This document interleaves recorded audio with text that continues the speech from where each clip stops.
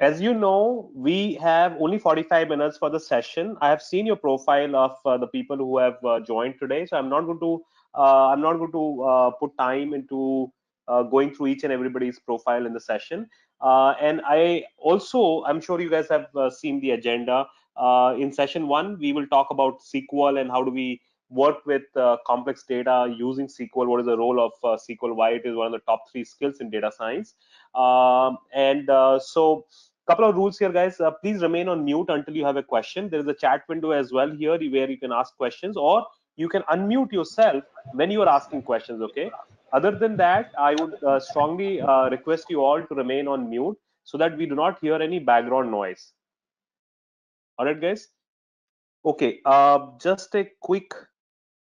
Okay, I'm just going to rename myself so that you know who I am. My name is Prateek Agarwal from IvyProSchool.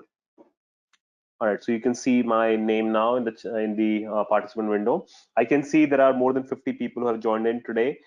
Thanks a lot again for joining in today, guys. And I think a lot of people are still joining in. Okay, so as they join in, we will get started. Just to do a quick recap of what to expect in the next 5 short video session, 5 short classes. You will have 5 short classes every day, 7 to 7:45 from today until Friday. You have different topics that we are covering in these 5 days. Today we're going to cover complex data manipulation using SQL. Then tomorrow you have with one of my other colleagues, Ishani, you will build interactive visualization dashboards on Tableau, one of the very interesting and very useful tool to know in the data science world. And then day after tomorrow, you will go through some of the fundamental descriptive statistics concepts, measures of central tendency, and so forth. And then on 4th of June, which is I think Thursday, you will have one session whereby you will actually use Python to do a small case study using Python. You will do a case study to predict sales. And then on the 5th session, you'll again have it with me, whereby I'm just going to make it open for you guys to ask any questions related to data science.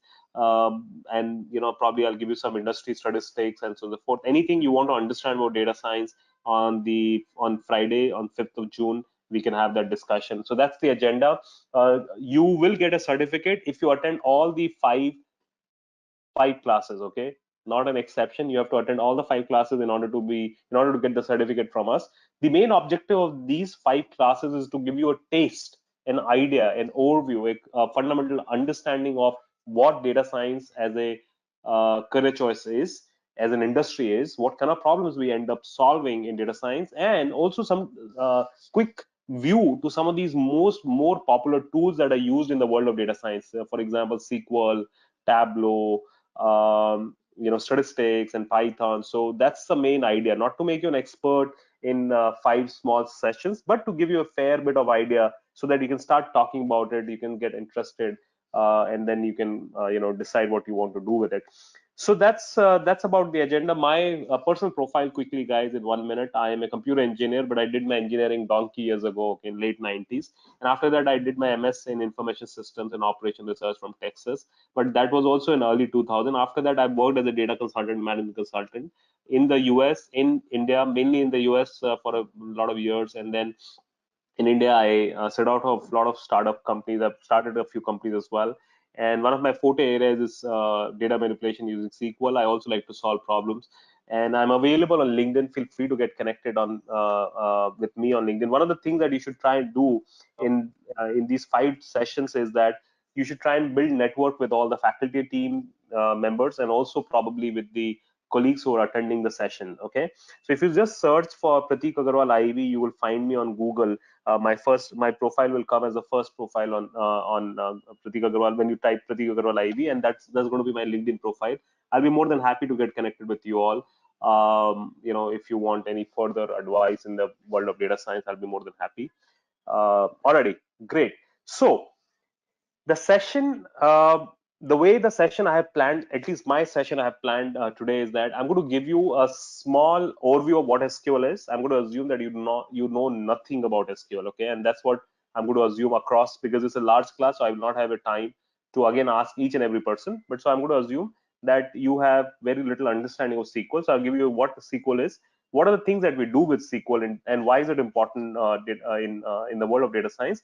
Plus, I'm also going to give you some small concepts from within SQL, which are very, very important, and which will also be used tomorrow in class in your Tableau visualization workshop. Okay, so that's going to be the agenda, and feel free to ask questions, guys. Okay, feel free to ask question. No question is a bad question. If I feel I'm going to cover that question a little later, we will definitely do that. Okay.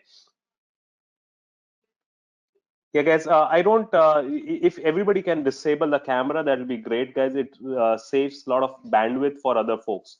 So that will be great to disable your camera. I'm going to keep my camera on for a little bit, and then probably after a while, I will switch it off. Okay, guys? So, guys, I would request everybody to keep your cameras off, just to save people's bandwidth. Okay. And should you be facing any issue with audio or with anything, any technical issue, please feel free to re-log in. Okay. And if you think there is a lag or anything like that from my side, do let me know as well. And I'll try and take care of that issue as well. Okay.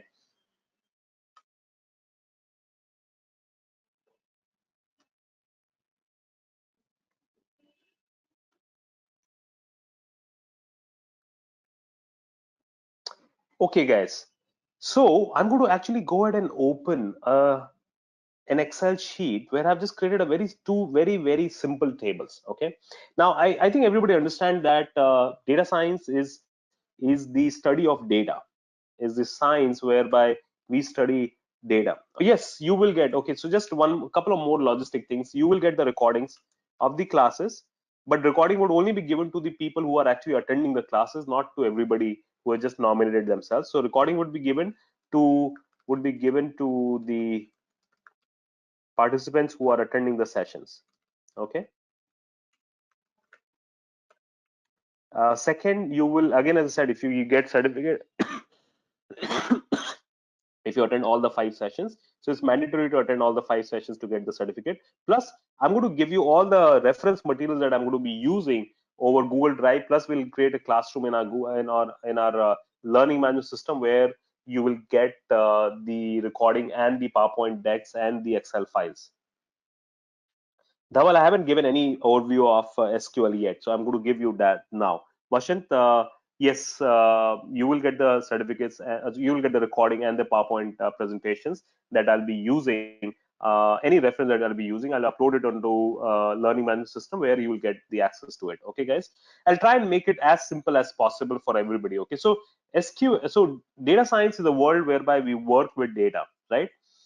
Uh, Devranjan, don't worry. We'll talk about that also later. Do not worry about. So Devranjan's question is when the test will be. Test will not be today. Test will be at the end of all the classes. Okay, so don't worry about the test right now.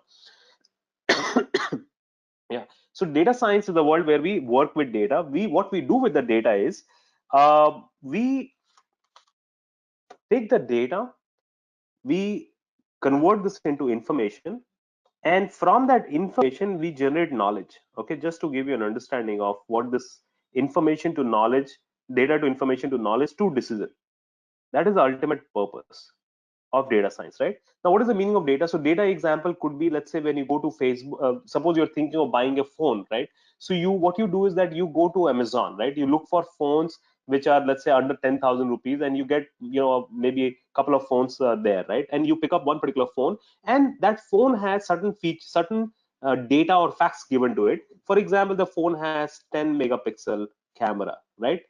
Megapixel camera. It has 3 GB of RAM, right? It has whatever X storage and so on and so forth. So those are all, and plus, let's say, 1,025 people have given reviews, right? again, attend the class, don't worry. So as I said again, you do not have to have prior knowledge of any of these things. These are very fundamental classes that we're doing. Okay, do not worry about having any prior knowledge. Okay, if you had any prior knowledge, these 45 minutes would not have been enough for you. So don't worry about any prior knowledge. Just attend the class and ask questions where you do not understand something. All right, guys, you don't need any prerequisite for any of the classes that we're doing. uh, so let's say 1,000 plus people have given reviews. Okay, now out of these 1,000 plus people, if you notice that uh, 5, 4, 3, 2, 1 ratings, right? Let's say 67% of people have given 5 ratings, 20% of people have given 4 ratings, nobody has given 3 or 2, and let's say rest of the people, so 87, so 13% of the people have given 1 rating. This is the data that is available to you, right? Now remember, what is the decision you want to make? Should I buy that phone or not? So the decision ultimately is that should I buy, yes or no, right? That's a decision that you have to make. Now, so you've got the data. This is the data or the fact, right? Let's say, for example, your date of birth is your fact, right? Now, what is information? When we take this data and when we start bucketing them into these groupings, for example, the data was 1,025 reviews were there, right? But once we start processing it, we start putting into groups, that okay, for 5 there are 67%, for 4 there are 20%, for 3 and 2 there are 0% and for 1 there are 13%. Once we start processing it, right, once we start processing the information, that's when we say that the data is converted into information. Okay, I'll give you another example. Suppose the data is that you were born on a certain date of birth, so your date of birth is your data, whereas the information would be what, guys? If your date of birth is your data, then what will be the information? If date of birth is your data, then what is your information? Anybody who can tell me quickly? Age. That's right. Very great. Very good, Days or Neha. month. Thank you.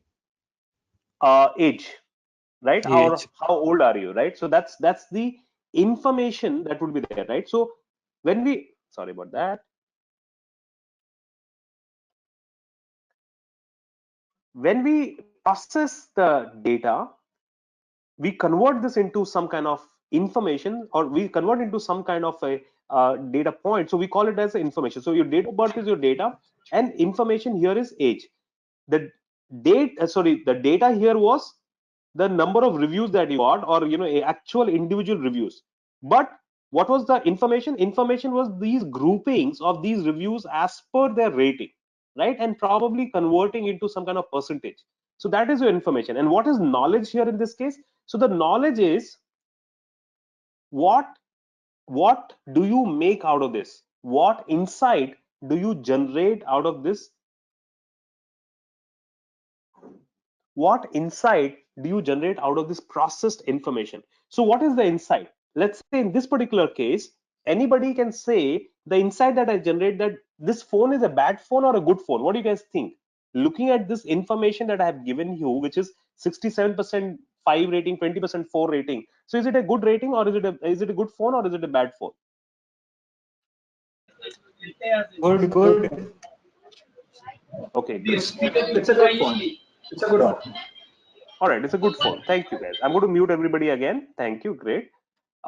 It's a good phone because we can say that 87% of people have given a rating more than 4.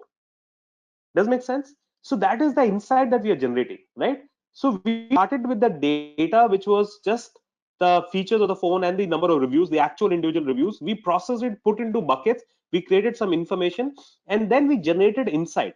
And that insight will influence your decision. So if you are buying a phone, maybe what you will then do is you will take this knowledge of not only this particular phone, probably you will compare this knowledge with a few other similar phones or phones with similar budget, and then using that you will finally make a decision. Do you understand what I just said? So this is the data to information to knowledge to decision continuum, or the process that we say, which we do in data science, right? And where SQL comes into the picture?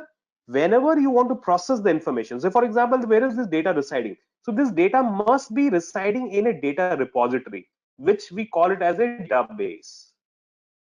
So database is really nothing but a repository of structured information, right? So from that repository of information, when we start processing it, when we start grouping it, summarizing it, right, in order to make information, that's when again you will require SQL. Okay, and I'm going to tell you about the full form SQL as well.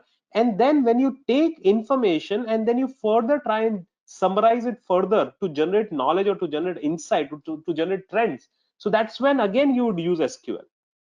And then when you're comparing multiple similar phones, again you may require SQL for that. So if you notice, SQL can be the language which helps you to interact with the data repository. Just like you and I can speak and understand each other because probably you understand English, I also understand English, or whatever that language, human language, natural language that we're talking of. Similarly, whenever you have to speak with or interact with the databases where the data is stored, you have to speak the language of SQL or SQL. Okay, the full form of SQL is structured query language. I know some of the people have already mentioned it in the chat window. Thank you for that. Structured query language, right? This is the language which databases speak. Okay. Sorry, guys, I muted you all again because I don't want to hear background noise. You know, the microphones these days are very powerful. So if I have to ask you, hey, how old are you? So I ask you in natural language, which is English. But if I have to ask the same question to a data repository, so then I will write that question in a structured query language. Does it make sense, guys? Right? Now, Prakash's question is, the data analysis is done in Python as well, then why do we need SQL? The reason why you need SQL is that if SQL is not there, how will you take the data out from the data repositories? Okay. In fact, Python also supports SQL. You will see this, right? So SQL, Python actually, if you just Google, you will find this also that Python has SQL interface, SQL library as well, with which you can interact with the data repositories. Hello. Yeah. If I'm not wrong, I have actually worked on SAS, and SAS SQL Yeah. basically I have worked on SAS using SQL, like Absolutely. SAS SQL SAS command, has proc but not, SQL. yeah, proc SQL, but not with Absolutely. Python. How is that different with Python? So when you go to Python class, you will ask that question. Okay. Don't worry about it. Okay. For Okay. now, understand what I'm trying to say is that all these reporting tools, right? Mm-hmm. They need to interact with the data repositories somehow or Mm-hmm. the other. Okay, maybe there are libraries written, maybe you have to explicitly write SQL queries, but they have to interact with the data repositories, that source of the data. Otherwise, the reporting tools will not be able Database. to report anything, right? Yeah, yeah, yeah. Does that make Hmm. sense? See, for example, just to take this in discussion a little further, you've got a data repository where all the data is stored, right? You have to create a report, bunch of reports on this in order to make some analysis, summarize the data, make decisions, generate insights, or whatever. So this reporting tool, now there are multiple reporting tools, right? So there are reporting tools like Python for machine learning, Python and R for machine learning tools or SAS. And then there are reporting tools like Excel, Tableau for data visualization, and for general analysis, Spotfire, ClickView. There are so many of them, Power Power BI BI. and whatnot. Mm-hmm. Yeah, so there are quite a few of them. Now, whenever any reporting tool, these are reporting tools, whenever any reporting tool has to interact with the data repositories, right, or the databases, then SQL is the most efficient way of doing it, fastest and the most efficient way of doing it. Now, Python has, somebody will say Python has pandas in it, which are set of libraries which are written, which allow you to interact with the data repositories or get the data from the data repositories. But when you will see, once you start working in the industry, maybe some of you are already, when you have to work with large amount of data directly, when you have to manipulate large amount of data directly, then SQL becomes the most efficient way of working. Even Panda libraries have to convert their scripts into some kind of SQL interface in order to interact with the data repositories. Okay. One of the other question that has asked is that can we use MongoDB here? Again, MongoDB is a database to store unstructured information. MongoDB also supports SQL, and it also supports not just SQL, which is NoSQL, which I don't want to go into too much of details in this particular session. However, if you want, you can always do a search NoSQL versus SQL on Google, and you will understand after today's class what could be the differences between them. Okay, already. So you understood, right? Whoever, whether it is a human being or whether it is a reporting tool, whenever they have to work with huge amount of data from data repositories directly, then SQL is the best tool. And that's the reason why SQL is one of the top three tools in the data science industry. Okay, Python, if I remember, I think the second one was, I forgot what the second one was. Third is SQL. Okay, I should have remembered the second one, but I forgot. Anyway, Python is first and the SQL is third, right? So again, and you will see in a lot of job openings in data science industry, you will see SQL is mentioned as one of the key skills required. Okay, now we've been talking about SQL, right? So now exactly what it is and why do we need it and so on and so forth, right? So one simple script for SQL, I'm going to actually just show it to you. Now, because we did not have time to install a database tool, so that is why what I'm going to do is that I'm going to actually use I'm going to actually use an online SQL MySQL compiler. Okay, it's for free. You do not have to install anything, and it's good enough to actually do some basic SQL scripting. Very, very fundamental. Otherwise, what we do as part of the course is that we actually use something called as MySQL database repository. I mean, MySQL database, where we actually install it locally on the machine as well as we install it on on Amazon Cloud as part of the main course that we do. Okay, at Ivy. But here, because we do not want to waste time in installation, because the system requires some time to install. Okay, but if you wish, what I will do is that I will upload the instructions to install MySQL. It's for free. You can install it on you install it on from MySQL website. But today we will not waste our time doing it. We will use a cloud version of this, which is provided for free by a company called I as just have a question. Pisa.io. I just Yes, have a please go question. ahead. Please. Actually, I have worked on SQL Server, and I don't Okay, have any idea about MySQL. So, how's the that's fine. like? What's the So difference? SQL Server, yeah, SQL. Okay, so since you asked this question, Yeah, so I'll just quickly give an understanding. So I said these are reporting tools, right? By yeah. different companies, by different. So for example, SAS is by SAS company and so on and so forth, right? And some of them are open source. Excel is by Microsoft. Tableau is by Tableau company, right? Now, Mm-hmm. databases also, for databases also we have multiple options, right? So all the large software companies have their own databases. Microsoft has something called as Access. Microsoft has something called as SQL Server. Then Oracle, which is the largest market, player in this. So they have a database called as Oracle, and they also own MySQL because they had acquired Java, and Java Sun System had MySQL under their thing. And then IBM has DB2, and then there are a lot of open source databases available as well. For example, we got PostgreSQL, which is a very popular database, and so on and so forth. So there are many databases as well which are there. So what this gentleman just asked, he said that he has worked on SQL Server. So SQL Server is a database management system by Microsoft. MySQL is a database management system by Oracle. Okay, MySQL, why we choose MySQL to work on and not SQL Server? It's free. Largely, it is free. Okay, the community edition is free and it's easier to install among these databases. Is there any Access is difference? also pretty. Yeah, Is there sorry. a difference between these two, like in terms of coding and all? So very good question, and that's the reason why you want to learn SQL. Mhm. Irrespective of the database platform, they all support SQL. Okay. So if you know SQL in one of them properly, then you can Uh, pretty much work with almost any of these databases, at least from a data analyst perspective. I'm not talking Actually, about whether you'll be able I to know SQL install all of Server. them or not.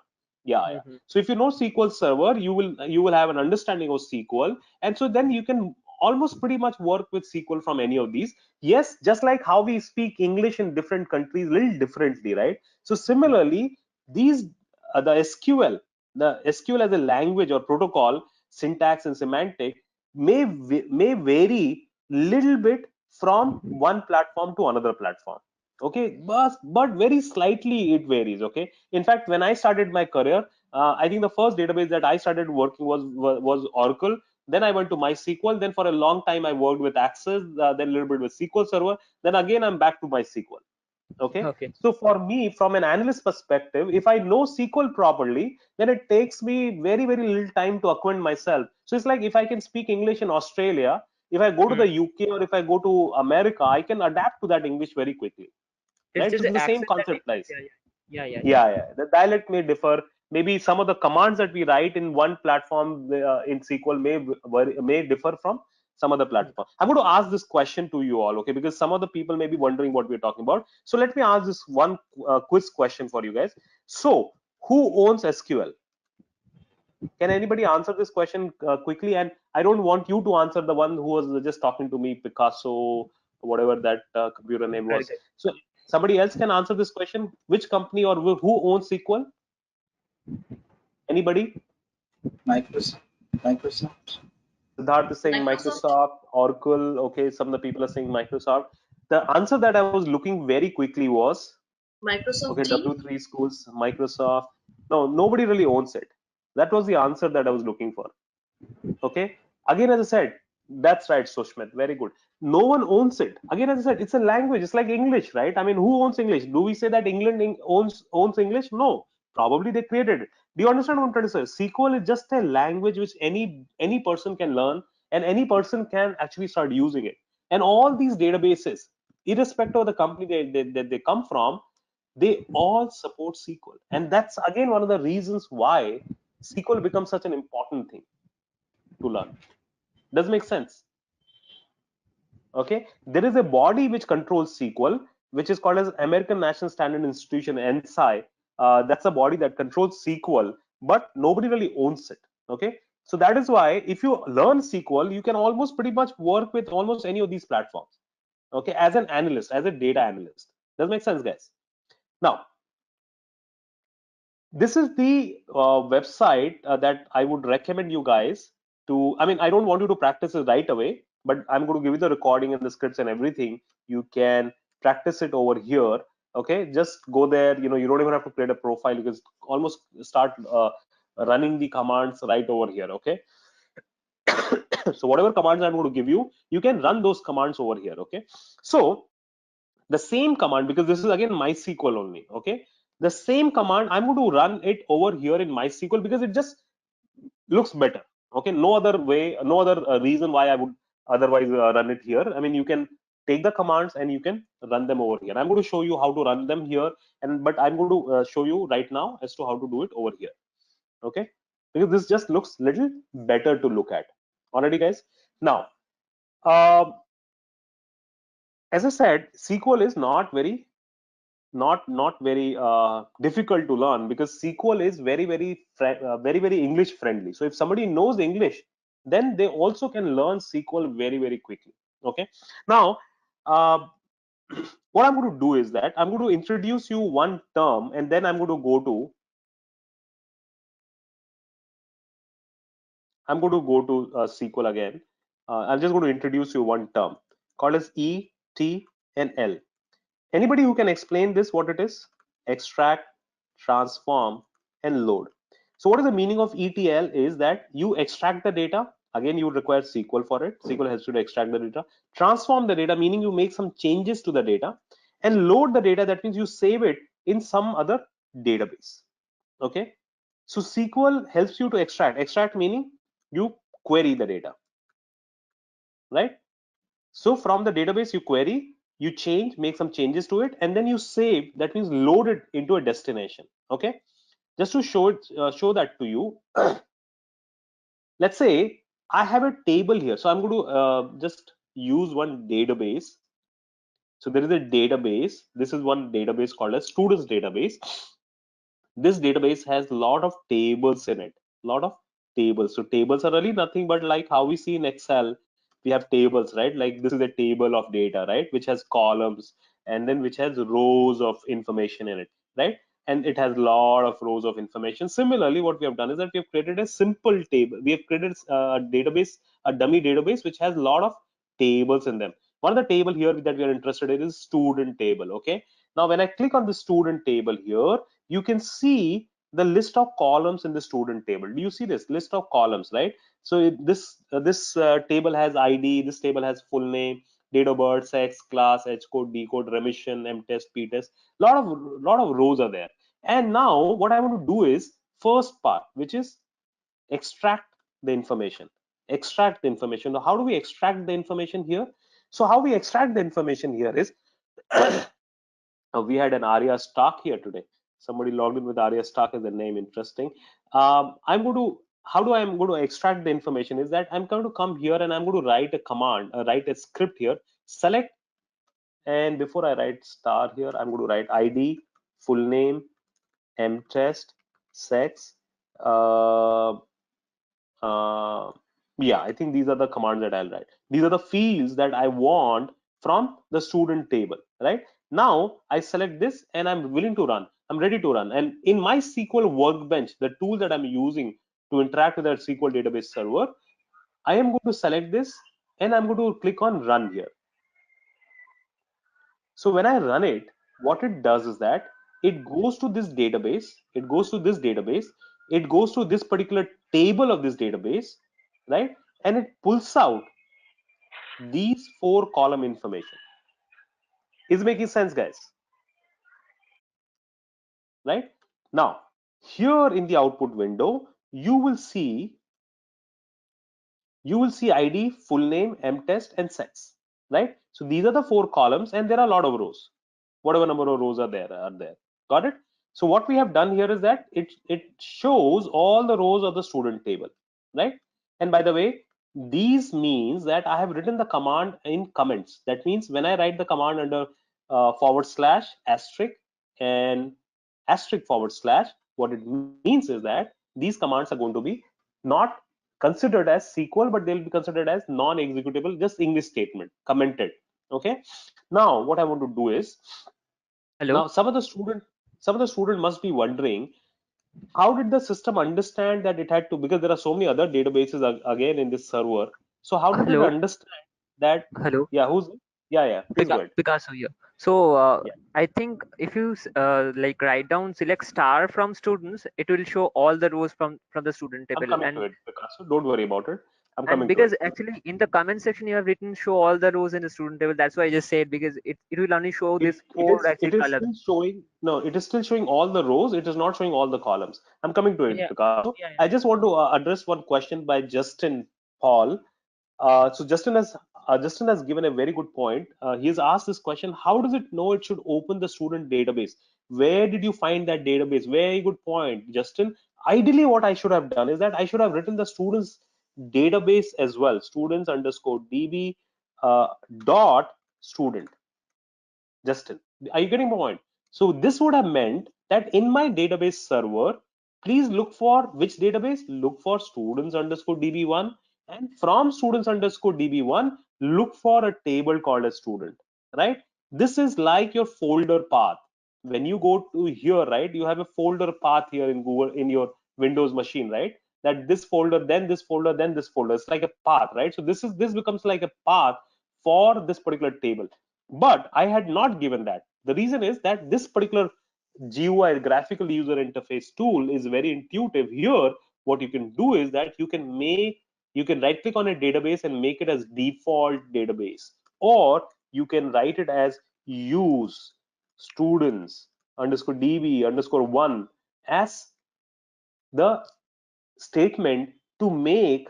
And what it does is that makes the database default. That means all the other queries that I will write, all the other statements that I will write, will by default work on this particular database. Does it make sense, guys? Yeah, great.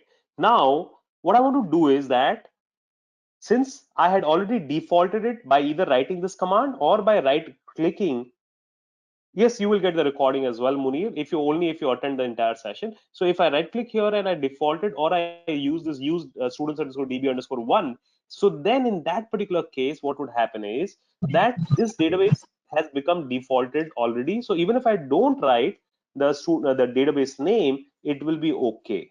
Okay, but always it's a good practice to write the database name as well. Now what I want to do is that I want to extract these information. I want to extract the girls who have scored more than 90, the information about the girls who have scored more than 90. Then what I want to do is that I want to transform, that means convert their maths test score. I want to convert their maths test score to final maths test score. Why?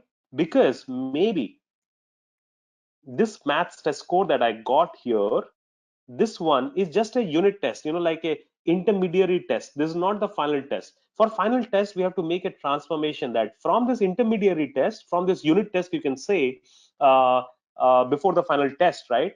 This test contribution is only 35% to the final score, right? So what we will do is that we will multiply whatever this end test score is with 35%, so that if somebody has gotten 100, only 35%, that means only 35 points will be migrated to the final test score. Okay, so that's a transformation, that's a change that we will do. And then we will load it, or we will save the transformed final score table into final reports, right? So that these are the three steps that we will do. So in order to extract, right, now look at the query that we have written. From student where sex equal to f, where sex equal to f, meaning female, and MTest greater than 90. Now you may be wondering why I have written f under pair of square under pair of double quotes. The reason why I've written under pair of double quotes, because it's a text field, it's a text value. So whenever we mention or whenever we refer to a text value in the field, then we put it under pair of double quotes. And why have we not written under pair of double quotes this 90? Because it's an integer value, right? Integer value, we just write it like that. So we select this data, we click on run here. What it does is that it gives you 4, 7, 21, because these are the girl students who have scored more than 90, right? So that's the information that we have extracted. Now after extracting this information, because that was the first step that we wanted to do, we now want to transform the data. And what is the transformation that we want to do? That we want to multiply this by 35%, right? What do we have to multiply by 35%? M test value we have to multiply by 35%, right? That's a transformation that we want to do. So that's what we will do over here quickly, and I'll write the entire command for you guys. So from students underscore db underscore one dot student, right? So under this database dot student table where sex equal to f, and SQL is not case sensitive largely in most of the platforms. Okay, so you can write everything in small caps or you can write everything in large caps as well. I'm mixing it just to make sure that you guys understand that it's not case sensitive. So this will give you all the students, all the female students who have scored more than 90. And for such students, we want the ID, full name, MTest, and sex, right? Now, what I want to do is that I want to transform. So I'll just use a asterisk here. Asterisk is a multiplication operator. Okay, asterisk is a multiplication operator with, and I multiply that by 0.35, 35%, so 0.35, right? And that's what I've done. Remember, this select command, which is just one of the SQL commands, okay, there are many SQL commands. This select command is used to query the data out, is used to extract the data out from the database, right? This is one of the most important command for any data analyst to learn, right? Now, anyway, so what we are doing here is we have extracted the data from the student table who are females and greater than 90, and now we have multiplied, but select statement does not store anything. Okay, remember, okay, select statement select statement doesn't load or save the data, right? That means it will only extract and show you the transformation. So if I run this statement, then, and the shortcut to run it is control enter. Yeah, Preeti, I mean, we don't have to. So Preeti's question is, why have we, if we have made it as default, then why are we mentioning the database name? You do not have to, but I was just saying good practice is to mention it. So now when we run it, now if you notice ID, full name, and for this particular column, this is called as a derived column. We have derived it. We have derived it, meaning that we have multiplied this into this to get this column output here, right? Now, this is the transformation that we wanted to do. Now, instead of showing this mtest into 0.35 as a column name, what we can do is we can write something as simple as, and we can write final score, because that's going to be our final M test, because that's going to be the final M test value that we want, right? And we run this statement and we get the output like this, right? And depending upon how much marks they had gotten as M test, when we multiply this by 0.35, so that's the final M test that we get. Does it make sense, guys? Right? Now, since what is the next step that I need to do? Anybody quickly can tell me what is the next step that I'm going to do? Hey Load. guys, just a heads up. I'm going to take 15 extra minutes. Sorry Save. guys, since this Load. was the Save. Save.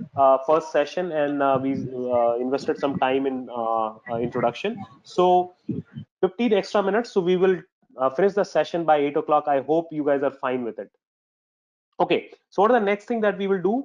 We will save it or load it. Thank you guys. There are a lot of people who are responding. Thank you. I like it. Now, how do we load it? How do we load it? So somehow we need a mechanism to insert this data that we have gotten as a table output here into maybe a final score table. But do we have that final score table here? Now, actually, in fact, I have the final score table, but I'm just going to go and um, drop it because I had already done it. But I'll just remove that table. And there is a statement as well to drop a table, by the way. You just write drop table table name. The reason why I'm dropping this table is that I had already created, but I wanted to show you that I want to show you how to create this table, and then we will say that how do we insert the data into that table. Okay, so you can either use drop or you can right click on the table and drop it.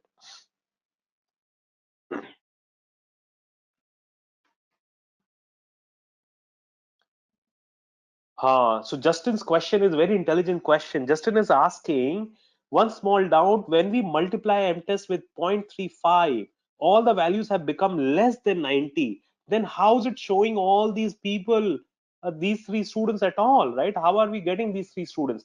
Because there, even though we write it like this, Justin, select from where, but the system does not read it like that. The system always reads. Let me show you in my Excel sheet. I already have it. The SQL execution sequence is different from writing sequence, Justin. From is always first, then where, and then rest of the other clauses that may come. I mean, we'll not discuss all of those clauses today, but from is first, select is last. Everything else is sequential. Do you understand? From is first, select is last. Justin. So that is why the way this is working is first this table opens, then it runs this where clause. It finds all the students who meet these two criteria, and then it goes to select as the last thing, Justin. And this is where we are making that transformation. Does it make sense, Justin? Very good, intelligent question to ask there, right? Now, what we will do is that we want to create the destination table. What is that destination table that we want to create, guys? The final score table. So Ankita's question is, if you want to change every cell in that column, how do we do that? We are changing every cell in that column that meets that criteria, right, Ankita? Ankita, just to address your question, we are changing all the cells of the rows which meet these two conditions, Ankita. If you remove this where clause, then this will change. Suppose if I remove, I take this, I control exit, and I now make this change across all the rows of the table. You can see 20 rows. There were 20 rows on the table. So it changes all the rows of the table then. Okay. But we will keep it there. By the way, guys, did I tell you that semicolon is important because that means this is the end of SQL statement. It is mandatory to write it in SQL in most of the platforms again. Chaya's question is, why can't we write select as the end? Well, I mean, this is the syntax. I did not create it. NSI created it. So, or IBM created it. I forgot who created it. But that's a syntax. Select from where. Okay. But the system reads it a little differently. Hello, sir. Yeah. Sir, if we want to change every cell value with different values, here we change with only by multiplying with 35. But Yeah. if I want to change different values, how can we do that? Different value meaning what? M test is going to something else. I mean to say, if the first value will be replaced by 35, the second value will be replaced by say 90, the third value will be replaced by 40, like that. No, no, no, no. So rather, you would then want to insert new set of values. I get your point. So you're not just changing. So yes, you can change. However, for changing, there should be some logic. So we can change the data by an update statement. We'll get to it. Don't worry about it. We'll get to it. Okay, sir. Thank you. Okay. Now Dhaval's question is, why is the 29th row blank? It's really, I mean, just to make it look little neater. Nothing else. We can have it together also. Dhaval.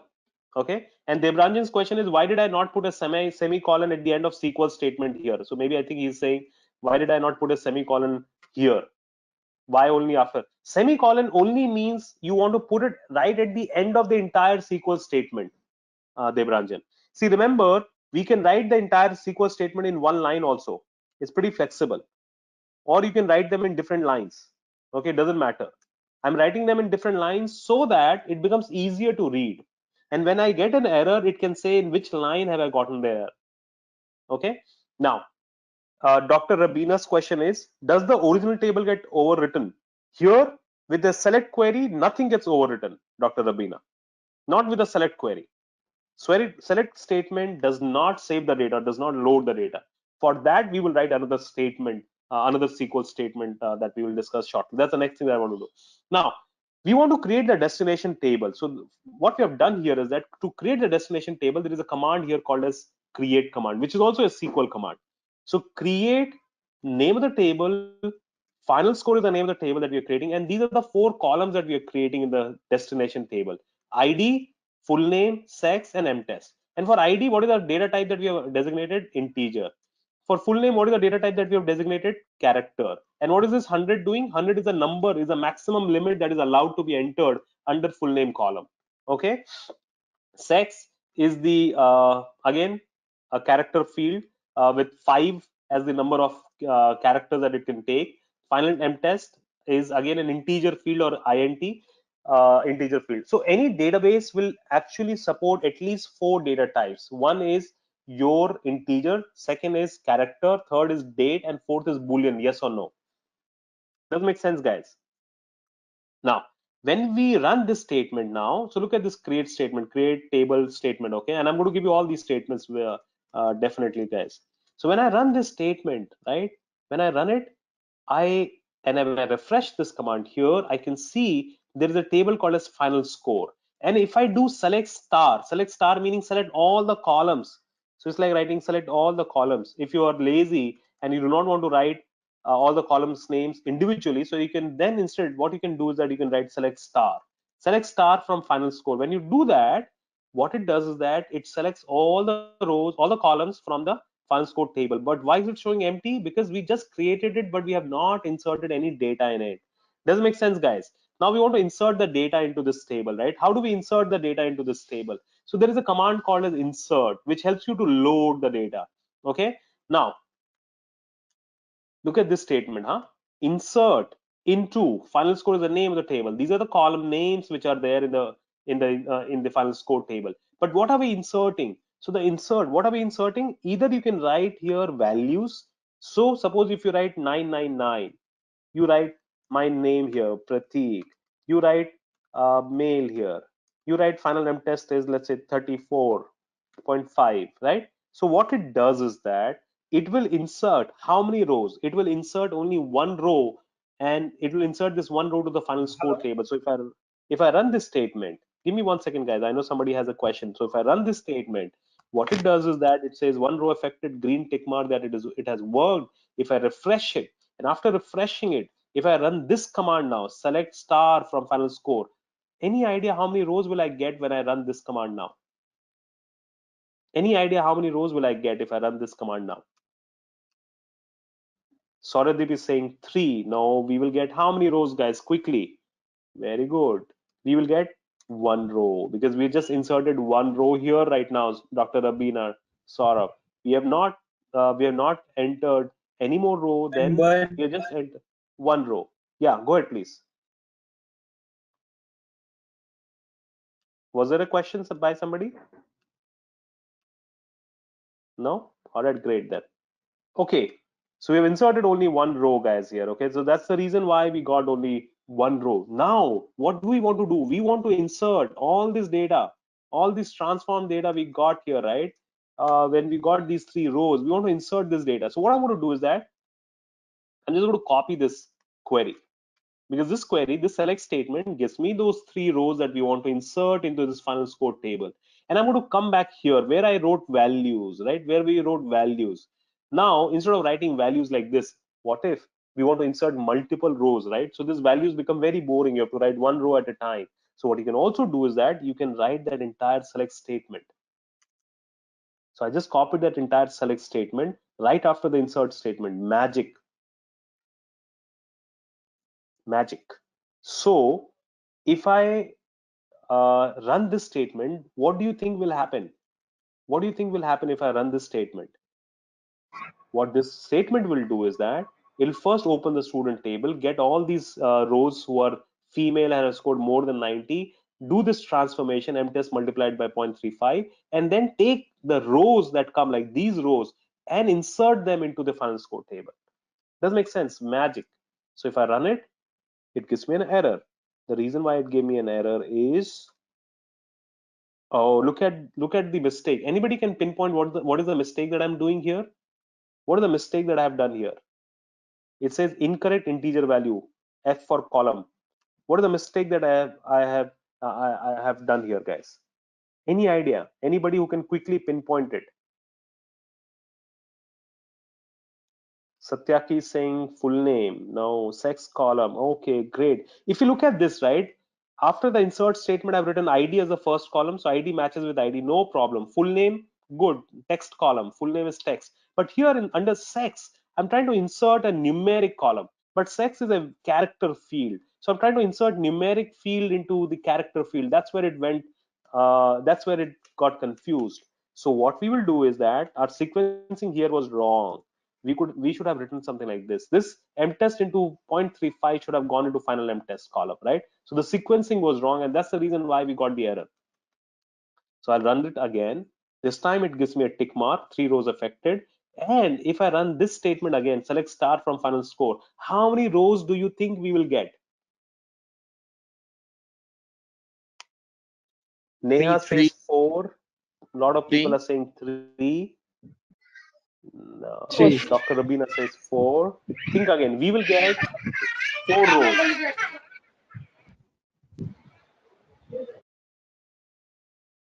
The reason why we will get the 4 rows,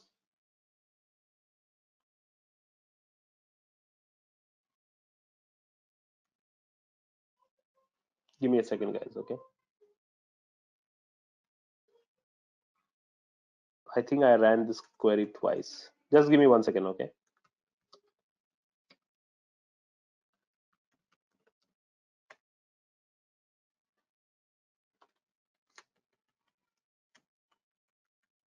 So if I run this statement now, I get 3 rows. You know why I got 3 rows? Because I deleted them. And yeah, but you understood, right? I mean, we should have gotten 4 rows, but then I wrote a delete statement here, right? So what I did was that when I wrote this delete statement, because I didn't want to see that one extra row that I had added, okay? So if I run this statement, what this does is delete from final score without any where condition. If you do, that means it is going to delete everything from the final score table. So if I do a select star from final score right now, it gives me nothing. And that's why when I run this statement again, control enter, and then if I run the select star from final score, it gives me the 3 rows here. Great, guys. Have you understood this? Right? Yeah, yeah. Okay, great. Now I have 5 minutes. So this is ETL, okay? Extract, transform, and load, which is what we were talking about shortly before, right? We have extracted the data from student table. We made some transformation, multiplied by 0.35, and we loaded it into a final score table. So that's a very important thing that we keep doing with SQL all the time. And you will see this in a lot of job openings in data science as well. Now I've got 5 minutes. I want to talk about something conceptual, okay? Very, very important, and probably something that you will also use it tomorrow in your data visualization class in Tableau. So I want to talk about something called as, yeah, and I'm going to take this example here. I'm sure everybody, I'm just going to copy it here, okay? All right, now between customer table and orders table, do you think there is a relationship? So Justin's question is, does SQL change float to integer automatically? Well, it depends upon the platform that we are working with. Some of the platforms will and some of the platforms will not. Anyway, what is the common column between the customer table and the orders table? CID, CID. Customer Customer ID. ID. Based on common that, you can column. actually merge. Based on that, you can add these two tables Right. basically. So the common column between these CID. two tables is CID, customer ID. Why do we have this common column? What is the reason? The reason why we want to have a common column between these two tables is because we want to know which customer has placed which orders. Do you understand this? So CID in the customer table is called as primary key, and CID in the orders table is called as foreign key. Why foreign? Foreign key is that column which connects the two tables together. CID was originally not there in the orders table, but we got it from customer. We borrowed it from the customer table, right? So foreign key is that common column which connects one table to another table, right? So here you can almost imagine customer table as a source table for providing the CID to us, right? Similarly, you can have relationship between customer table and orders table. So you can have relationship between employee table and department table, which employee is part of which department, and so on and so forth. So in real life, what happens is that you have many tables. Sorry, I'm just going to mute you. Thank you. Sorry, guys. Similar, for example, if you consider students and courses, right? So you may have student table, you may have courses table, and a student may enroll into multiple courses. Do you understand what I'm trying to say? So what happen, or a course may have many students, right? Depending upon what kind of relationship that we are imagining, but you may have a common column between them, right? And that common column here is called as the foreign key. Okay. Now I'm going to take this concept a little bit further. Suppose there is a concept. So when we're working with multiple tables, right? Multiple interrelated tables, right? When we want to get the data from one table, basis the common column from the other table, that's when we use something called as joins. Okay, that's when we use something called as joins. Now, what is the meaning of joins? So just to give you an idea, just to give you an example.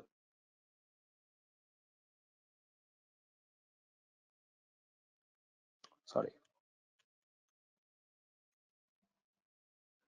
Yep. Let's look at some example here, guys. Imagine in a bank, there are some customers who have opened fixed deposit account, and then there are some customers who have taken loan from that bank. And then there are some customers who have taken both, who have fixed deposit account as well as have taken loan from the bank, right? Which are 25 such customers. Now, what if you want to know who are those 25 customers who have taken, or who are the customers who have taken FD, who have opened fixed deposit amount and have also taken loan?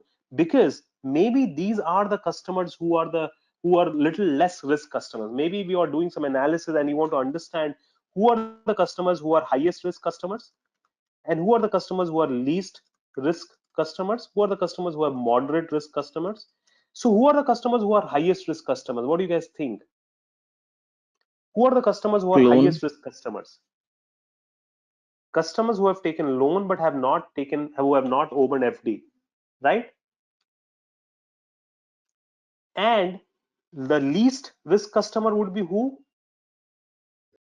Who has only fixed deposit. Absolutely right, Bharat. Customers who have opened only fixed deposit accounts but have not taken loan from the bank, right? You'll be very, very happy to have such customers. And then who are the moderate customers? Moderate customers are who? Moderate risk customers who have taken both FD and loan, right? Does make sense? Now, suppose we have got these two data sets. That means these two tables of data. And what would be the common column between the FD table and the loan customer table? What will be the common column between the FD customer table and the loan customer table, guys? What do you think? There'll be a common column between them, right? What will be that common column between these two tables? Customer ID, great. Some kind of customer ID or a customer name, or some kind of customer ID will be there, which is common between the two tables, right?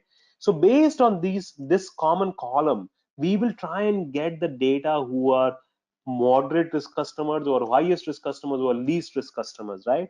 So now how do we do that? Okay, so I'm going to show you some of the first I'm going to show you the concept, then I'm going to show you the script also.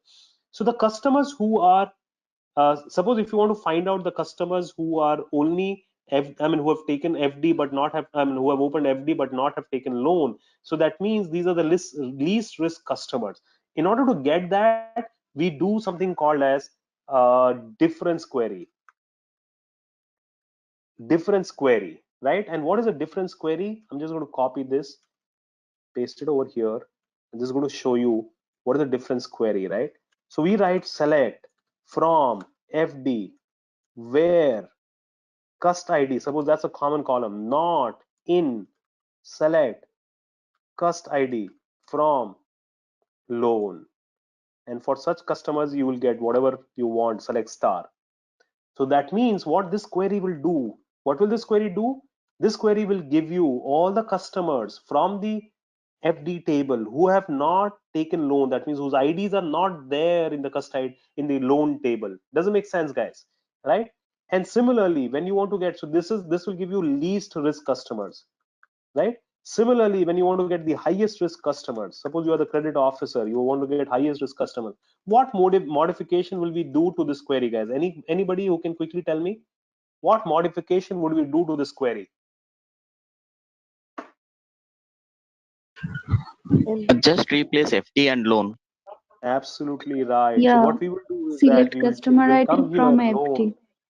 Yeah, and we will Yeah. say, so we will replace loan with FD. So select star from loan where cust ID not and select a cust ID from FD. So this will give you highest risk customer and this will give you lowest risk customer, right? So just interchange. So this is your difference query, not difficult at all. So that's why I said, SQL is not difficult. It's very English friendly.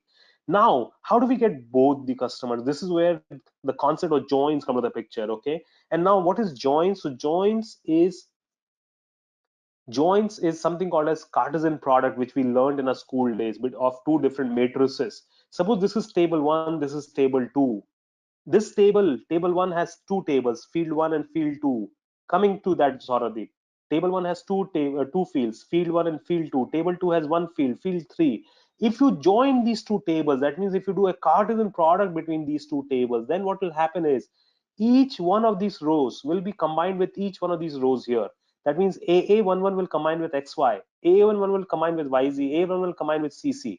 And similarly, BB22 will combine with XY, BB22 will combine with YZ, and BB22 will combine with CC. So ultimately, how many rows will we get? It's a very simple calculation, okay? 2 into 3, whatever number of rows in table 1 will be multiplied with whatever number of rows in table 2, which will give you the total number of rows will be 6 rows. Did you understand why 6 rows we are going to get? Because each one of these row of table 1 will be combined with each one of the rows in table 2. Does make sense, right? And what happens to the columns? Whatever columns which are there in table 1 will be added with whatever columns which are there in table 2. So field 1, field 2 will be added with field 3. So ultimately we will have 3 fields of data here. So this is the output of the normal join, of simple join. Field 1, field 2, field 3. Does it make sense, guys? Clear? Now, what happens to the columns when we join the two tables? They get added. What happens to the rows when we join the two tables? They get multiplied. But this is called as a simple join. Okay, simple join has very little application. What we are interested in is a different kind of a join, which is called as intersection join.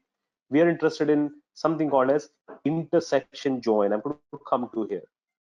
We are interested in something called as intersection join or inner join. Inner join gives you the common rows only between the tables, okay? So for example here, when we the common column between these two tables is the customer ID, right? Sorry, I'm refreshing the screen a little bit further. Just coming here, I've got an example of an inner join here already. So I've got, let's say, student table. I've got a course table. What is the common column between the student table and the course table, guys? What is the common column between the SI. student table and SID, the student SI. ID, right? So now if you want to know which are the name, you want to know the names of the students and the course names that they're registered into.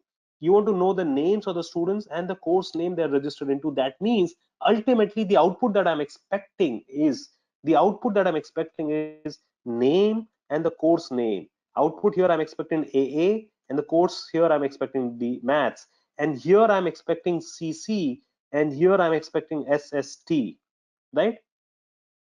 Am I writing it right? Yeah, that's right. Right? This is the output that I'm expecting. Right? So this will give me the common rows between the two tables. So how do we get the common rows? Hey guys, can you all see my screen? Susmita is saying that she can't see the screen. Can you all see my screen? Yes, sir. Yes, Are so you able Yes, to? yes. sir. Okay, Susmita, maybe Yes. you want to re-log in quickly. Okay, guys, thank you. Thank you for the quick confirmation, everybody. Now, how do we get that inner join, right? So to get that inner join, it's a very simple query that we will write here. So I'm going to come back here, okay? And I'm going to write a query here, very simple. Select from FD, okay? Inner join, loan, on the basis of which column? On the basis of fd.cust_id. That means FD table, sorry about that, FD table customer ID equals to loan table cust ID. Are we clear? Right? What we have done is that we have said, hey, we are doing an inner join or intersection join between FD table and the loan table on the basis of this logic that FD.customer ID is equals to loan.customer ID. FD.customer ID means customer ID from the FD column and customer ID from the loan column. And why have we not written just on, why did we not write like this on cust ID equals to cust ID? Because then the system would have gotten confused. This cust id comes from which table? So that's the reason why we had to, when the column names are spelled the same in the two tables that we join, then you have to mention the table name before the column name. Okay, so now this will give us access to all the columns from the two tables. Okay, so whatever number of columns which are there in the FD table will be added with whatever number of columns which are there in the uh, loan table. So we will then we can get whatever columns that we want: cust ID, comma, FD dot name or customer name, comma, FD dot amount, comma, loan dot amount, whatever that you want. So this will give you the intersection between the two tables, right, or inner join between the two tables, and this will now give you all the columns that we want. So the column that we want is the name of the column, name of the customer, the ID of the customer, the amount of FD they have opened, and the amount of loan they have taken, right? So this is inner join, right? It's a very simple query from FD inner join loan uh, on the basis of fd.custid and loan.custid. And you understood what is inner join, right? Inner join gives you the intersection between the two tables. So this will show you these 25 rows, right? Now there is something called as left join, very interesting, okay? And then there is something called as right join, and that's the last thing that we will discuss, and then we'll call it a day. Sorry guys, I've taken a little extra time. Left join means what? All the left join basically means all the rows from the left table, all the rows from the left table. Left join means all the rows from the left table. That means all the rows from the FD table.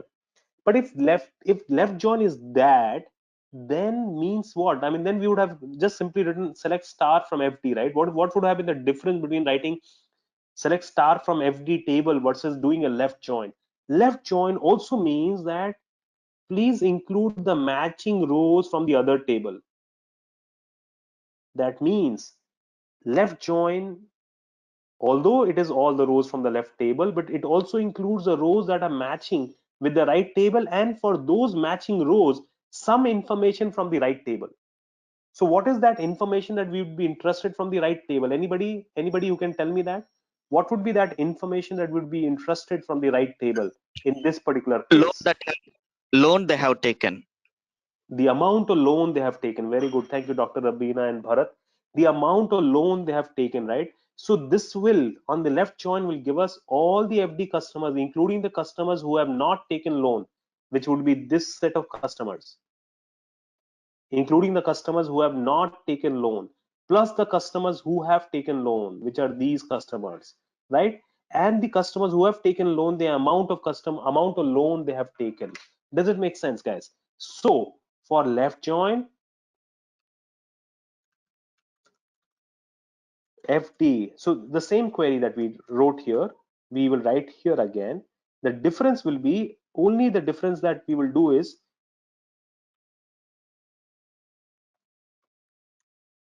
That's the only difference that we will do. Instead of inner join, we will write left join. So from FD left join loan on the basis of FD.cust is equal to loan.cust. This will show you all the customers from the FD table, right? Who have taken loan and the amount of loan they have taken plus all the customers, all the FD customers who have not taken loan. Does it make sense, guys? Now, if that is left join, what do you think the right join will give us? Neha, what do you think the right join will give us? Quickly, guys. What do you think Who the have right join will give FD us? accounts? Who have FD accounts?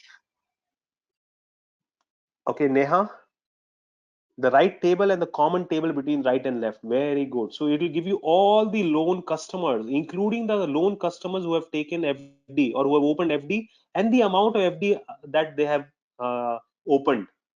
Does make sense, guys? Very good. So right join will give you all the information from the right table, including the matching information from the left table. Got it? Now, can I ask you one question quickly? Okay. Suppose I redraw this Venn diagrams as we used to call them in our school days, and if I write something like this, then what do you think the right join will give us? The right join will give Right. you Okay, so right join will give the FD and the customers who have taken the loan. That is from the left table, great. common between them. So that means it will give you all the FD customers, including the customers who have taken loan from a loan and the amount of loan they have taken. Does it make sense? So if you notice, right, one of the most confusing thing that interviewers like to confuse you with is that left join and right join are just mirror images, and it's just basis our imagination. And when we are writing the query here, when we write the left join query and the right join query, suppose here when we write this query, when I paste it over here, now here if I just make it as right join, right, so this becomes right join. Now instead of this, suppose if I just change this thing, suppose if I make loan here and if I make FD here, then what do you think will happen? This becomes left join, which will give you all the customers from the loan table, including the customers who are there in the FD table. Does it make sense? So left join and right join are just abstract concept. They are mirror images of each other, right? Now, what is full outer join or full join? Full join is all the rows of the left table and all the rows of the right table, including the matching rows. That means, no, full outer join means all the FD customers and all the loan customers, including the customers who have taken both. So this uh, full join is left outer join or left join union with right outer join. If you guys remember, union basically meant all the distinct rows of the left table and the right table. Okay, so basically full outer join is really nothing but left outer join union right outer join. Does it make sense, guys? Okay, so now I know I've taken half an hour almost more. Just one last 1 minute, okay, guys? So you guys have understood this concept, right? Any questions on this? Left join gives you all the rows of the left table, including the matching data from the right table. And yeah, so Dr. Rabina's question is an intelligent question. In a full outer join, would these customers appear twice? Which customers? The customers who have taken both. No, that's what union does, Dr. Rabina. That union automatically gives you only distinct elements of the two sets. If you remember union, we learned in the school days. So union automatically gives you distinct. So when we write, so union will automatically give you only distinct elements from the two sets. So it will understand that these are the customers or these are the rows which are common in the two tables and will only give the customer once here. The common rows will be counted only once. Okay, that's the power of union. Got it?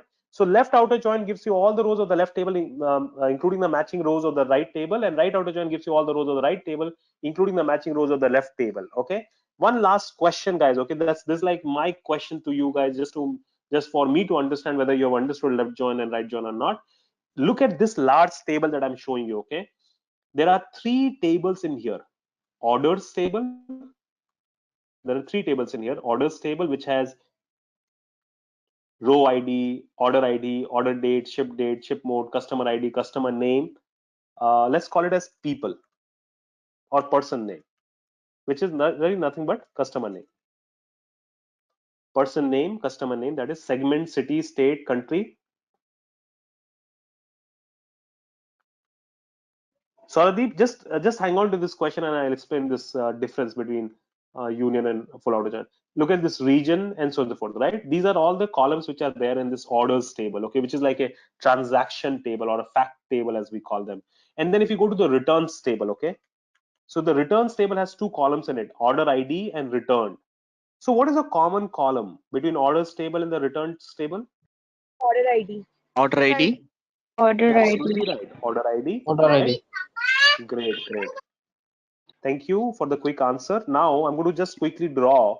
So we got orders table, we got returns table.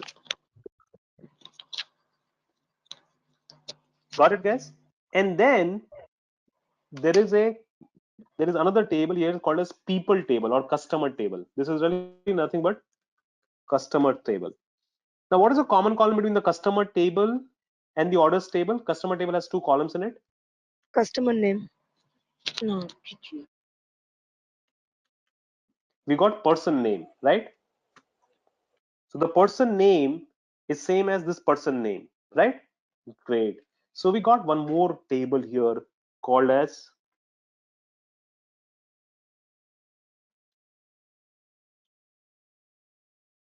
customer.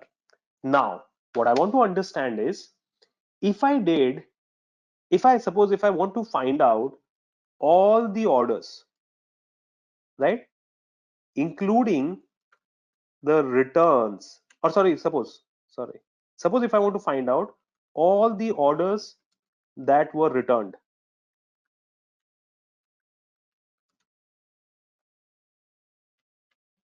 what kind of a join would that be? All the orders that were returned, okay? And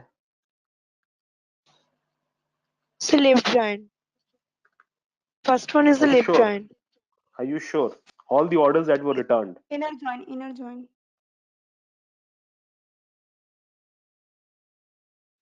The intersection part of order and the return. So this first part, this is first, the second. The first is, I always say that when we are working with joins, always think of Venn diagrams, okay? It makes your life much easier. So this is first part is only this portion. So this is the answer to this is inner join Inner join, between orders and returns. orders. Yeah, inner join or intersection between orders and returns. Very, very good point. Now, how about this one? The second question, which says all the orders, including the return orders. Left join between orders and This is return. the right. This is the right join, I think. All the orders, including the return orders. It is the Left right join, join between order and return. left join between order and Right return. join. Join between order and return.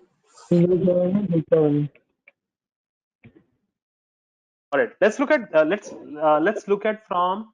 I'm just going to change the color. Maybe I'll make it yellow. Let's look at from a Venn diagram. So we are talking about all these people, all these orders, right? So what is this? So this is left join. If I look at my Venn diagram and if I consider orders on the left hand side, so this will be what? This will be your left join between orders and returns. Does it make sense? Okay. And you know, Gotham, why I'm not saying full join between orders and returns? Maybe returns table has some order ID which doesn't exist in the orders table. Maybe, I don't know, maybe. So that is why I'm saying left join between orders and returns, right? And now I'm now going to ask you, what do you think will be the right join between customer and orders? Right join between customers and orders. Oh,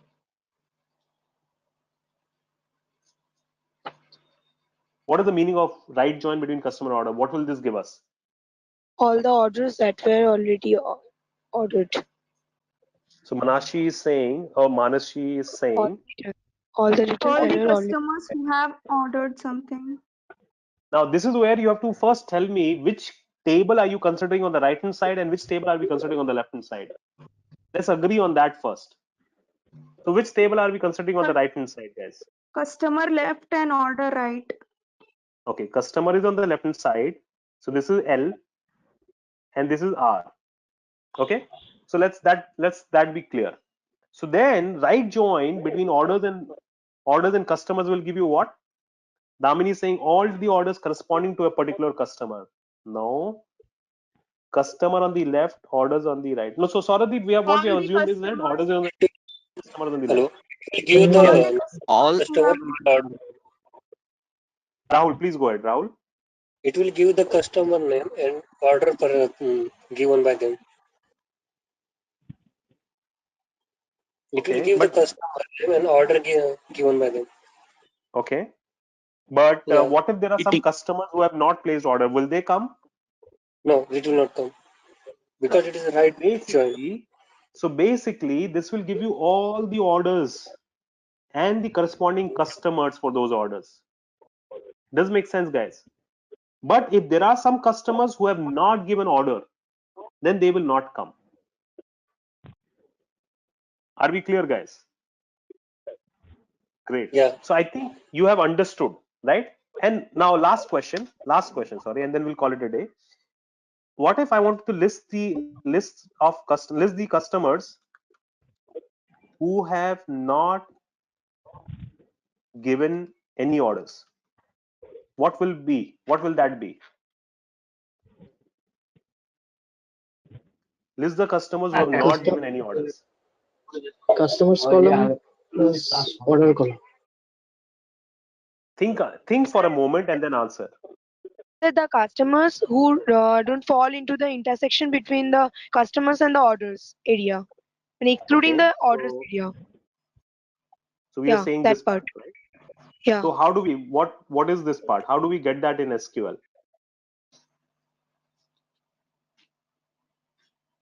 How do we get that in SQL? all the So customers who have not ordered. Nishant is saying left join, Sauradeep is saying left join, Abhishek is saying right join, Left join. left Left join join, between couple order people are and the saying customer. Joint will left not come join, here. Join and Rahul not ji. and joint will come here. So remember one very, very important principle of SQL, okay, especially of joins. When you want data from only one table, here in this particular case, we want the data only from the customer table. When you want data only from one table, but not the data from the other table at all, then there is no need to join at all. Does make sense, guys? There's Yeah. absolutely no need to join at all. So in this particular case, it's a very simple query, which is difference query. If you guys remember that difference query that we discussed the first, where did it go? Yeah. If you remember this difference query that we discussed the first, right? From FD where cust ID not insert cust ID from loan. Does make sense, guys? Don't try to kill a small bird with a nuclear missile. You get my point? So it's a very commonly asked question as well that, hey, what if you want the data only from one table? Then what kind of join will that be? So the answer should be that there's no need to have join if you want the data only from one table. Thank you guys for attending today's session. I know I've taken a lot of time extra. We wanted to wrap it up in 45 minutes, but I think it took me a little extra. So guys, I know I'm going to be here for the next 5-10 minutes, but I can allow you guys to drop off. Please drop off. No worries. Again, I'm going to give you my email ID, guys. Feel free to reach out to me, and by tomorrow first half you will get a link to our LMS course where the recording will be uploaded, and also some materials on joins will also be uploaded there, and plus the codes that I have used today will also be uploaded there, guys. I hope this was a useful session. You guys got to learn a little bit about SQL and how it is used, specifically the joins part and also the ETL part, so that you can actually explain somebody that what is the main purpose of SQL. One of the main purposes of SQL is to extract transform and load the data, like how we discussed here first, right? That is one of the very, very important things that we do with SQL, that we extract the data from a data source, we make some transformation into it, and then we load it into a destination data source. Okay. And then the second purpose of using SQL is that we work with complex data sets, multiple interrelated tables. And we are working with multiple interrelated tables. Then one of the very important concept come of the pictures is joins. And there are multiple types of joins: left join, right join, full outer join, inner join, intersection join, that is inner join or intersection join or equi-join. This different names for the same thing. Okay.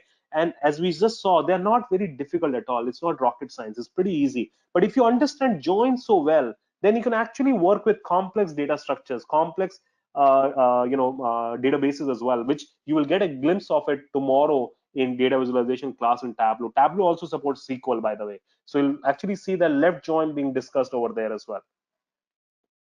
How much time one requires to become SQL professional? But I mean, there are SQL is a very large. It's like an ocean. Okay, I mean, it's really, it's not as if you there is only limited thing. You can keep learning. It's an open ocean. But one of my favorite website, other than of course my own course that is there that I run myself, one of my favorite website is W3 School SQL. If I just recommend you anything, then this is the website that I would recommend for further learning. All the topics are here, very nicely given, simple topics. I mean, of course, not very complex things are given here.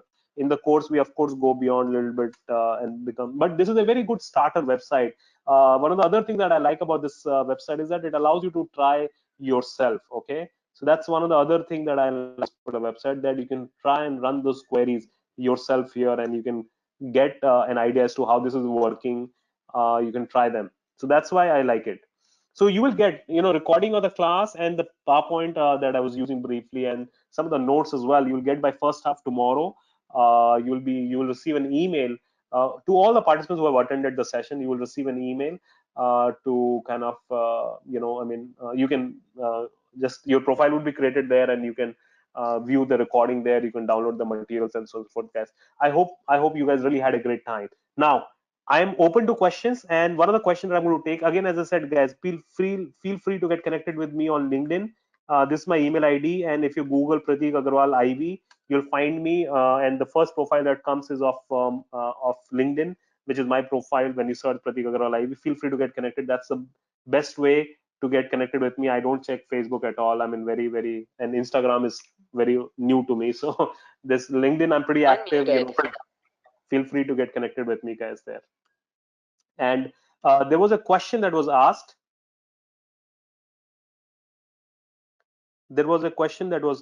I think, and the question was asked. Yeah, so I'm still here, guys. I'm going to be here for the next 5-10 sessions. And guys, you'll also receive a feedback link. So do give me a great feedback, guys. If you really like the session, if you did not, then also mention it there. I just want to answer one question. Sauradeep had asked. Sauradeep, are you there?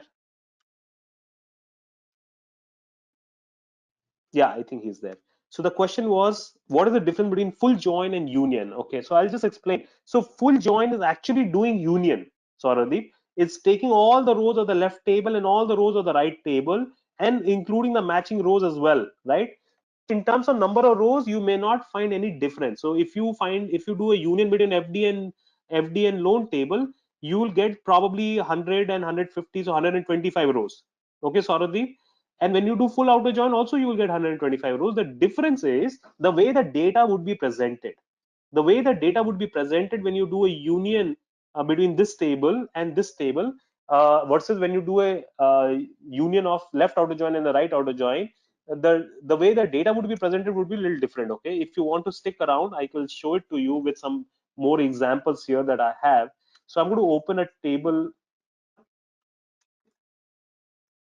So let's say I've got select star from music. Okay, so there is a table here in the students database which is called as music table, which has only two columns. The first column is, and when I run this statement, the first column is ID, which is student ID, and the second column is type, which is the type of musical instrument the student is playing. Okay, and if you remember, we wrote this we had a student table as well in this database. So the common column between student table and the music table is what? This ID. ID is there in the student table and also it's there in the music table, right? Now, if I want to find out students who are playing musical instruments, right? Sauradeep. So what kind of join will that be? Students who are playing musical instruments?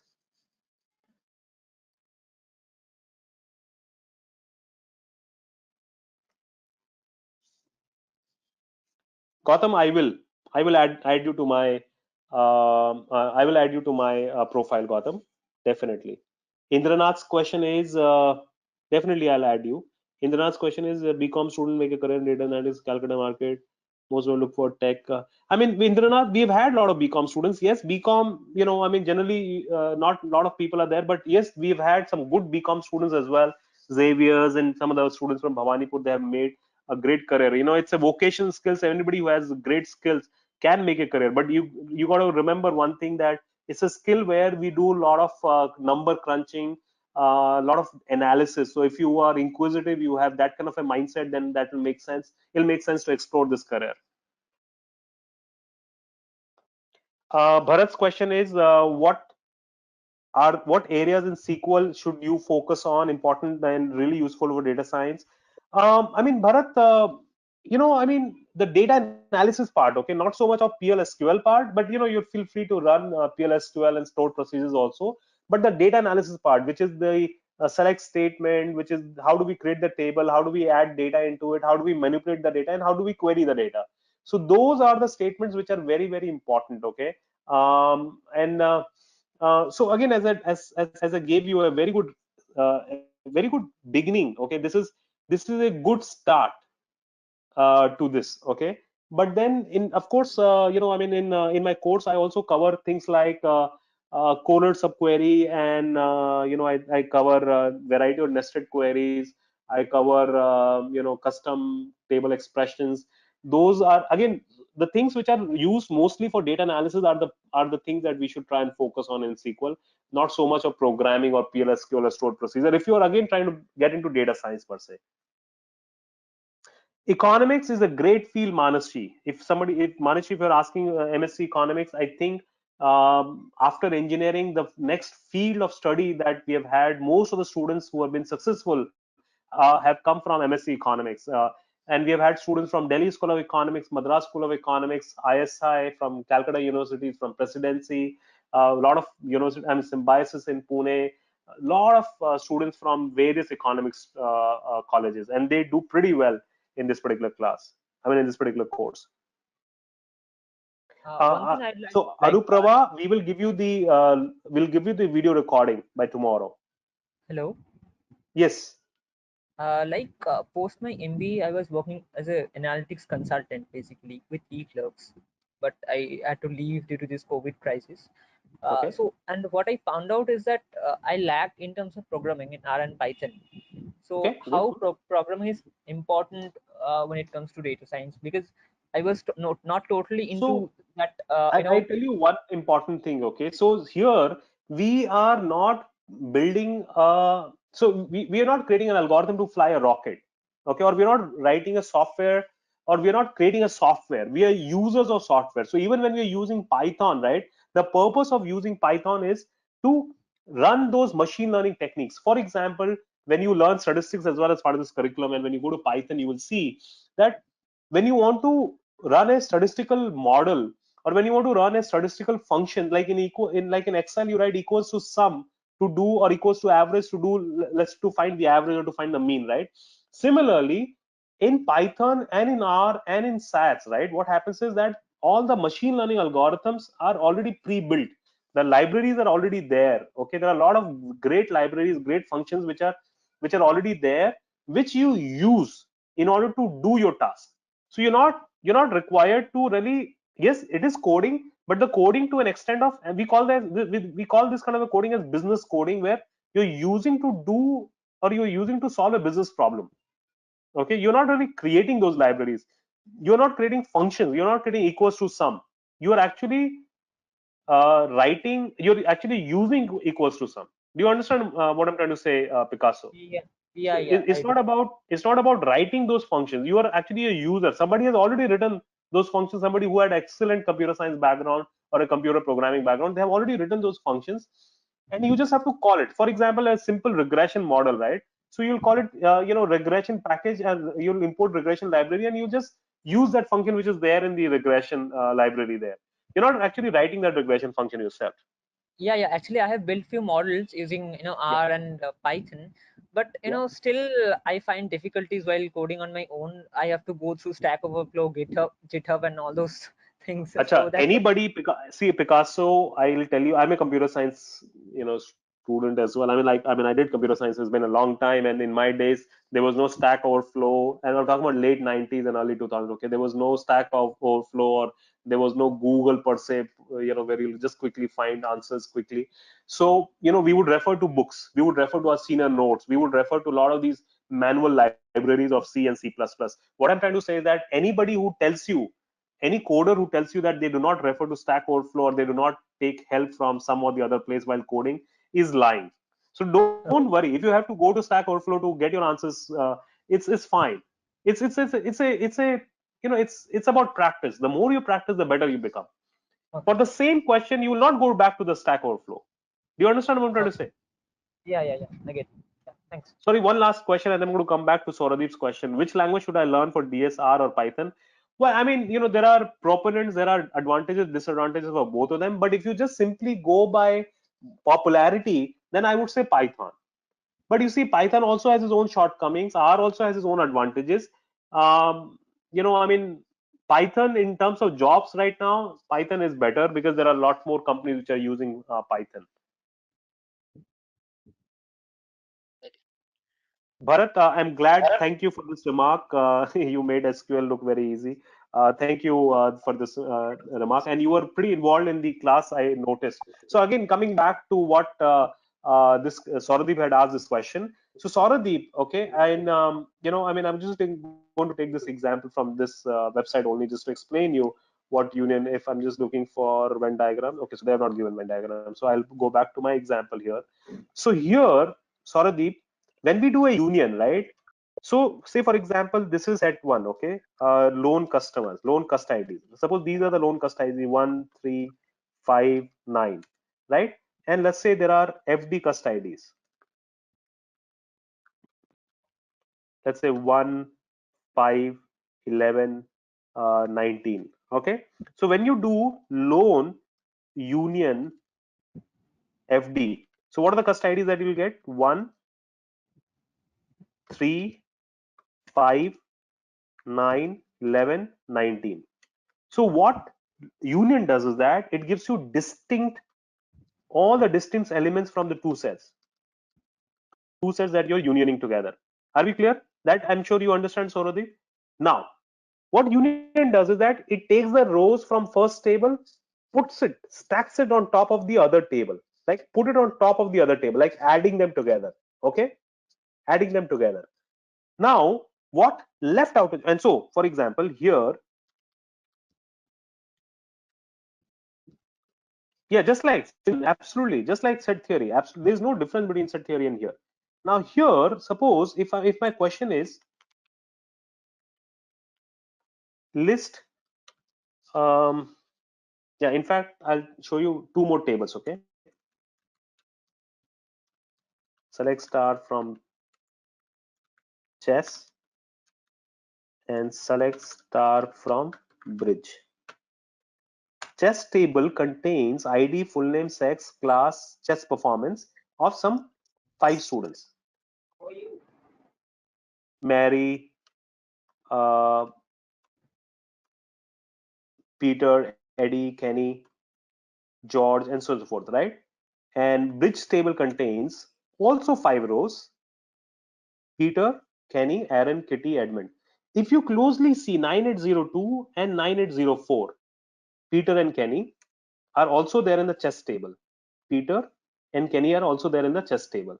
So if I union these two tables, select ID, full name from bridge, union select ID comma full name from chess. If I run this statement, we will get 8 rows. Absolutely right, Bharat. You're right. A union B basically gives you all the rows of A and B minus the intersection once, right? So this gives you 8 rows. Why is it giving you 8 rows? Because Peter and Kenny should be counted only once because they're common, right? But when you do left outer join and union right outer join, then also you will get 8 rows. But here, what is happening is, here if you notice, if I run this statement, I've got chess performance. Do you see this? I've got chess performance. And in the bridge table, I do not have a column for chess performance. Do you see this, Sauradeep? Right? Now, when I do select ID, or let's say when I do this from bridge or from chess inner or from chess left join bridge on the basis of bridge.id is equal to chess.id, right?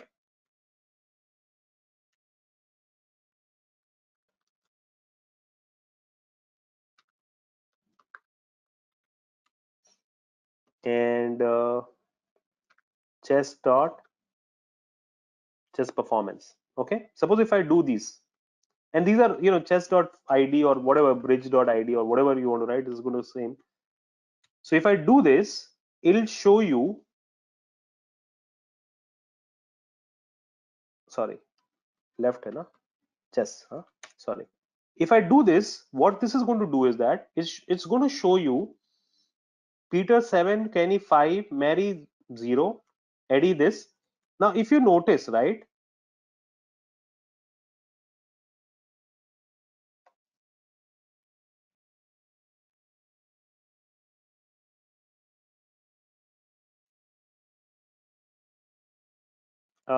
let me do the opposite way, okay, so that it will make sense to you. Bridge and chess. Now, here, what we have done is,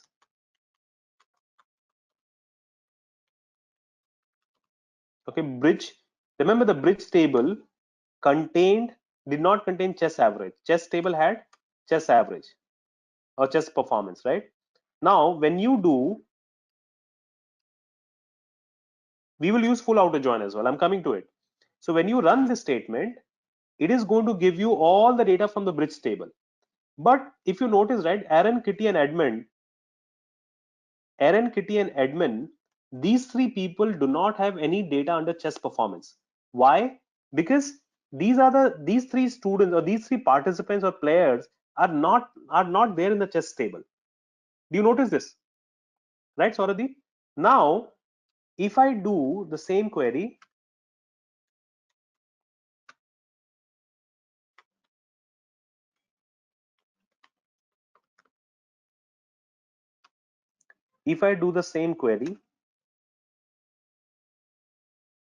and if I just change it a little bit, chess ID, chess full name, and chess performance, so we know uh, that Peter and Kenny are playing, right? Now,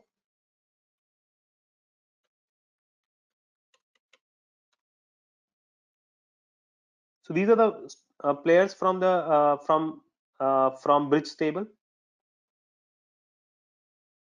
No, sorry, from chess table. Yeah, these are the players from the chess table, right? And it also includes, if you notice, right, if I include bridge full name,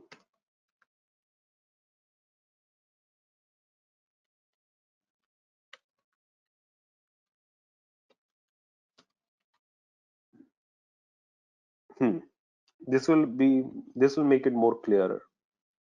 So this is chess full name, Peter and Kenny, which are there in both the tables. But Mary, Eddie, and George are only there in the bridge table, and we have done right join, right? So it's giving you are only there in the, no, this is chess full name, right?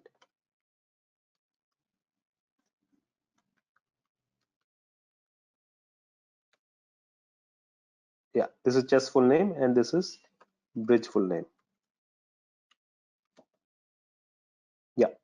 So now if you notice, right, in the bridge full name for 9801, 9803, 9805, right, these guys do not have any IDs. So now if you do a union between them, chess ID,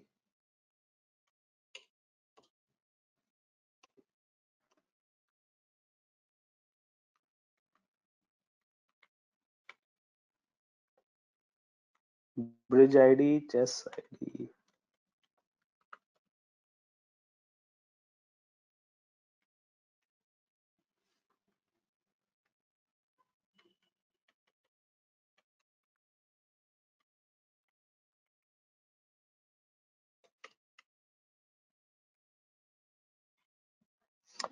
Okay, maybe I overcomplicated this example for you, Sauradeep. But I'm going to apologize for that, this this example. But it is a little overcomplicated. But I mean, what I wanted to show you was that I mean, when we do a just to go back to our students example here, when we do a from student left join music on student.id is equal to music.id, right? And suppose this is what we do, student.id full name type.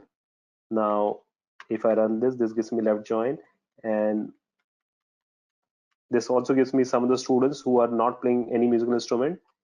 And then if you do a union, and here if you do a right join, this will show me all the students who are playing musical instruments and the type of musical instruments they're playing, and all the musical instruments which are there, including the students who are playing them, and some of the musical instruments if there are there who are not played by anybody. Now if you notice, right, here it gives you all the data from the left table and all the data from the right table, and there are some students who are not playing musical instruments at all, right? So this information we would not have gotten in this particular fashion if you would have just done a union between the student table and the music table. So when we do full outer join, we want to present the information in such a way that it looks like that we know which are the students who are playing musical instruments and which are the students who are not playing musical instrument, but the number of rows would exactly be same as a normal union. Are you getting a point? So Sauradeep, yeah, I mean, so basically it's basically the difference is that in terms of number of rows it would be same. In terms of number of rows in left join union with right join will give you exactly the same number of rows. Number of rows will be same, but the presentation would be such that for the loan customer, whatever data you want to show, right? Suppose you want to show the cust ID, you want to show the full name, you want to show the loan amount, right? And if you want to show the FD amount, all that can be shown together. That's the main difference. So presentation of information becomes much easier when we do left outer join, union, right outer join. But the concept of union is same. The number of elements that we will get, the number of rows that we will get would exactly be same. Okay. If there are some FD, suppose if there are here, if there are some FD customers who are not who have not taken uh, any loan, just one last attempt, okay, maybe that will make sense. Suppose this is my loan table which has cust ID and which has name and which has loan amount, okay, 1359, okay, name is A, C, E and R, and the amount is whatever. Okay, this is suppose loan table, and similarly we have FD table which is cust ID, and this is FD amount. Now here we have 1, 5, 11, 19, right? So one is A amount, let's say he has taken FD is 25. 5 is, let's say, E, it's taken a loan of this, and 11 is, let's say, X FD of this much, and this is Z FD of this much. Now, if you do a union between them, you will still get 1, 2, 3, 4 here. And how many rows will we get? We will get these rows, 1, 2, 3, 4, 5, 6. You will get 6 rows because 2 rows are, no, sorry, you will not get 8 rows because 2 rows are same. 1 and 5 are there in both the tables, right? But when you do left outer join, union, right outer join, what would happen is you will get, so the data, the way the data will be shown will be like this. And here, so this will be let's say loan cust ID, and let's say FD amount, and let's say FD cust ID, FD amount. Okay, let's forget about the loan, forget about the name of the customers. So for example, this 1359, and then 1119, the loan amount will be shown here,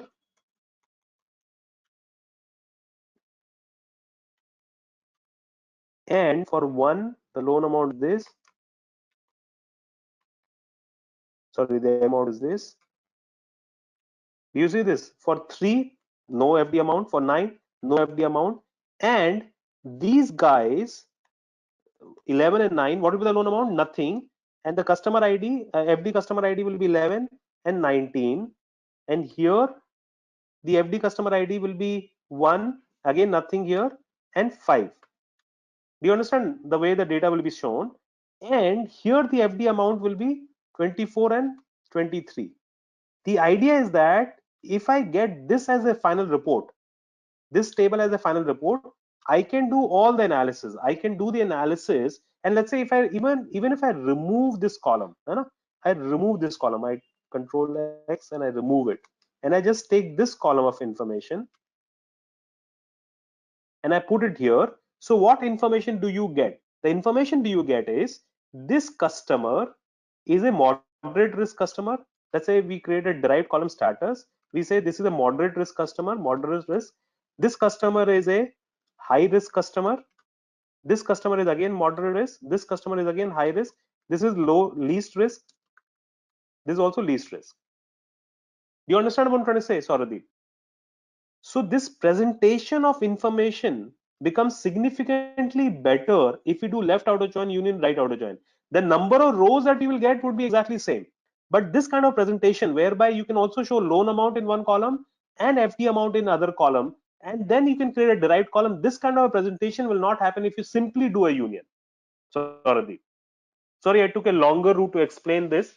I should have thought of explaining this using an Excel sheet. That probably would have been easier. But so this is the main advantage of doing joins, which actually gives you access to all the columns from both the tables, and it depends as to what all columns you want to print. So the final query that you would write for a table like this would be something like this. And this is the last thing that I'm going to leave you with. So from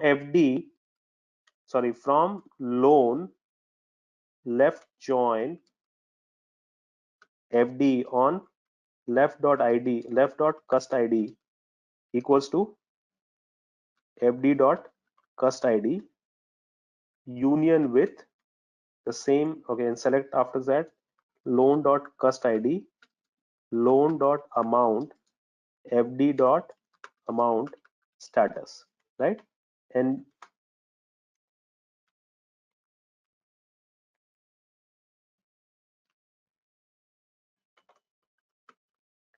right join. Do you see this? That's the only difference that will happen. And this is going to be the query that will finally give you this kind of a table that we are looking for. Does make sense, Sauradeep? Okay. So the main difference between union and full outer join is the fact that full outer join gives you a much better picture of the entire data that we want to see. Whereas if you simply do union, it does not give you that picture of the data. Is it making sense, guys? All right, sorry, I've taken a lot of time, probably an hour extra. So my team will kill me. Sorry, guys. Thanks for attending the session today. And still, there are some people who are still here. And so sorry, I took a little extra time, but I think this was a special request from Sauradeep, so I thought I should explain this to him. And it's an exciting area, guys, and that's the reason why, because there are a lot of such complex things that you can do in terms of number calculation and data manipulation in the SQL, and that is why it's so popular. Thank you for attending the session today, guys. Thanks a lot. Looking forward to get connected with you on LinkedIn. Thank you, guys. Thank you. Thank you. I'm glad that Ankita, you liked the session, knowledgeable. Thank you, guys. Thank you, Sauradeep. Bye bye. Take care, guys. Look forward to talk to Thank you you, guys sir. again. Bye bye. Bye bye. Good night.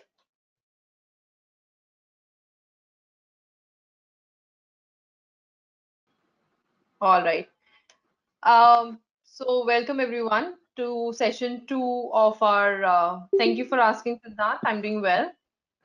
Welcome everyone for the session two in Introduction to Data Science, Data Analytics. To the people who are trying to still understand that whether analytics is meant for me or not, getting a little bit hands dirty with the data, so that you get a confidence, yes, that this is something that I am enjoying, and I would really like to pursue my career in.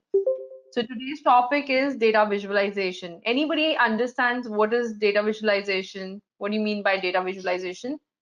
By the way, my name is Ishani. I'm so sorry, I did not introduce myself. Let me introduce myself and then I'll start with the visualization part. My name is Ishani.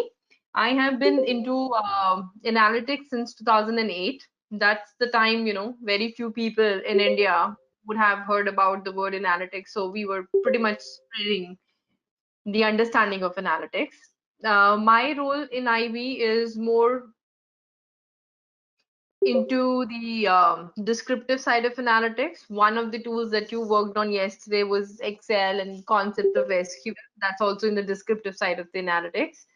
And what we do is we get into reporting, we get into extractions, we get into the visualization bit, and we get some answers of the data. So that's what I do. I'm a trainer at Advanced Excel.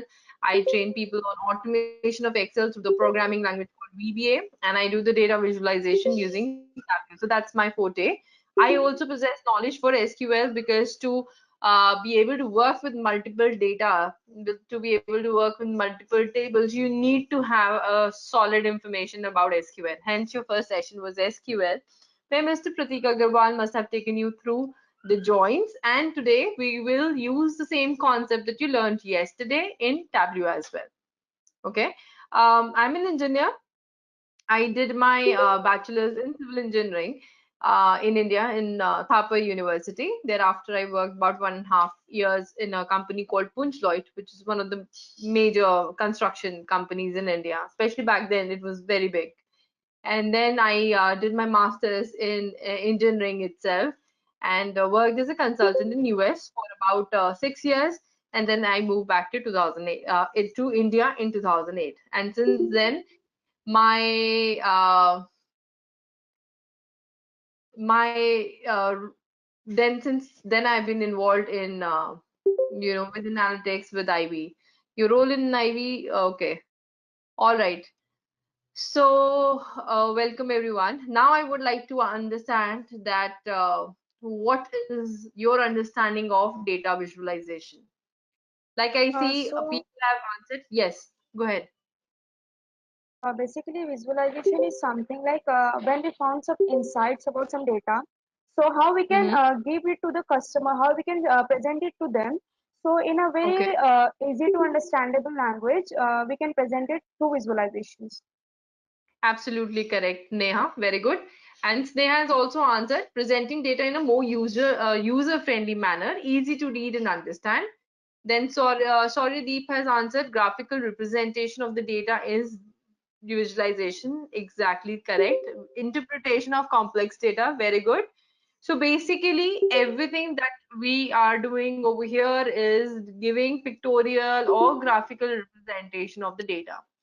Now, I don't know how much you guys have been reading in analytics or looking at when which tool became popular. But we used to do this visualization that is so in demand right now.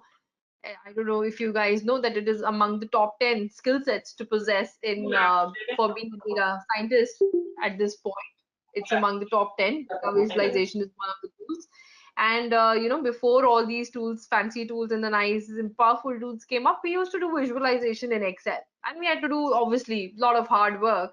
So something that I can show you to do in Tableau in probably 5 or 10 minutes, I had to spend a lot of coding I had to do and things like that, and I ended up in a dashboard in about 3 to 4 years, 3 to 4 hours. Now that thing is, you know, drastically removed from our life because we can create the same graphical representation through powerful tools like Tableau and Power BI, being the top leaders in the industry. I still like Tableau over Power BI because I think it's pretty intuitive, very neat and clean. The working environment is very neat and clean, so it's easier for me to understand and work in Tableau versus Power BI. But again, concepts remain the same.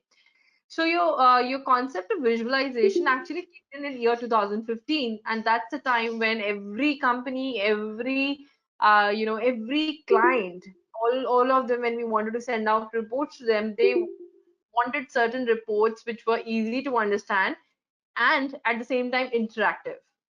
So if you talk about something which is easy to understand, my graphs can do that for me, right? If I create a chart, if I create a graph and send it across, I've done my work of making you understand that what this data is telling me. Now, where do these tools come into play, or why they have become so popular in such a short duration of time, is because I not only provide the understanding of the data to my end user, but I also give them the power to manipulate the data for further understanding. Do you understand the difference? Now, we could have created simple charts in Excel and sent across. I could have made a PPT and sent across. But then, if you wanted to understand something else, you would have to call me or email me and say, hey, Shani, I want this uh, data to tell me. You have given me, okay, let's say for India, but I don't want for India, I want for my US customers now. So can you redo your work? So instead of going back and forth to the consultants all the time, now this thing has stopped. What they want, give me a product that if my data changes, it works. If few new parameters are added, it works. And I should be able to control these parameters and analyze my data myself. I should be able to slice, dice, and analyze the data myself. Does that make sense? You are also the end user. Hello, You ma'am. guys are the end users. Yeah. So I totally agree with you that working with Tableau is pretty easier compared to Excel. But the same thing you Mhm. can do in Excel using slices and all those, right? Not really. Not really. You've not, dealt with Tableau, I guess, too much. No, no, no. But, I worked huh. around 1 year with Tableau, so I know. Yeah. I completely love Tableau. But Hmm. Excel is something not really good when it comes to visualizations. But I It's think, okay. Excel is also, matching up. They have provided those map feature in Excel, which was never there. But I think where I would say, all Tableau and Power BI, Excel's Excel is number one, their capability of interactive. working with variety of the data. And Yeah. secondly, the amount of data they can tackle. And I think the most important, I think that's what you were also about to say, is the interactivity. That's crazy. Yeah, The yeah, kind yeah. of I interactivity totally it agree. has. Totally agree. And Yeah, it yeah, is so simple that I feel if I teach my 7-year-old that okay, you click this button, this thing changes. yeah, yeah, yeah, He yeah, will be able to do yeah, that. yeah, So yeah. that's Very what I easy. told you. Very. Yeah, so that's what I told you. I love about this tool is it's so simple and intuitive that I feel anybody who likes to play around with data can easily learn the tool. Yeah, in my free time, I use I create quizzes and post in Tableau public profile of mine. So Mhm. yeah, totally agree. Yeah. Perfect. Very nice, very nice. So I hope all of you have that data that even Prateek was using yesterday. We're going to work on the same data set. You all have that data set ready with you, and I hope you guys have downloaded Tableau Public. Yes? Ready to get your hands dirty with data with another tool today? And from tomorrow onwards, you will also touch upon the sides of predictive analytics. That's what so today, first 2 days, we kept only for descriptive. Next sessions are going to be on predictive analytics. Great. So let me open the data set. I know you have been through this data set with Pratik, but just to, make sure we are on the same page. 1 second. Why is this failing?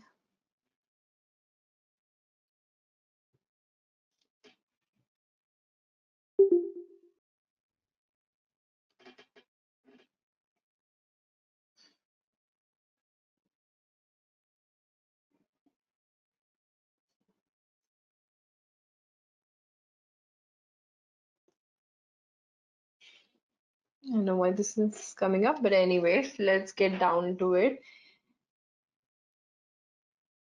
So this is the data set that we have. It's for sales data, and I think you already know what this data is all about. It's like orders being placed, something like if you can imagine to be, Amazon or Flipkart, and you will see the order IDs are repeating. Now, why are the order IDs repeating? Since you guys have already seen the data set. Anyone? Why are the order IDs repeating? Someone might have ordered different products within the same order. Yeah.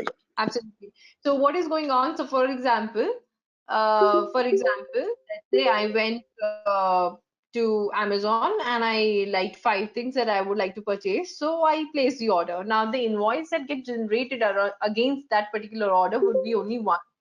But under that invoice, I may have 5 products. It's just like how you will go to a Pantaloon or a Shoppers Stop and you purchase 5 shirts or 5 t-shirts. So they all have a common invoice number. So that's common invoice number is the common order ID. And obviously the information about your ship mode, the customer name and everything would remain same. Now where the difference starts to happen is in column M. Column M is where the product ID is there. So we got for these 4 products. The categories, the subcategories, and the product name, every information is given regarding the product, right? In the second sheet that you see, we have information about the returns. Now, typically, it doesn't happen in such a way that I return the entire order. It may be, but it should not be recorded in such a way that the entire order got returned. But however, the way we have this data right now, it just says returned or not returned against the order ID. It is not telling me in that particular order what were the products returned. That kind of detail of information I don't possess. So these 2 sheets are clear to everyone.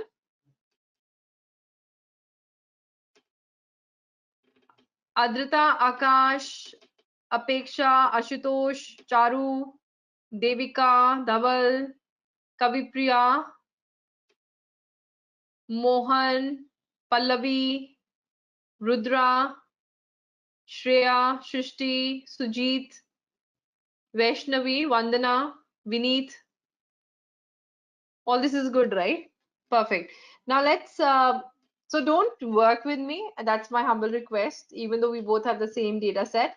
Because if you start working with me during this workshop, you will lose on my talk, right? So the way I like to do the training is I will teach you something. And once I teach you something, then I will ask you to do it independently. Then if you have any questions, we deal with that. Okay. Now, why are we collecting so much data? Why do we want to collect data? Or why do we want to give graphical representation of the data? What are we trying to do with this data? This data or any data? What are we trying? To To understand find the insights. customer behavior. Customer behavior, Absolutely. basically. Yeah. Customer behavior, to find insights. It could be from the customer side, it could be from the product side, it could be from the logistics side, it could be anything. So we are trying to Yeah. extract the information, we are to find some insights from it. So if you get this data, can you think of what are the exciting insights or what kind of objectives should I create? Business objectives, okay, from this data, which will help me to understand my business better. I'll give you a simple example. Let's say if I wanted to find out which country is giving me more revenue. Okay, I wanted to understand which countries are giving me more revenue, top 3 countries that are giving me more revenue or profit. So can you help me with other business objectives?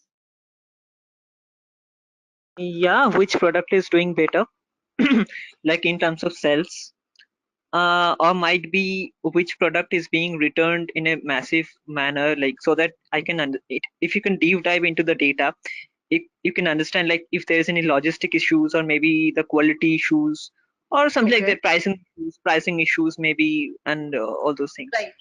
So before you get into that issue solving, right, first of all, we have to do our understanding of objectives. So let me read out few things that people are talking about. Look at the product most returned. All right. I can find out which are the products returned. Order value. All right. Important, because if I see there is an average, I can find out the average order value of a person, and then I can see how can I push the order value to go up. Recency, frequency, and monetary. That's a good thing, Neha. Excellent. We want to find out frequency. Let's say we want to find a frequency of the customer who's coming to my website, and probably who are good, who are coming back again and again. Give them something as a reward. People are not coming. Show the carrot to them so that they come to us. Customer sentiments. You guys always have to understand when you come up with a business objective, it is way too much dependent on what information I have. Now, when it comes to customer sentiments, I think I would have understood that if I got a feedback. But in this database, I don't have a feedback. So yes, I can find out, customer frequency. I can find out what the customers are buying, but their sentiment would be, I think, when you talk about sentiment, I think about a smiley face and a sad face, that whether the person was happy or sad, good or bad. So I don't see that coming out from the data I have. All right. Sorry, Deep and Hatora. Which segment purchase most products? Yes. Then product and age group wise analysis. Yes. Increase and decrease of sales of a product. Good. Loyal customers. Excellent.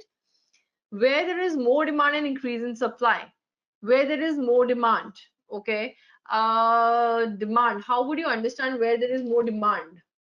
So I can, yes, okay, good, Dr. Rabina. So let's take it like this. So let's say if I'm seeing that there are certain products which are high in demand, and I am like an aggregator.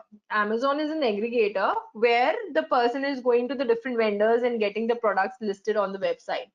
So let's say if I know what kind of products are selling well, probably I can approach such businesses and get those kind of products more on my website. So that will help me to increase my revenue. Very good. How much sales happened in a particular segment, right? Most discounted product. But why would I need to know what is the most discounted product? Most profitable, okay, that makes sense. Or probably I would want to also understand what is the relationship between discount and profitability, right? We can also see that there is a significant gap between the date of placing and the order. Yes, so we can see the shipping date, shipping time, when the order was placed versus shipping. That also we can look at. Product review, again, Vaishnavi, for product review, I need a review. I don't have it in this data set. Type of items sold the most, rating of the product, Apeksha, I can't with this. Area-wise analysis, correct.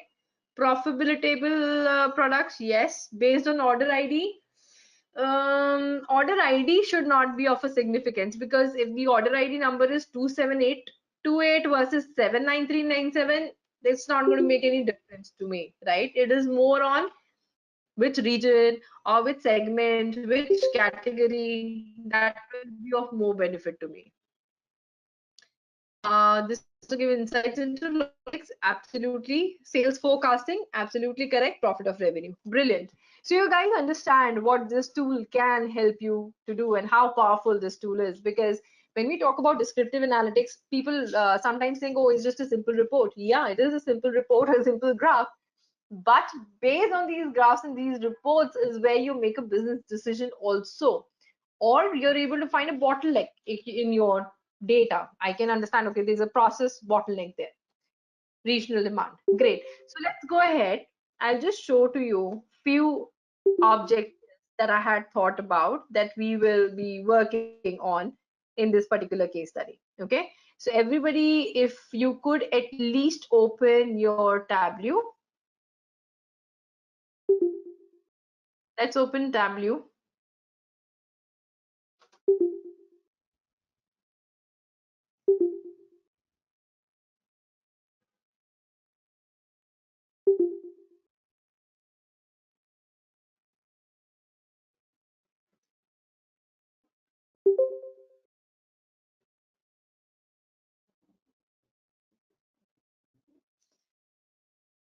Okay, so this is pretty much the first screen that you will see in Tableau, and the link for Tableau, Parag, you would have got it in the email sent by my team members, because now it will, if you do it, by the time you are able to finish downloading, the session is going to be over. Okay, so probably after the session, once you get the video, you can do whatever we were trying to do in this particular session. So why this screen comes up? Because Tableau is not a software which stores the data. It's not like Excel. It's not like Access, nothing like that, which stores the data. Okay. Okay, a lot of you are asking for it. I'm just putting it to start, make it, start downloading it, but it will take time.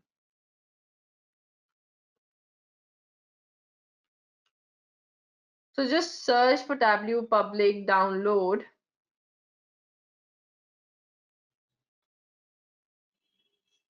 Okay, this is the one where you can put in your email address and you can start downloading it.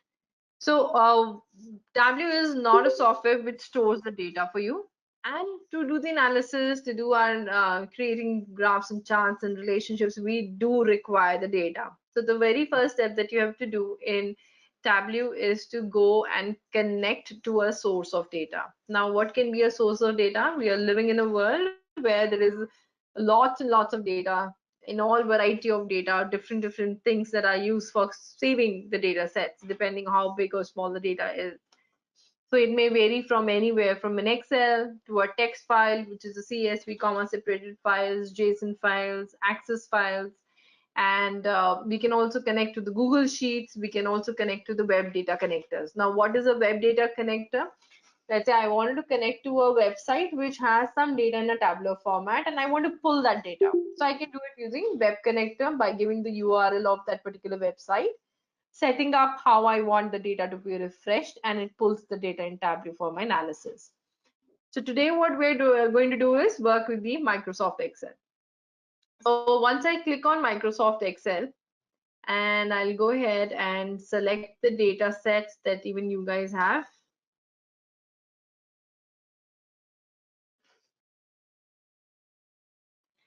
So this is how Tableau looks like, right? Now in this, we have something called orders, peoples, returns. Now what is order, peoples, and return? These are the three sheets that we also saw in Excel. Remember Excel, orders, returns, and people. Three sheets. If you go to Tableau, you will be seeing these three sheets: order, people, and return. Right? Now let's start with the very last question. It says, which country has maximum returns? And why I'm starting with the last one, because this is connected to what you did yesterday, so that you guys also get a good understanding of why are we learning all these tools. Like, why should I learn all the tools? Why not just one particular tool, like the famous one, Python, and I become a scientist, data scientist, or an analyst? So to answer this question of which country has maximum returns, what should I do? Let's go back to Excel. I have a sheet called orders, in which I have the information about the sales and the product, in which category, subcategory it belongs. Then I've got a sheet called returns, in which I get to know which order was returned. So how do I understand which order was returned based on the country? Because my country information is given in the orders sheet. What do you think I should do? You can connect those two sheets using the order ID basically. When you say connect, I can connect the sheets in multiple ways. So how do You you can want me merge to do? So them. first thing is Like you're saying join, okay? But which join? There are multiple type of joins. Which join are we talking about? you can within Excel you can join these two data like sheets using VLOOKUP, or maybe in Tableau itself. All takes time. VLOOKUP and all takes time. That's why joins are better. Right Yeah, join, right join. Okay, within inner Tableau, join. Go Tableau ahead. you can do that. Within Yeah, Tableau you can do that. but you have to Yeah, understand, you have to have a concept of what is a join. Okay, yeah, so that is yeah, yeah. important. Hmm. Inner join, that could be a right answer. The only problem doing an inner join is if I'm asking other stuff. Now, what will happen in case of inner join? Whatever data has, if you create an inner join over here, now what the problem is going to be, I will only be left with the data which is related to returns. So then when I go back and if I want to find out what are my top 5 categories for the profit or customized analysis or country-wise analysis, all this will be incomplete. Why? Because once you've done an inner join, your data that is left is only related to inner join. So do you think that would be correct if I do an inner join? Right join in right, which tool are you, which table are you thinking of in right? The returns is in right. So full join. Okay. Union, no, not the union. Absolutely not union. Blending, I might not need blending at this time because I don't have, different levels of details. It's the same level of detail that we have. No union, our full join, we can do full join. What do you mean by full join? That I want all the information of orders and all the information of returns. Or I can do a left join where orders is in my left. You guys agree? Full and left is what I would agree with. Not inner.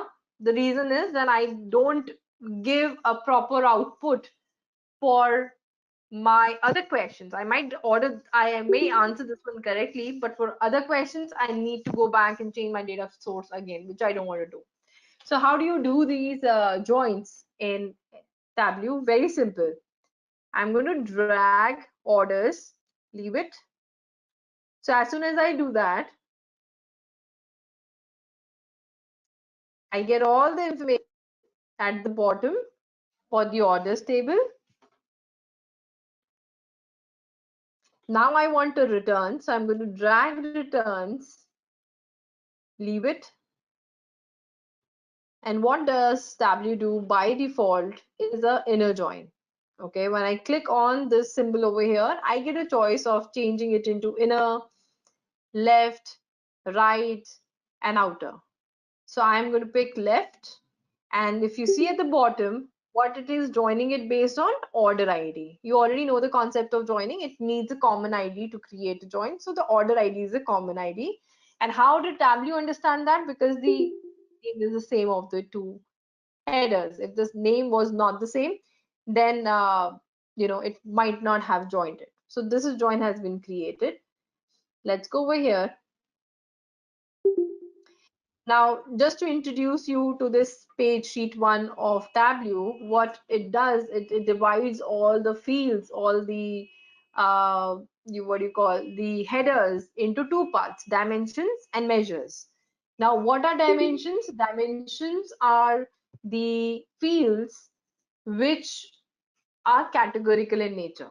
Okay, categorical in nature. Like for example, the country name. I can't do any kind of aggregation on top of it. It didn't make a left join for me. Justin, you must have downloaded the latest version of Tableau. Mine is a little older. Now, in the latest version of Tableau, what they've done, they've removed the concept of joins and they've put a concept called relationships, where they've made it making intelligent Tableau. Every day, Tableau is becoming much more intelligent. In which when you create a relationship, they create the join by themselves. All right, I think you don't get to see anybody who's working on the newer versions of Tableau, you don't get to see things like this at like my screen at all, right? In your case it would be orders returns and there's just a orange line or some line in between, you don't get to see the symbols. Yeah, Justin, is that for you also it's the same thing is happening?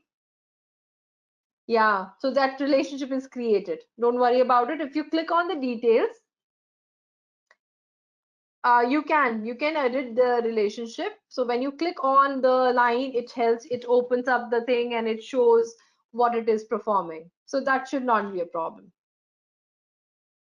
All right. Now, what is going on in dimensions? Dimensions are the categorical data. What do you mean by categorical data? Just in a very simple terms, which has limited number of items in it and on which you cannot operate or do any mathematical function. Like I can't find a sum of it or average, or I can't do max and min, right?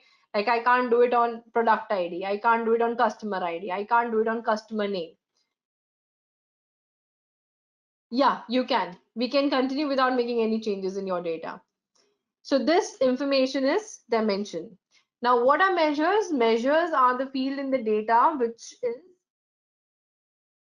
which can be aggregated, which are typically numbers on something on which I can do a sum or a max or a min, right? So Tableau quickly divides it, and it does a pretty decent job in dividing it brilliantly.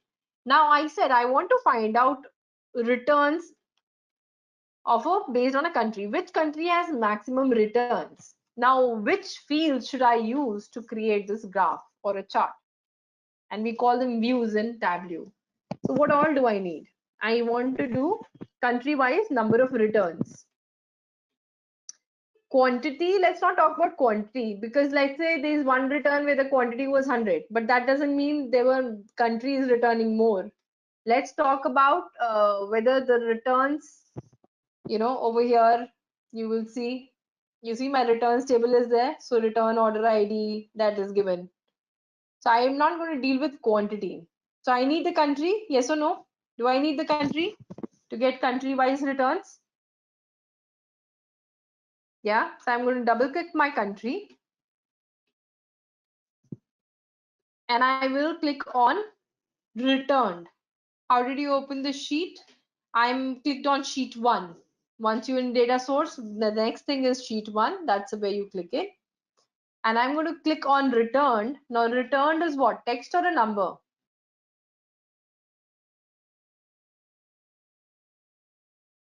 Returned is text or a number? Not no. Text or number?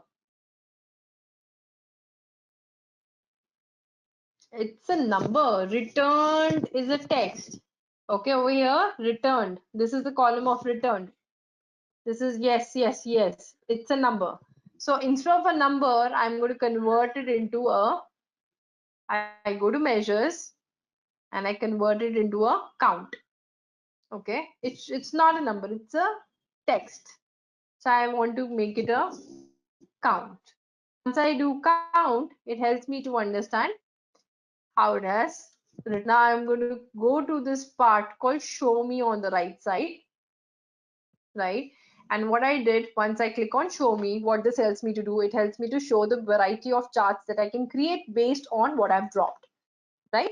But it's not necessary that it's saying that all of them are appropriate. It's not that. You have to again think which chart is giving me which information, right? So this is you have to decide. So since I'm working with countries, anytime you're working with the geographical locations, I would always recommend picking up maps because they're easy to understand.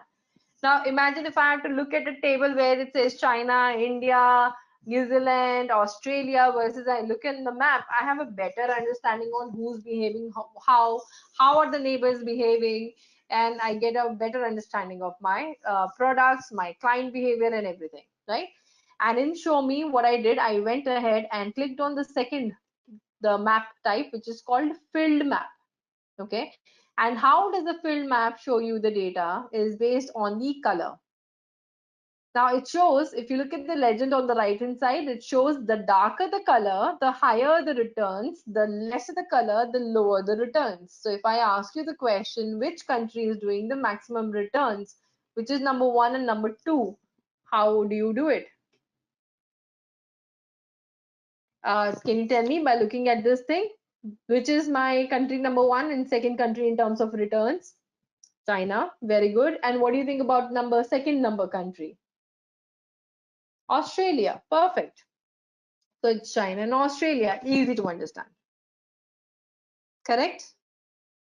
Okay. Let's move on to, we'll take up two more questions. Which question do you want to work with? Can you please explain how to change the returns to a number value? Absolutely. So what happened over here where the returns was given? Um, hold on, Priyanka. I'm going to change the link she's sending because that is not a clickable link. Now that is clickable. How can we take any map into Tableau? So map you don't take into Tableau. Tableau, when you are connected to internet, which we are, since we are taking an online class, it has map services already integrated in it. So when you go online and you pull anything which is geographical in nature, it is able to plot it on the map. Okay. So how did I convert that? You see, there was returns column. So I went to returns. There is something called measure. Now, what is this area used for is changing the function that Tableau is applying by default. So what Tableau does, just like in Excel, if I take a field which has numbers and put it in summary, it automatically does a sum function on it. Okay. And if I pick something which is text, since I can't do a sum, an average, max, min on it, it automatically does a count for me. So what it did was it dropped it as a text. So I went to measures and I clicked on count. Clear?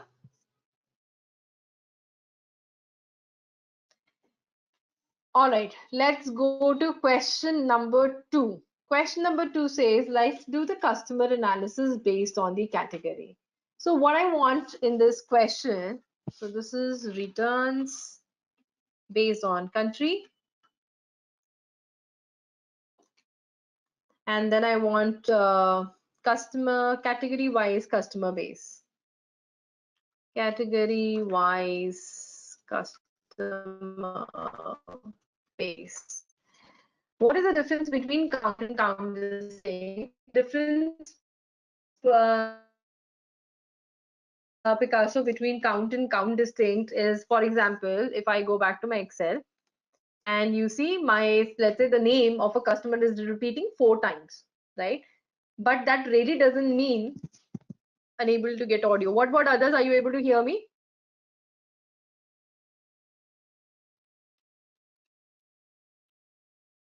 Okay. So for example, let's say order IDs. If I wanted to understand how many orders have been placed in each country, right? Now, if I look at this is showing 4 times, but this is actually only one order. So if I want to count the unique values in my data, then I would do a count distinct. Count distinct means unique. And if I, want to see how many times it is occurring, then I'll do a simple count. So there's a problem, Adrita, in saving anything, any view that you guys are creating on Tableau public, you can't save it on your desktop. That's one challenge. Since it's free of cost, Tableau allows you to experiment, but you can't save it on the desktop. The way to save what you're creating is when you go to file, you will have to save it to a public, Tableau public. Tableau public is basically cloud. It's a server of Tableau on which you can create your folder and put all your insights and your views and your files over there, but you can't save it on a desktop. So when you go to save it as a Tableau public, if you have a account, then it gets saved. But I'm thinking you don't have an account, so you just need to sign up. It's a very simple thing. You do a sign up, and upload it, right? Or you can take screenshots. Both are up to you. You can take screenshots or you can do Tableau public, save it. I would recommend, if you're trying to experiment with your office data, please do not put it on Tableau public.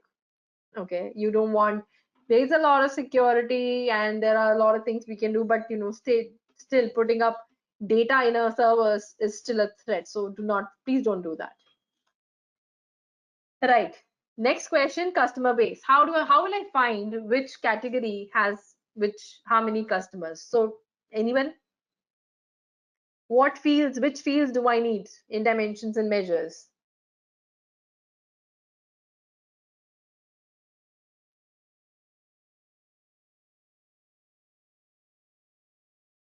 Category wise number of customers. Which fields do I need?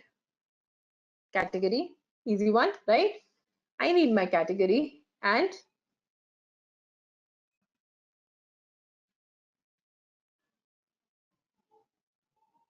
customer ID. All right, I can use customer ID. And again, customer ID is a text, right?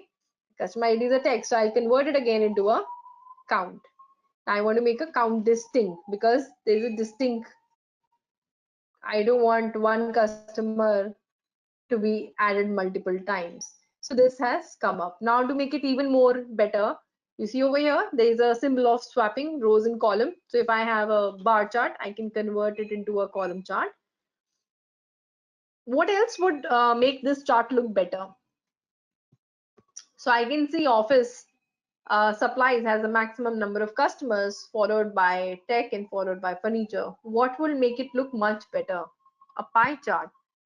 Pie chart would look nice if you were seeing the percentage, but in my case, I was not looking at the contribution, but I'm looking more towards which has higher. So I just want to do a simple comparison. So comparison, when you think about pie charts or not a pie chart, a bar chart or a column chart are sufficient.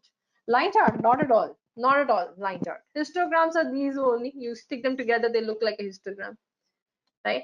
I would like to label it. Now, how would you label it? You see this T symbol on the top, which says show marked labels.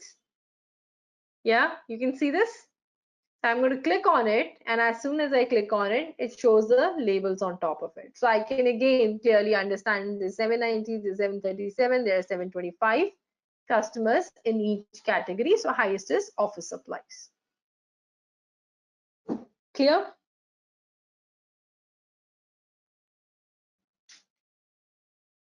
Simple? Okay, let's pick up one more question. So we've done the last one and we'll done the second one. One more question.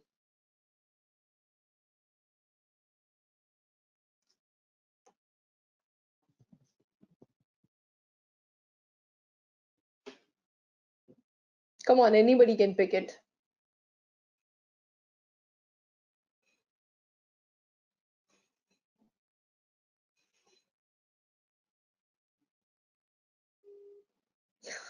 Absolutely. You can search for my name. It would be in the invite also. WSHANI. You should be able to find me. Definitely happy to connect with everyone on LinkedIn.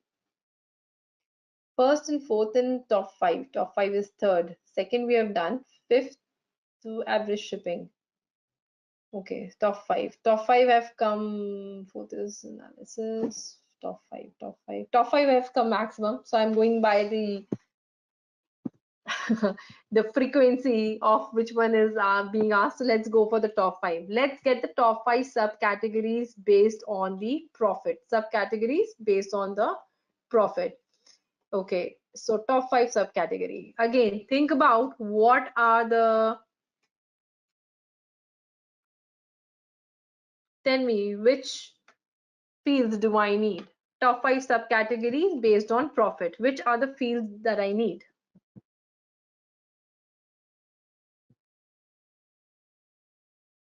Profit, yes. What else?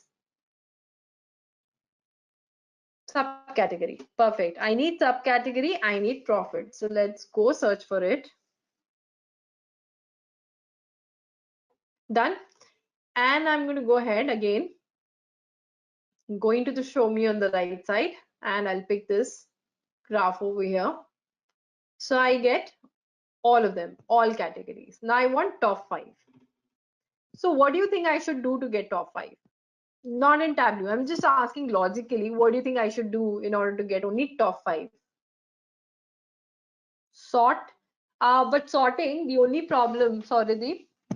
Amar, that's correct. I'll do a filter. Sorting, the only problem I have with sorting, with all of you who are answering sorting, when you talk about, 3 or 4, it's easy, but you're like visually you're working on your eyes a lot. Even if you sort, you're still doing 1, 2, 3, 4. You understand? Now, if I said top 20 countries, now that is little longer analysis by eyes. So why not make it easy for the end user? Why give him 100 and say, okay, now you figure out what are top 5? Why not just talk about top 5? When we talk in terms of this data visualization world, what we try to do is make it as simple as possible for the end user, so that if I'm trying to show him a red dot, he only looks at the red dot. He can't look anything else. Whatever is going in the background, that should become almost invisible to him. You understand? Otherwise, what happens? You are telling a story, but just because of the data which is present around it, a person might get digressed from the story that you're trying to tell, or probably, think about some other conclusion which you're not trying to portray. So your focus has to be in visualization to narrow it down to the extent that what you want to tell, only the user is able to see that. So that's why I would prefer a filter over a sort. Is that clear? That makes sense to you guys? Yeah. Okay. So where will I go to sort? You see this subcategory on the top? In the rows, we'll click on the drop down. The first option we get is filter. So click over here, drop down, filter. I click on filter. A window would open up.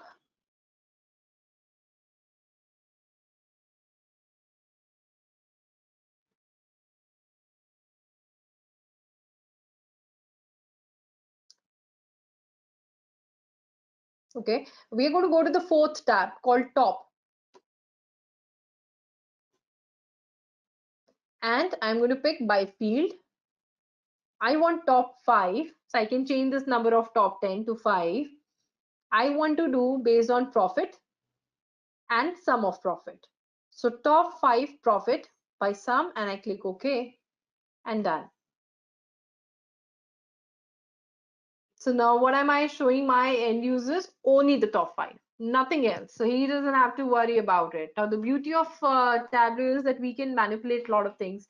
I can give him an interactive tool that he can say, okay, I want top 5 countries. Or he said, okay, no, I don't want top 5. I want top 5 countries or categories or subcategories or products. He will have the ability to do that. What if I want bottom? Okay, what if I want bottom? Then what do? I do have a choice of picking the top or the bottom in my drop down. Because, and why is that? Very logical thing. When I get, let's say, information about 200 products, do you think it is practical that I can concentrate on all the 200? Or what should I focus on? Can I focus on all 200 things, or what is my extremes? Perfect answer. I focus on extremes. I will focus on top, what is working for me, right? And what is not working for me. In betweens are okay. So in betweens is not a problem. So in 200, I'll only look at the tops and the bottoms, and hence all these tools that are there, whether you talk about Excel, whether you talk about Tableau, Power BI, all of them have been equipped for us to work on the top and the bottom values easily. All right. Did anybody try what we were doing over here, these 3 questions? Yes, great. I know the durations are short that we have kept for these sessions, but this is just to get you a glimpse of what these tools can do and to make you understand them very easy. I think the biggest challenge I get when I talk to any candidate is they all start with a very typical, I'm from a non-technical background, can I do data analytics? I don't think so. You have to be from a technical background to do analytics. All you need to do is have love for numbers, be passionate about love numbers, and be very inquisitive to find what the numbers are trying to tell you. If you have these things in you, then definitely data analytics is meant for you. And you will also see this thing that another trainer of ours who is going to take you through Python, he will also make this this myth about coding and being non-technical background coming into data analytics. He'll make it seem very understandable and simple for you. All right, so one question, can we further modify it to descending order? Absolutely. Over here, you see the profit. So there is a sort button. If I click on it, I can do descending, I can do ascending. I can change, and if I click once more, it goes back to its normal order. Okay. And what if I want the subcategory having certain range of profit value? Definitely, we can do all those things. You know, there are a lot of features in Excel, Tableau that we can work with. And but unfortunately, you know, because of the time constraint, we would not be able to do it. However, a lot of you are asking me to connect on LinkedIn. So if you search for my name, WESHANI Sudha Agrawal, you should be able to find it. Both this, you know, first name, last name spellings are a little unique to get confused with anyone else. Can you explain the grouping of similar customer ID once again? Just type the name over there in LinkedIn. You should be able to find it. Okay, I'm associated with Ivy Professional School. If you could explain the grouping of similar customer ID together. Oh, the second question that you were talking about, Siddharth, this one?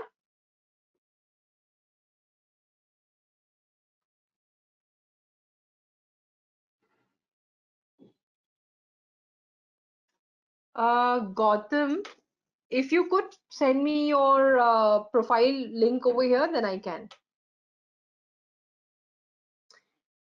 Okay, it is applicable to unstructured data also, or structured data. So to be honest, all these softwares were created or have been created for structured data only.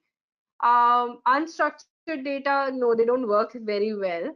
So we do some kind of data preparation. So we have Tableau prep, you know, all these things that can convert the structured data, unstructured data, a little bit of structured. But yes, to answer your question in a short and sweet manner, I need a structured data Tableau formats for these softwares to work.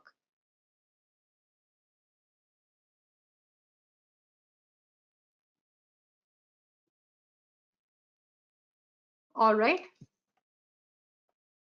I don't know, Siddharth, was this, or you were talking about this only? So Siddharth, what I did, just to do it once again, I dropped in customer ID, right? It's a text. So then I went, clicked over here.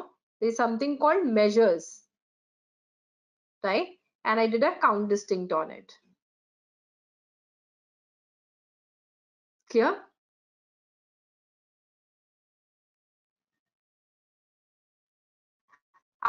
Yes, I run multiple businesses. But training is something that I do out of passion. I love to talk to people. I love to train, and I love data. So, you know, when you talk about, yes, I'm the founder of LLP, Lullaby Fashions, which is like a kids clothing store that I have. But again, that is also run through data. We do a lot of reporting and analysis in it.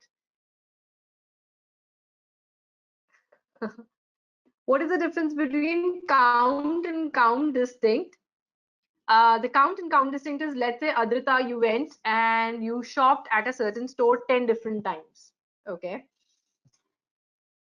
Now I want to find out who are my customers. So should I count Adrita 10 times or only one time?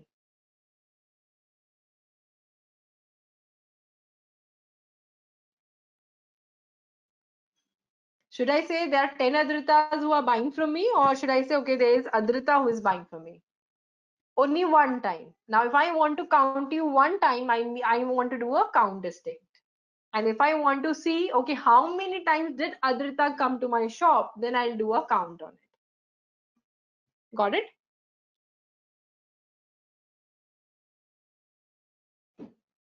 Adrita, do I make sense?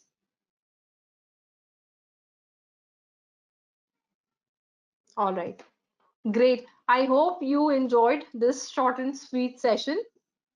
Probably I was able to, you know, trigger some amount of interest regarding the data through this short demonstration. You guys are able to hear me? No audio. A lot of people are saying no audio. Yes, you are. Okay. There must be, there's a lot of internet issues going on, but I hope you enjoyed and that give you some bit of interest in data and to see how easy it is to interact with data and find something very interesting in the data. All right. So I hope you all have a very good night, and please log in for the next upcoming sessions also. In tomorrow's sessions, we will be dealing with a little bit of statistics. Again, something that people are afraid of whether I'll understand or not to understand. And on Thursday, we have a wonderful trainer. His name is Farooq, and he will be taking you through a little bit of forecasting, predictions, getting into prediction analytics in the same data set through Python. All right. And thank you so much. Yes, the session is done. Thank you so much. And I'll see you guys tomorrow then. Take care, guys. Have a good night. Bye-bye.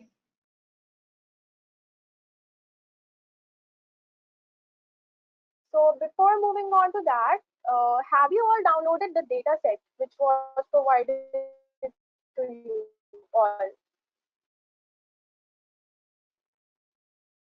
Have you all got it? Okay, perfect. So now, basically the central tendencies are three: mean, median, and mode. So most of you will be already knowing about these central tendencies. So we will be just discussing them in deeper ways. So yeah. So here is first question to you, that I have two classes, class A and class B. Each is having 13 students. So if I want to know that which group is smarter, so how can I solve this problem? You all understood the question?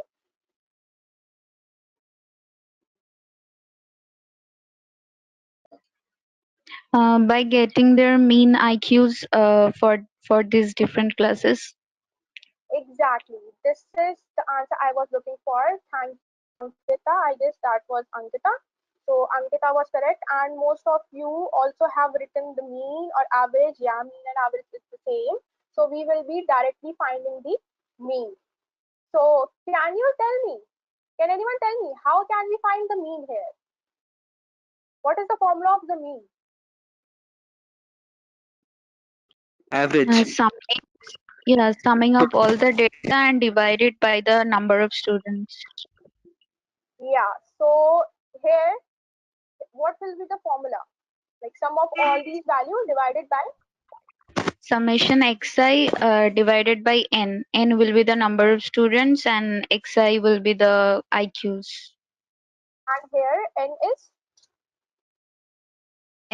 N is the number of students, 13. N equal to 13. I'm asking about the value of n. Yeah, n equal to 13. Yeah, perfect. Thank you, Ankita. Also, Shashank has also replied 13, which is correct. So it will be the summation of all these values divided by 13. So when we find out the mean, we got like they're roughly the same. So the IQs of both the classes is the roughly same. So as you said, the formula of the mean is here, which is correct. And next, moving on to the median. So basically, median is the middle value, which basically divides your data into two equal half parts. Okay, so let's see the formula of calculating the mean. So can anyone tell me that out of these 13 values, what's the middle value? Or what is the value which is dividing the data into two equal parts? The seventh one. Yes, correct. That is 109. So basically, six values are above it and six values are below this. So this is perfect. 109 is the median here. But what if I will be having the even values? Like if I cross 89, then I will be left with 12 values. So can anyone tell me how can I calculate median in this case? Then we have to calculate the 12 by 2 width value and the 12 by 2 plus 1 width value. That is 6th and the 7th value, and we have to take the average of them. Exactly, correct. So the sixth value is 109 and the seventh value is 110. So we will be taking those values and we will be finding the average of two values and getting the median. So next, moving on to the mode. So basically mode is the most common occurring data point in the data, right? So it's the easiest one. So what I want from you all now is, please open up your Excel sheets. Let me open it too. Can you see the Excel sheet open?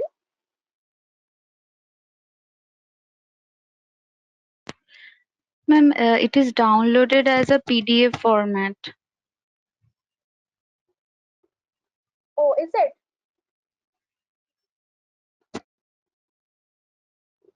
Wait, let me ask.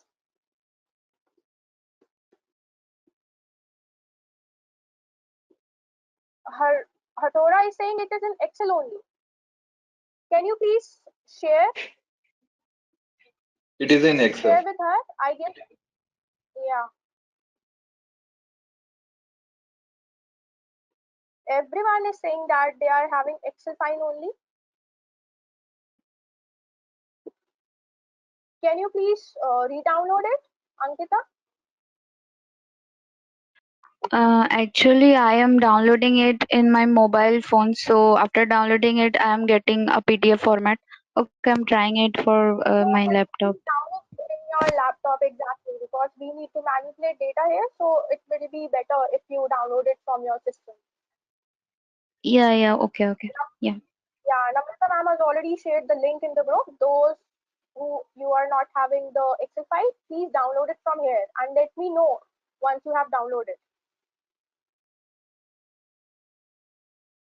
If you have downloaded the Excel sheet, please type 1 in the chat window so I can quickly move further. Okay, 2 responses.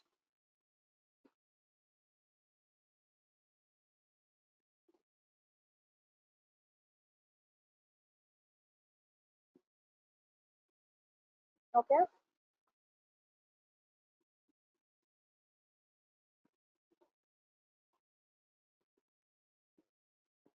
I can see 12 to 13 responses in the chat window.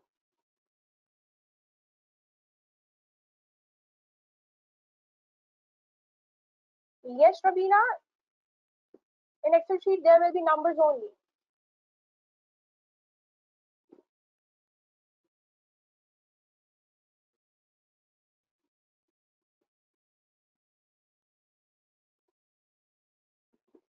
Okay, Surya, no worries. We are just going to start this Excel thing. So no worries.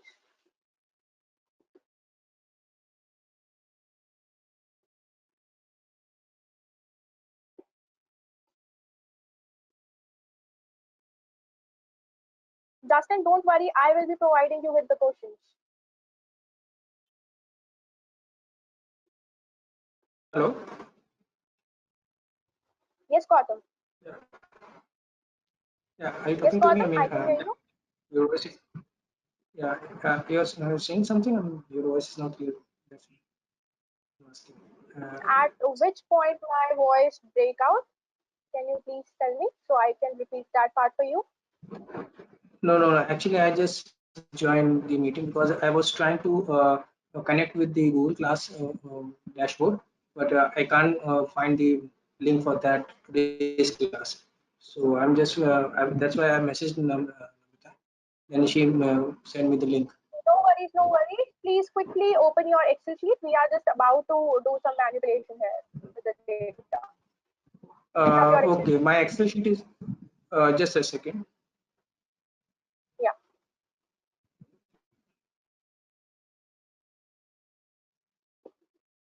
Surya, I have repeated it that don't worry if you are not having the questions in your sheet. I will be providing the questions. So your Excel sheet will be having the column A with numbers only. Okay, You will be this having Excel sheet you are talking about, 15 which is numbers. yeah, orders, returns, and Sorry. people. Uh, the Excel sheet Hello. which hello. Yes. Yes, tell me. Yeah, I opened the Excel sheet. Tell me. So please repeat the He's talking whatever about yesterday's you Excel have sheet. now. Hello. Are you having the same Excel sheet which I am opening? Can you see my screen? Just a second. Yeah. No, this is different one. You have wrong. You have downloaded the wrong file. Please download the correct file. From where? The link is being shared in the group, in the chat window. You can see from here. Okay. Ma'am, in the Excel file, I only got the values and the first line, like sales A1 through A97 to contain total pay of NFL Yes, that players. is what But I am saying. That is what I am saying. Only these numbers will be available in Excel sheet. I will be providing the question.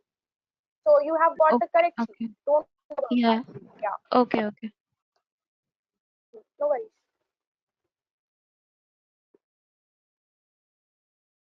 Gautam, did you get the file? Yeah, I get the file. Okay, can I I move opened it. further then? Yeah. So please,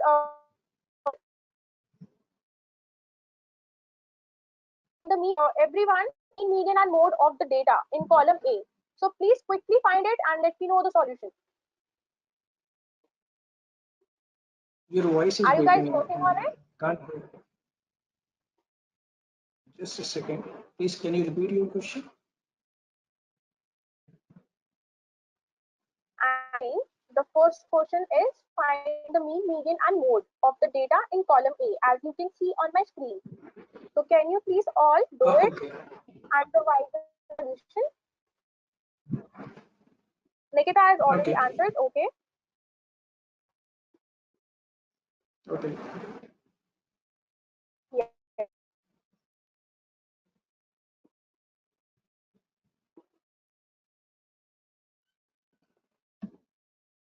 I have got response from Nikita so far. Justin, just try it once. If you are not able to solve it, then I will be telling you the solution. Don't worry about that. Okay, Vineet, Sneha, okay.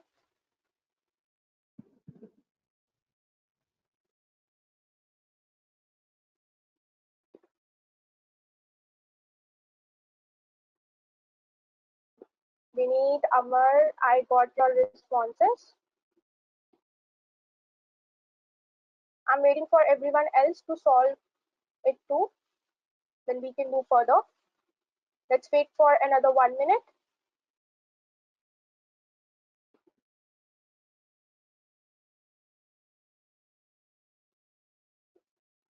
Vaishnavi has also answered. Okay, Akash, got it. Amar. Okay, Vasant, I got your answer too. Shashank has also responded. Satyaki also respond. Rabina also respond. So most of you have responded. So let's see if you are able to correctly find your answer or not. So let me put there.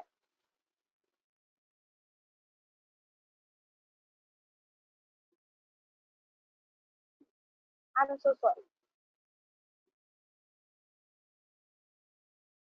So the people getting this answer, your answer is correct for the mean. Let's find the median.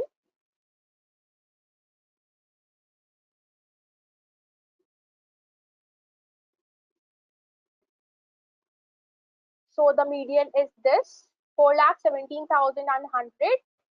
Now let's find the mode.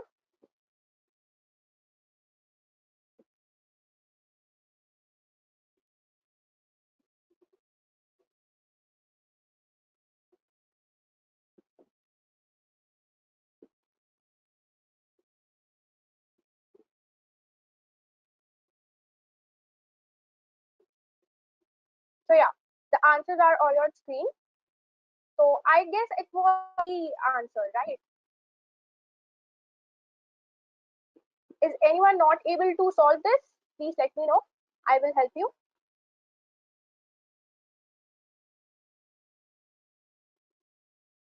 All good with it?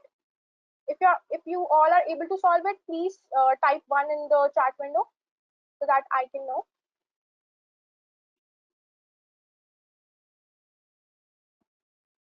Gautam is saying, Gautam, can you unmute yourself and ask your query Hello. that where you got stuck?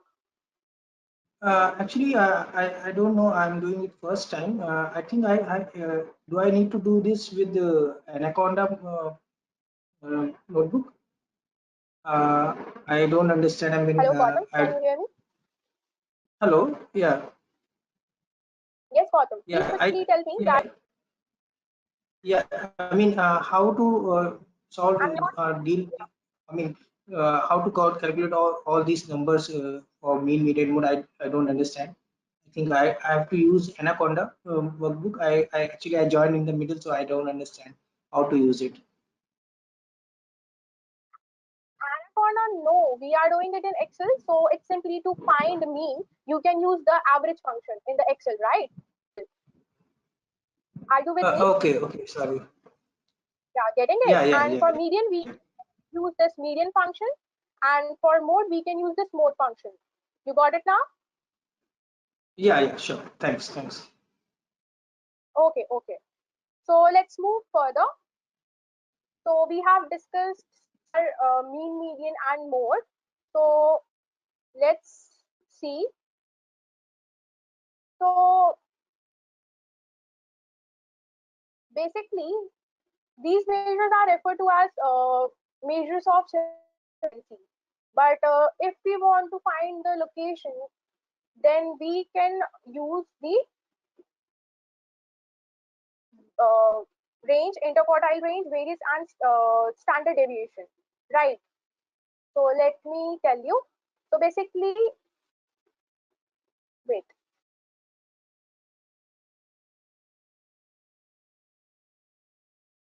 Measures do not.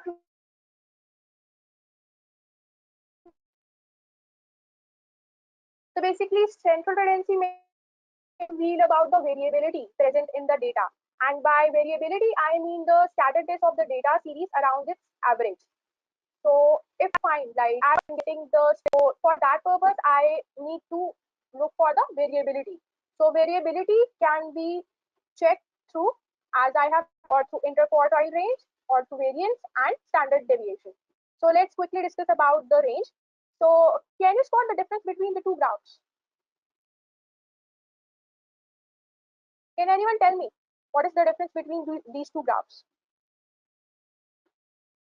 Hello, am I audible? The question, please. I'm saying, what is the difference between these two graphs? Can you spot the difference?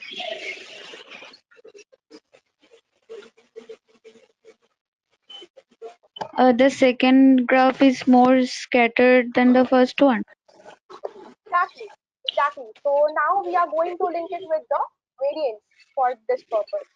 So The second one is normal curve basically, yes, exactly. Now let's and the move first one on. is maybe discrete, if I'm not wrong. Sorry, I didn't get you. Can First one someone is please discrete. mute yourself? I'm getting some background noise from you. The first one is discrete, and the second one is normal. Yes, you are correct. So basically, I wanted to calculate the range and IQR. So for that purpose, I have uh, asked you this question. So some girl, I guess, answered it correctly about the scatteredness. So as you can see, the second graph is having more spread as compared to the first graph. So let's see. So how can we calculate basically the range? Can anyone tell me the formula of calculating the range?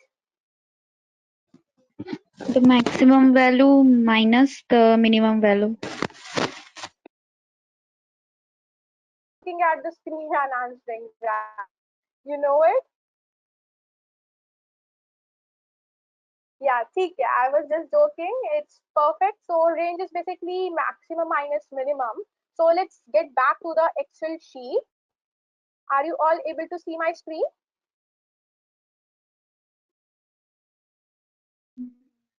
Yes, ma'am. Hello? Yes, ma'am. Yes, ma'am. Hello? Yes, Ankita, we can Yes, ma'am. Yes. So see the your. second question for you is find the range of the data in column A.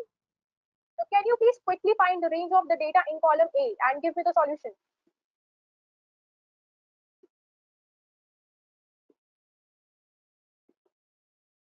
Okay, Sneha has answered, Nikita has answered.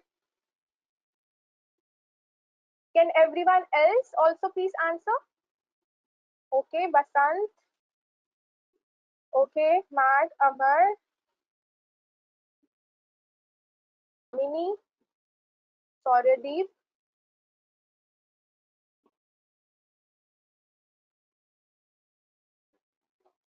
Okay, perfect. So now let me do it for you for the ones who are not able to answer it.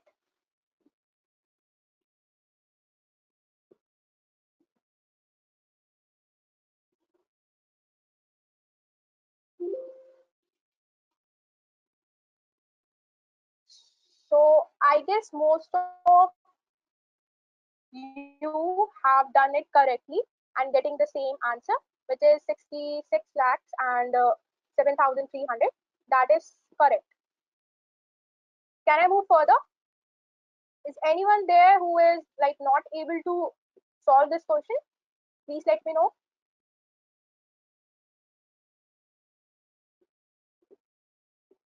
Okay. So can you please unmute yourself and ask your query? Surya, can you hear me? Hello? Yeah. Hello. Yeah, please tell me. Actually, in my Excel sheet, I can't find the main function. Min, right? Hello. So you can type equal to and min. If you will be typing mi, Again, then you your will be voice is. getting these functions as to seen.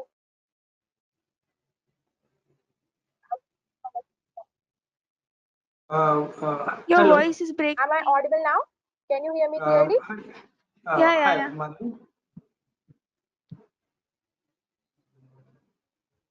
Hello.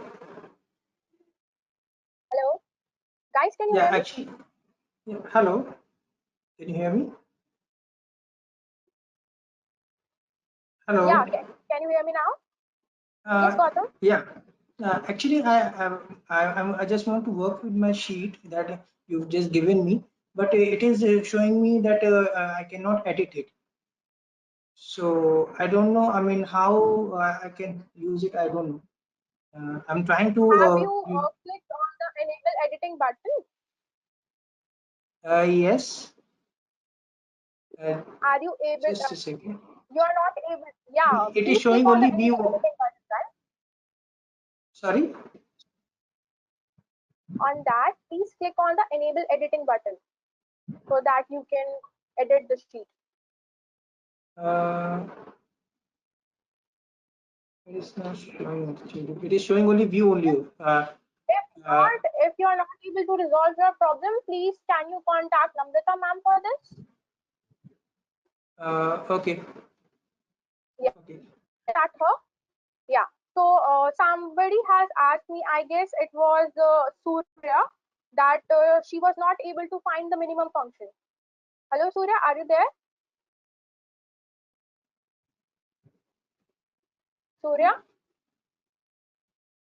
Yes. So I was saying just type equal to and type mi. So you will be getting these functions like mid, min. So you can just press tab and this function will be available here. Please let me know if you are not able to do that. No, no, Surya. No mean function. For mean, you will be using average. The name is there. The name is confusing. Don't get confused with the name. But in Excel, we have a name function called average. So if you want to find the mean, then you can use this function. Yeah. Okay. Cool. So let's move on. So we have seen that how we can like calculate the range, that is maximum minus minimum, right? So, but this method is not very good for variability measure because we can have outliers in our data. So can anyone tell me by outliers what I mean? Okay, so outliers is something like missing data or some data which is not correct, like NaN values. The data which gives some wrong description about the statistics. No, it So is not you the are missing part, data. Hello. yeah. So yeah, tell I me, Ankita. think Go on. I think outlier is not the missing data. It is the data which is unusual from the mean values. I mean, from most of the values, which is the unusual data from most of the values. It is not missing. It is there in the data. Okay. So basically, you are partially correct. So basically, outliers are the extreme values. So as you can see, the example here, I am having like salaries of people, right? Ranging from $21,000 to like $78,000. But suddenly, Mark Zuckerberg appear in this scenario, and his salary we all we must be knowing that will be very high. So for that purpose, the extreme value or the value which is like not similar to these value at all, so that will be considered as an outlier. So that can be used in calculating the range. So for that scenario, yeah, yes, Justin, you have correctly answered this question that outliers are the extreme values. Exactly. Yes, good example that outlier of the salary of a CEO as compared to the normal people, right? Let me move further. So yeah, so in that case, range method will not work.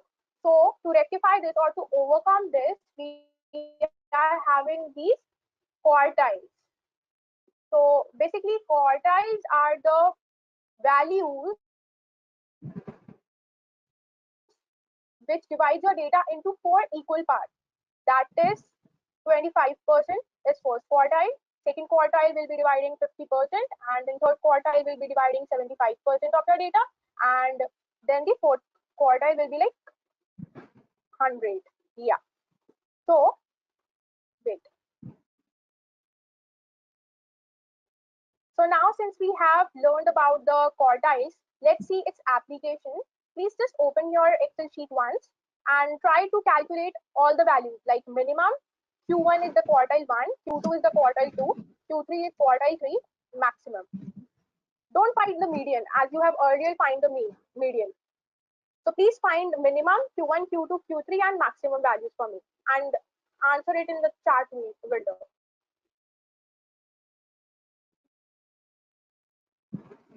Are you all working on that? And let me give you a hint for quartile. As the name suggests, you will be finding a function in Excel named quartile.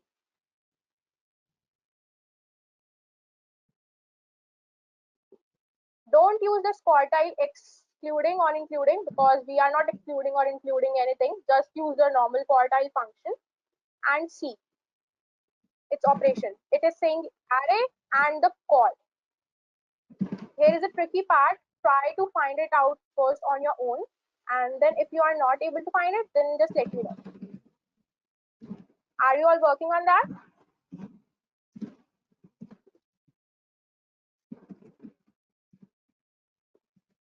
Hello?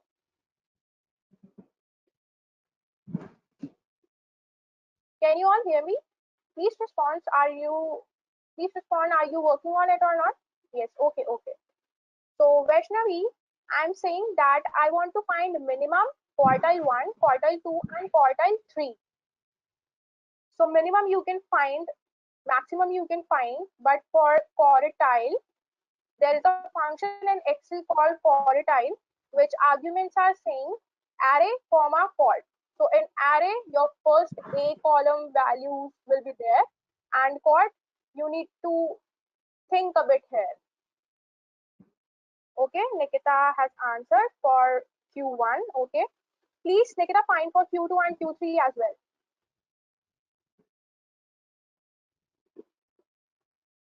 So far, I have got only one response.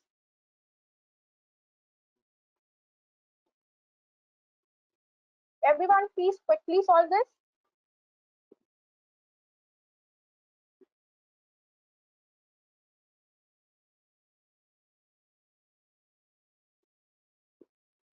Okay, Ankita, minimum value I got it, but please find Q1, Q2, and Q3 here.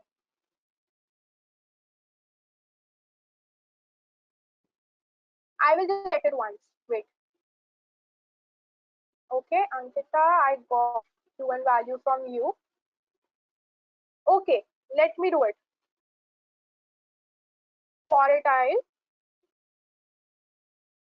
and the array, and we want to find the first quartile, right? So we just will be typing the 1 here, and your first quartile, that is Q1, is here. Similarly, we can find value for Q2 and Q3. Let me just find it for you.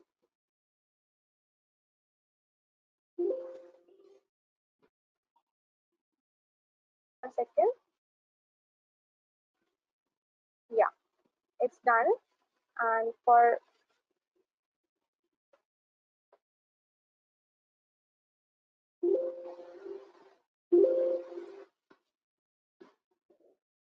yeah, it's done. So can you all find the answers on my screen?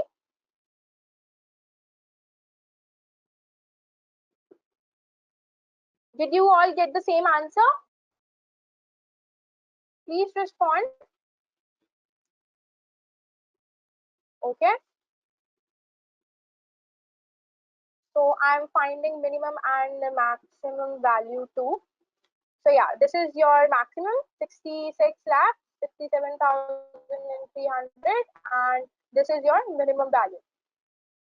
Okay. So are you all with me at this point of time? Anyone having any questions? Then please ask me.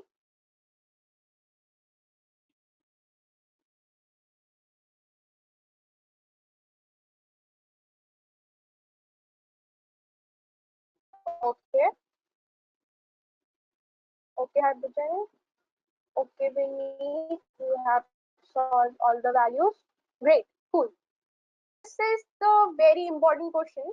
So I want all of you to answer this using your answer to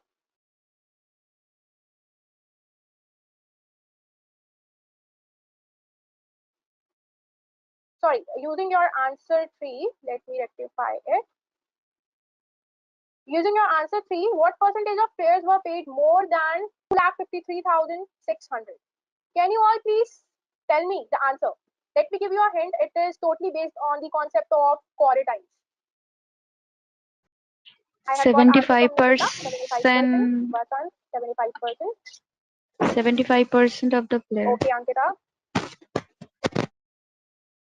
Okay, can anyone explain me that how are you getting 75? Shashank, can you explain me? Because Q1, that was the value of first quartile, Hold and first on, quartile hold on. divides the. Hold Hello. on. Sorry. You are already answering to other people too. So, Shashank, can you tell me how are you getting this answer 75? Yeah, Shashank, can actually you the hear me? first quartile, Yeah. yeah, hello. Yeah, first quartile is Yes, tell me. 2,53,65,000. So first quartile basically means that 25% people are getting this salary. So more than Yes. this, everyone is getting more salary than this. So 75% people are getting, more salary than this value.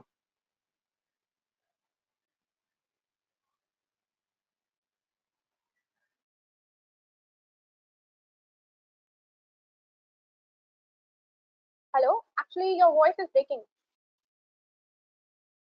I was saying that first quartile is Hello? 2,53,000. Hello, can you hear me? Hello. Hello?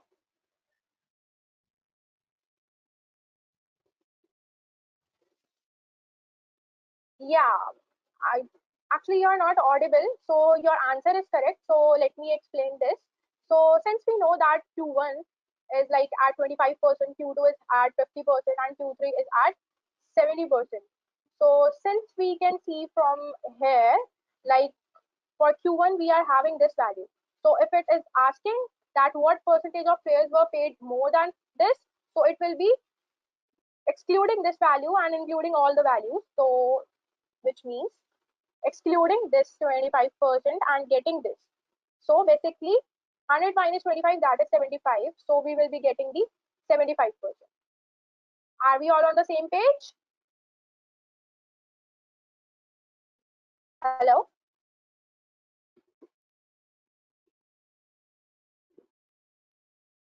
Yes. Cool. Okay. Thank you. So now next question is find the 88th percentile.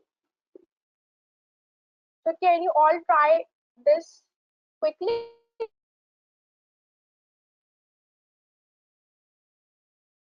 And hint is in the name itself. As you can see, I want the 88th percentile. So please quickly do it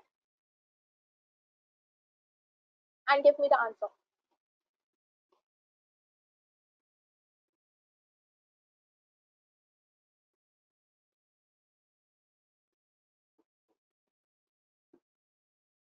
Let's just wait for 1 minute because I'm running out of time, and then I will do it.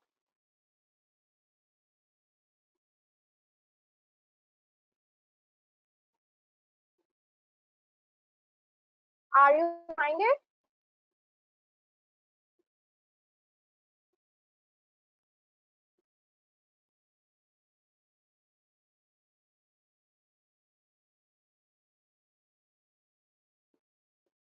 Hello? I guess you are not. Let me do it for you.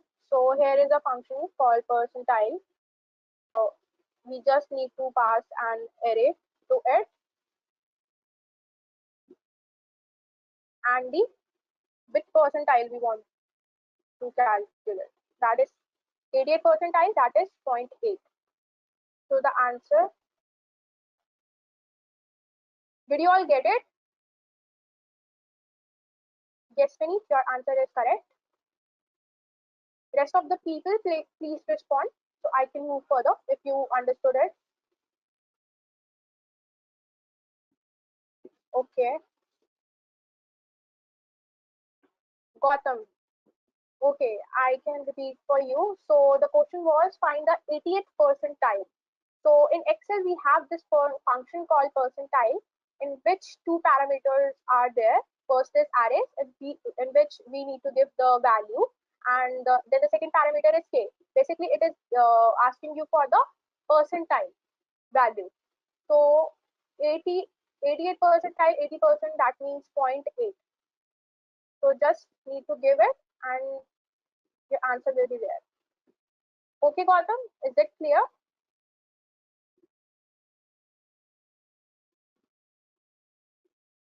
Gautam, can you hear me? Super. So moving on to the next question. Next question is also very easy. So basically we have already find the mean using average function in Excel. But now what I want from you is you just need to apply the normal the function. So for that you need to find the sum of the data and then divide it by n. So can you please do that? Can you please all give me the sum of the data? Like mean you can copy value from above also, right? So please give me the sum of the values. Can anyone please give me the sum of the values?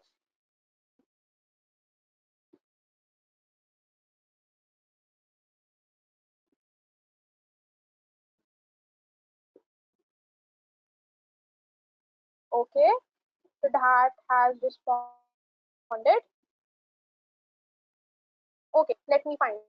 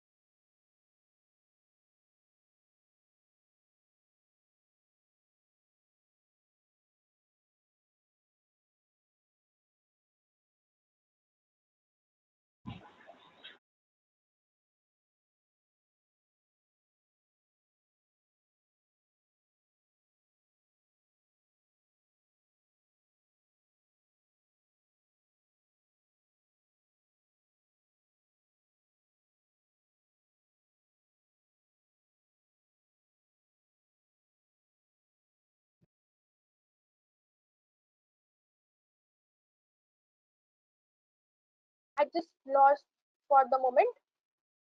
My connection got re-established. So can you all hear me now? Yes, ma'am. Okay, perfect, fine. So yeah, I was asking from Parag that can you tell me that how can I find the mean from this summed value? Are you there? Can you hear me?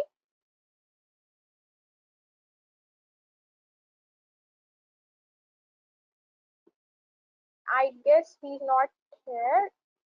Yeah, so can you please tell me that what is the number of observations I am having? What is that value?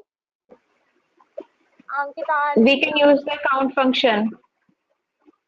yes, we can use the count function, but yes, we already know that we have 972 value.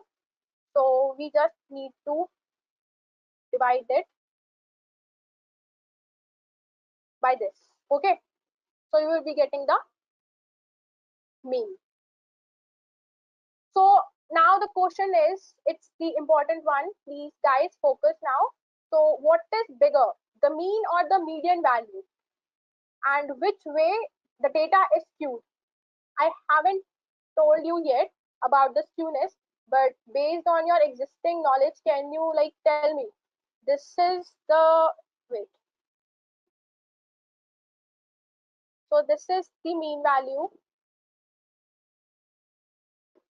and this is the median value. So yeah, people are saying mean is greater than median. So can you tell me that which way the data is skewed? Okay, the data is So, skewed to Left okay, skewed basically. Left skewed yeah. it is. Tell me someone of is it I left guess or right? Huh? Sorry? Is it left skewed or right skewed? Left, I think, because if mean is greater than median, uh, Yes. so I think it will be left skewed. And okay. And in terms of positively or negatively skewed, what can you tell about this data? Is this like positively skewed or Positively negatively skewed? skewed. It is Negatively skewed. positively skewed. Absolutely, It is positively skewed absolutely. and right in the right way, right hand side. it is right skew. Exactly.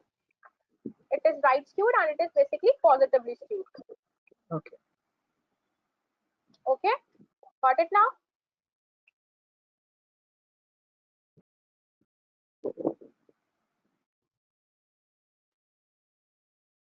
So yes, and now the last question for you guys. Okay, let me quickly discuss for the ones who don't know about the skewness. So let me share one graph with you.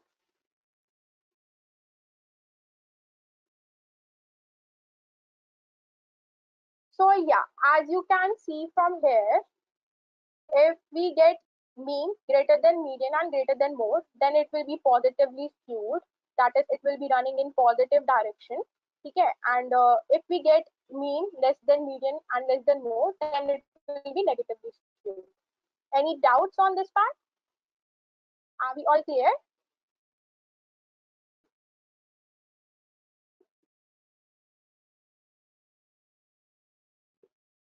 Can you please respond in the chat window? Are we all clear on this part?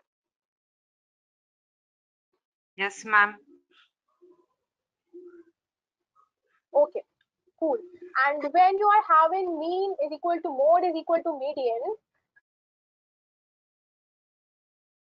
then it will be the case of the normal distribution or the symmetric one. You can say that. Okay, then the skewness will be 0. Got it?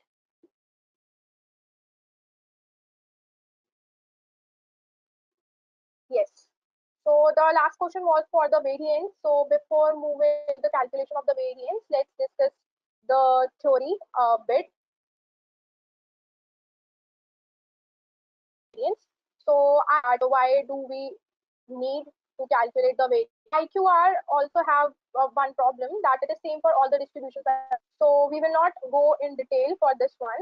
Okay, so that is why the variance is there, which got our rescue. So the larger variance means the further are the individual cases, the mean.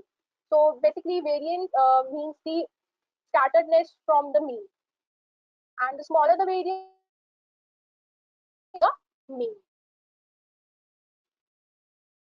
right? So if let's consider the old example of the students. So wait.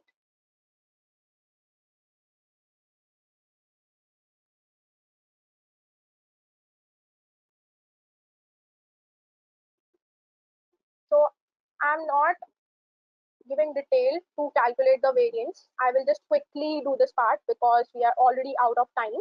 So what we need to do? First, we need to calculate the yi minus y bar for this, and then for sum of squares, we need to divide it by the variance of a population or variance of a sample according to which we are considering for our calculation of variance.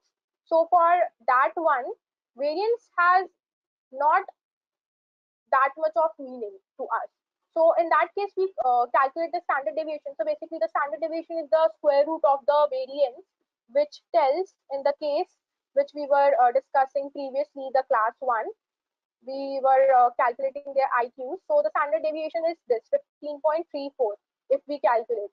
So that means the average of person's deviation from the mean IQ of 110.54 is 15.34 IQ points. So are you getting it? That from the median value, it is like scattered 15.34 IQ points to the left and right. Are we all on the same page?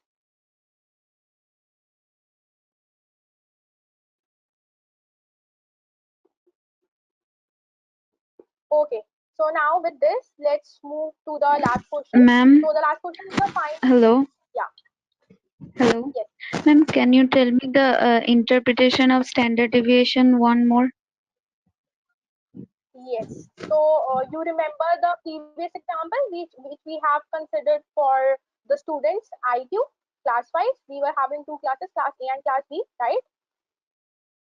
Yes. Yes. Yes. So if we want to find that we have find the mean that at least this much of the IQ people are having, right? So if we want to check that how much is the scatteredness of the class, that in which range people are having the IQ. So that range wala factor we can get from the standard deviation. That from the mean it is having 15.34 points deviated, right? So that is not a much deviation. So that is like good data for us. Getting it? Okay. Okay. Thank you. Yeah. So you will be learning further that the data which is having like less standard deviation is good for us for the analysis. So yeah, with this, the last question, find the sample and population standard deviation of the data. So can you please all find it? Please find it quickly, then in 1 minute, and then I will be providing you with the solution.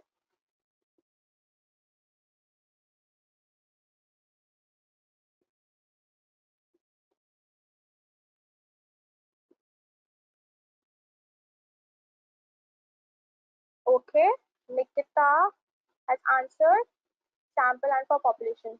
Great. What about others? Are you all solving it? Ma'am, how to minus the mean at the y bar from the each and every yi values in Excel? What are you asking about the that formula? I haven't discussed I it with you in. no Yeah, no I first have to do the yi minus y bar whole square.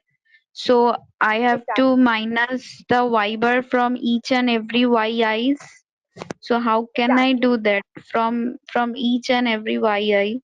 How can I do that? So are you asking like in Excel, how can we do that?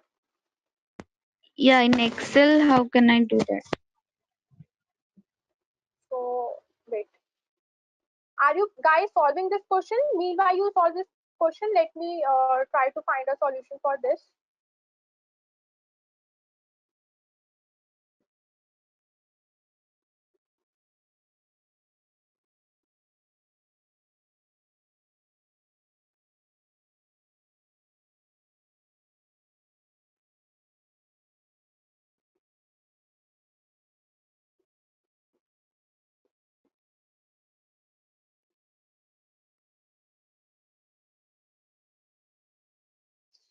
So who have asked this question? Ankita, was that you? Yeah, yeah. So did you got the answer now? Okay. You understood what I did? I have just took like random values. I have calculated its mean, and what I did here is I just subtracted this value from all these values. I hope you guys know the concept of fixing, referencing in Excel, right?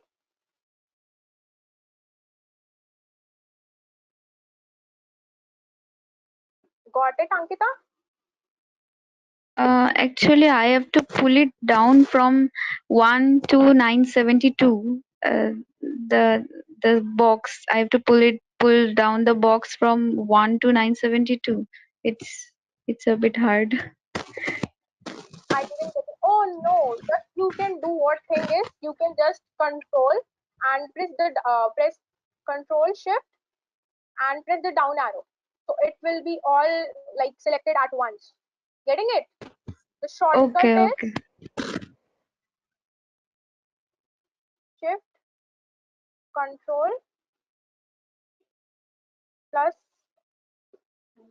down arrow. I have written it in the chart window. Okay, got it?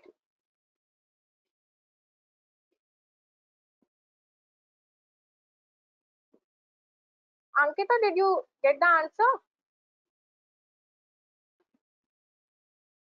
Yes. So this was the last question.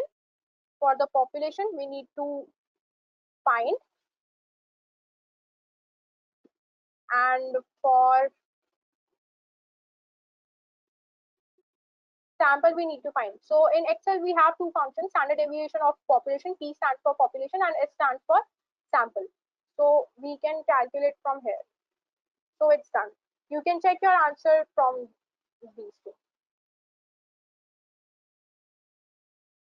So with this, I'm done with the session. So if you have any questions, so please you can ask me your questions now.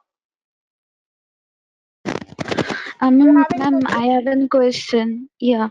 Ma'am, if we have outliers in our data, what do we do then? We simply remove them. Like for like in further sessions, maybe if you will learning to do like do modeling and how to basically run the models or the basic like machine learning algorithms. So you will be first needing to clean the data. And by cleaning the data, what I mean is you will be removing the missing values, or maybe you will be filling the missing values, and you will be removing the outlier. So that will come under the outlier treatment, which is like I cannot be able to like discuss in this session because the time time is over now. So maybe you can like get the answer in the further sessions. Okay, I hope I give you a basic understanding of the outliers, like Mm, how we need to remove them. ma'am, Okay, one more question. Ma'am, hello. tell me. Yes. Yeah, by removing outliers, don't we lose any kind of information? It depends upon your analysis. Like in some analysis, you will be requiring to like tackle the outliers, but in some analysis, you won't be. So in most of the cases, you don't require the outliers. So you simply remove them. But if you generally like want outliers to be like analyzed, so what you can do is you can put it in different clusters. Getting it? So it is again out of the scope of this course or this session. So we will be discussing it afterwards. Okay. Yeah, okay. Okay. Thank you, ma'am. So yeah. Okay. I hope you guys got the basic understanding of measures of central tendency in stats. So thank you for joining the session. Thank you guys. Okay.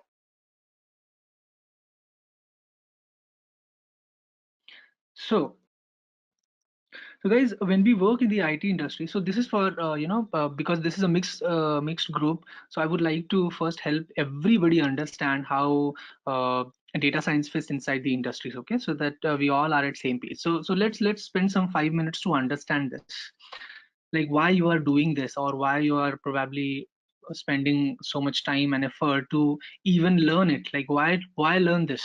So let us first answer that question and then we'll begin and see some code. Okay, so when we work in the IT industry, so there are two major sections. One section is known as data how section, and another section is known as data what section. Okay, what this means is when you are joining a company, you will be assigned some project. Your friend will be assigned some different project. So you must have heard. Hello, guys. I just request everybody else to be on mute so that no one is disturbed. All right. So when you join a company, you get assigned to a project, and that project could be belonging to this data how processes or data what processes. So what do we mean by this? So either you will be collecting information for the business. Okay, basically this deals with those kind of skill sets or those kind of tools and technologies which helps the businesses or the companies, other companies, to collect data. Okay, and these the other side of uh, the jobs or the job profiles, I can say, deals with analyze the data.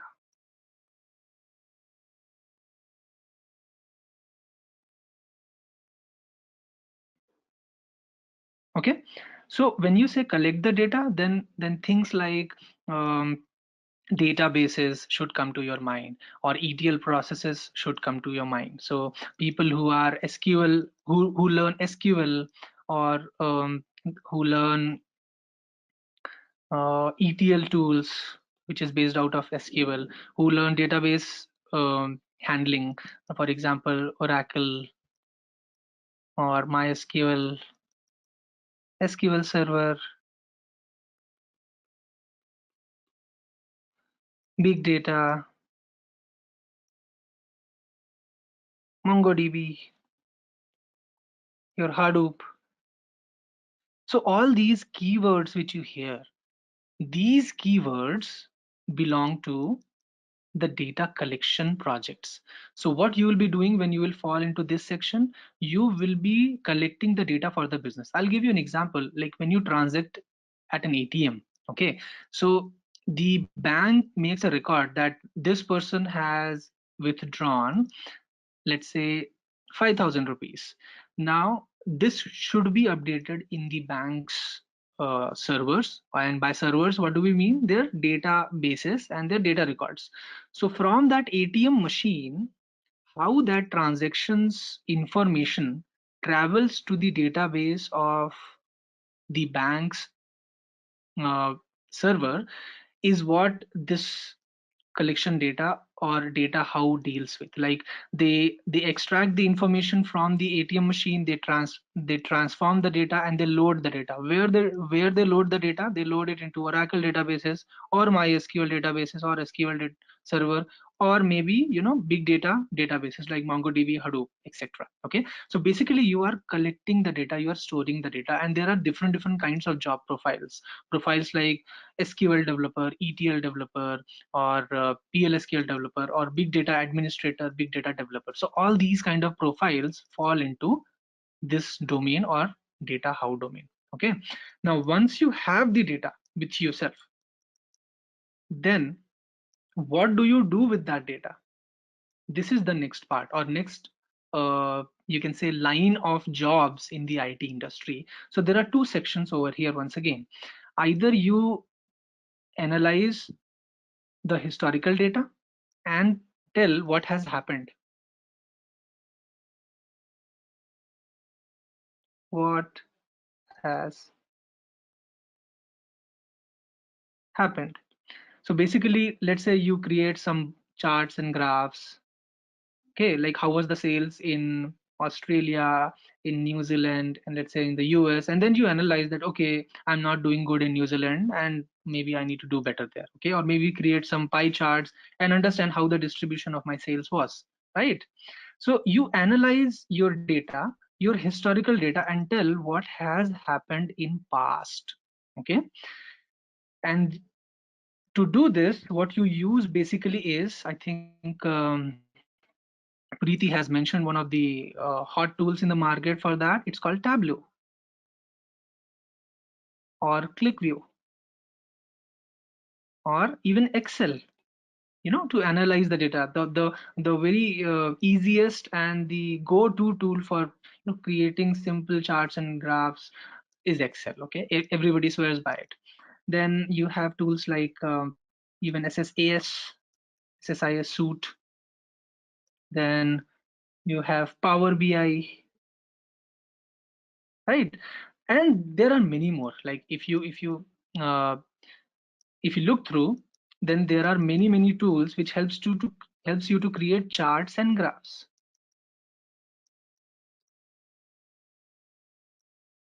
Charts and graphs. Vaishnavi is saying no audio. Guys, can you hear me fine? Everybody? Sorry, I'm just double confirming this because if you can't hear me, then there's no point.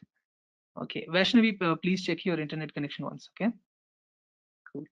All right. So these tools which you learn like Excel, SSAS, Power BI, Tableau, ClickView, all these tools helps you to do what? To generate charts and graphs, which is known as in fancy terms. All these charts and graphs is known as BI or business intelligence.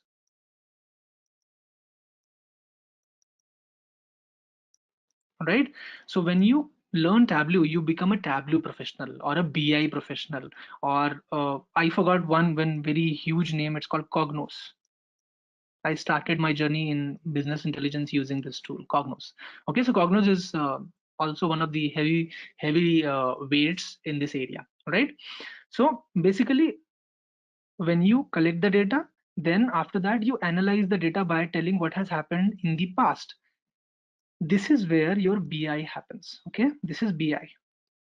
And when you move beyond this, when you say, okay, I know what has happened in the past, but can I try to somehow predict what is going to happen in the future? Okay, so previously when data science was not around, when machine learning or AI or data science was not around, then people used to guess this based on what? Based on these charts which we created in the BI. But now, since we have data science with us, so what do? We use mathematics, all right? We use mathematical formulas, we use mathematical algorithms, which will learn these patterns and it will extrapolate it into the future. Okay, so basically this extrapolation is now mathematically possible for me just because I have learned or I have invented machine learning and AI Algorithms. Now, algorithm is a heavy word. What do we mean by algorithm? Algorithm is nothing but set of steps. Okay, set of steps means what? I'll ask you a very simple question and maybe a weird one also. What is the square root of 16? Everyone knows this, right? It's 4. You don't need great mathematical skills to answer that. But the tougher question is why it is 4.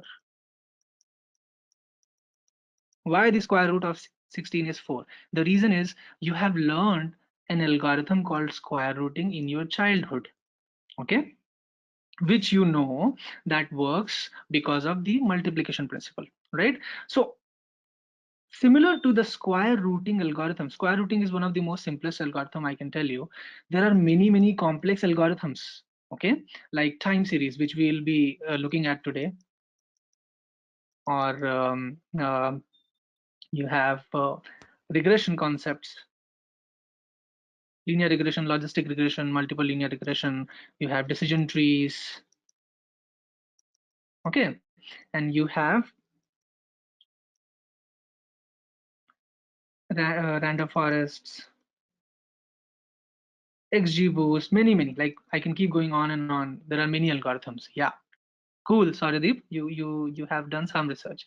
So there are many algorithms using which what we do basically in a nutshell, we learn the historic data and we predict what is going to happen in the future. So why we are predicting what is going to happen in the future? Like why it helps me? Just imagine if you are an organization and I tell you that you are going to expect these many customers in the next month. Will you not be in a better position to plan yourselves and take advantage of this information? This is exactly what all the organizations are doing these days. They are taking advantage of machine learning and AI, and they are trying to predict how the demand will change or how my customers will behave in the coming future, and they prepare better for the upcoming days, and that's how they gain competitive advantage, and that is how they make huge profits. So machine learning and data science directly affects the profit of an organization, and that is why people are taking it very seriously. All right, so I hope the big picture is clear to you, like where data science fits into the industry, okay, and why you should be serious about learning data science right now. Okay, Gartner is a prestigious organization. They have predicted that by 2022, almost 50% of the jobs will be somehow related to machine learning and data science. Okay, so you should be focused around learning these new skills. Okay, now with that, let's move towards the demo portion. Like I have put together a small case study to show you like how it is applied so that you can make sense, you can understand and make sense out of it. Okay, this piece is clear, guys, to everyone? What is the distinction between data science and BI and the collecting data field? Yes, all of you? Absolutely. All right, let's move beyond this. So on a similar note, I have taken the data uh, which Ishani have used in your previous sessions. It's the superstore sales data. Okay, so we'll be using the same data so that you can connect to it, and we'll be trying to understand that how can I use this data or what can I do using machine learning on this data. Okay, so let's take a look. Pandas and NumPy, these are two popular libraries in Python, and I'm using them over here. So guys, just a heads up, for want of time and for the constraints of time, today I will not walk through each and every line of code so as to focus on the concepts, right? But in a later session, let's say when it is planned, we can walk through the exact code, or maybe we can make this available for you to play around and use. Okay, cool. So I'm reading the data now. What is my problem statement? So look at the problem statement over here, which I've written. Predict what will be the demand for each category of products in next month, or rather you can say, tell me what is the demand. Now, when you are working as a data scientist in an organization, nobody comes to you and says that, hey, take this data and create a model and tell me what are the results. Okay, nobody comes to you and says like that. So you need to think clearly, what is the problem over here. So let's say the superstore sales problem. So what could be a biggest problem for the superstore? They once again need to plan their inventory. Everybody understand what is an inventory, right? They create products and they keep it safe so that when the customers order them, they can quickly send them into the stores. So maintaining inventory is a pricey affair. Like they have to maintain their warehouses and they have to maintain their let's say cooling systems or whatnot. A lot of stuff goes into maintaining your inventory. So if you are spending that much, then you should be really sure that how much you should produce. And this is a big problem, and it is known as demand prediction. Okay, what would be the demand of my goods in the coming future? Let's say rainy seasons are coming. So maybe Zeal, everybody must know Zeal. It's a big company who sells umbrellas and raincoats. So they must be wondering now, in this year, how many people will require my raincoats, or how many people or how many umbrellas will I be able to sell? It's an important question which they must answer before. Otherwise, they will not be able to produce that many umbrellas or that many uh, raincoats. Similarly, over here, the superstore people are wondering, like, okay, so far I have got some data, but I need to better plan for future. So what will be my sales in the coming future? So I look at these columns. So it has information regarding when was the last order was made, what was the date, what was the shipment mode, who was the customer which I shipped to, where, the city, the state, the country, in the region, blah blah blah. All these information talks about what was sold where. Okay, and then I look at some of the measures or the numbers, like how much sales did I make, what was the number of units or the quantity which I sold, and what was the discount which I gave, and the profits which I made. Okay, now out of these, the most important value for me is profit and the quantity, because quantity is nothing but the number of items I should have or I should transport to my customers. Okay, like this is what I would like to predict, like quantity of my products. All right, so by observing the data, the first thing we try to figure out is what should I predict. And this is what I figured out based on what? Based on my problem statement. My problem statement was what will be the demand.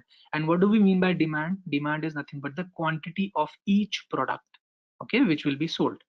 So I figured out that yes, this is quantity. In machine learning terms, it is also known as predictor. A target variable. Target means what I want to predict.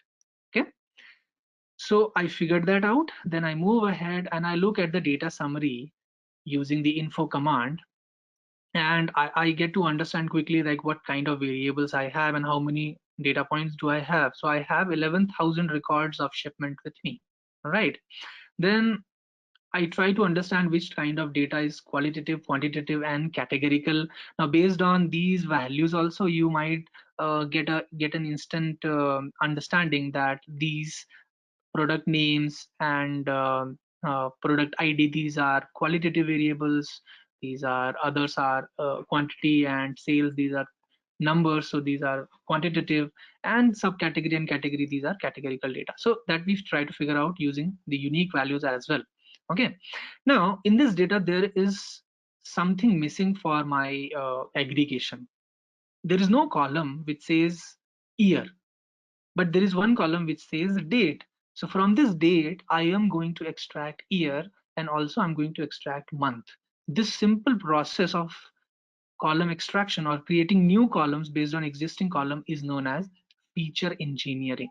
Okay, I'm creating two new columns, or columns are also known as features. So I'm creating a new feature based on existing feature. Okay, so I'm extracting the month and the year. So take a look over here. I got the month and the year, at the most right hand side, I have created them using the order date, okay, using these functions. Now I'm trying to see what are the years I have data for. So I have 4 years worth of data, 2011, 12, 13 and 14, and all the months are available. Okay, so what I try to do now is I try to see that for each month what is the amount or the quantity of items I'm selling total.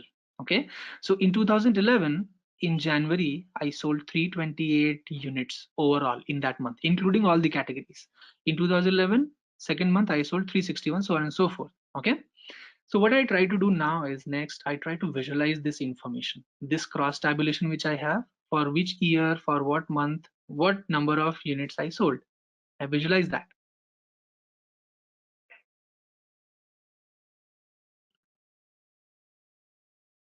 Uh, cross tab is used, sorry Deep, to understand the data. Okay, hold on, let me run this. Cross tab is used to visualize the information, because what I wanted to know is for each month, for each year, what was the sale. Okay, so cross tab is used for that, cross tabulation. All right, so let me run this visualization. Yeah, so take a look. What is happening here, you can visualize that for every year in January, you can see there is a low demand, and in December, when you reach December, there is a high demand. So you can see there is a cyclic pattern to it. And whenever you see a cyclic pattern, the first thing which should come to your mind is time series. Okay, let me write that down so that you remember this. Cyclic pattern in data means time series. So whenever you have a cyclic pattern which repeats itself, the best algorithm, the best machine learning technique to utilize is time series. Okay, and especially when you don't have any other predictors to utilize. So let me go back to the drawing board so that I can explain you this choice. You create models, machine learning models, in two ways. Either you create a model, let's say, which will predict the quantity, sales, based on certain factors. Yes, Saridev, this is where you will use regression. Okay, let's say quantity depends upon uh, how many stores do you ship to, so number of stores. Okay, then number of field agents, then what was the sale, let's say last year, and uh, let's say you have the information regarding the demographics there. So when you have multiple factors which affect,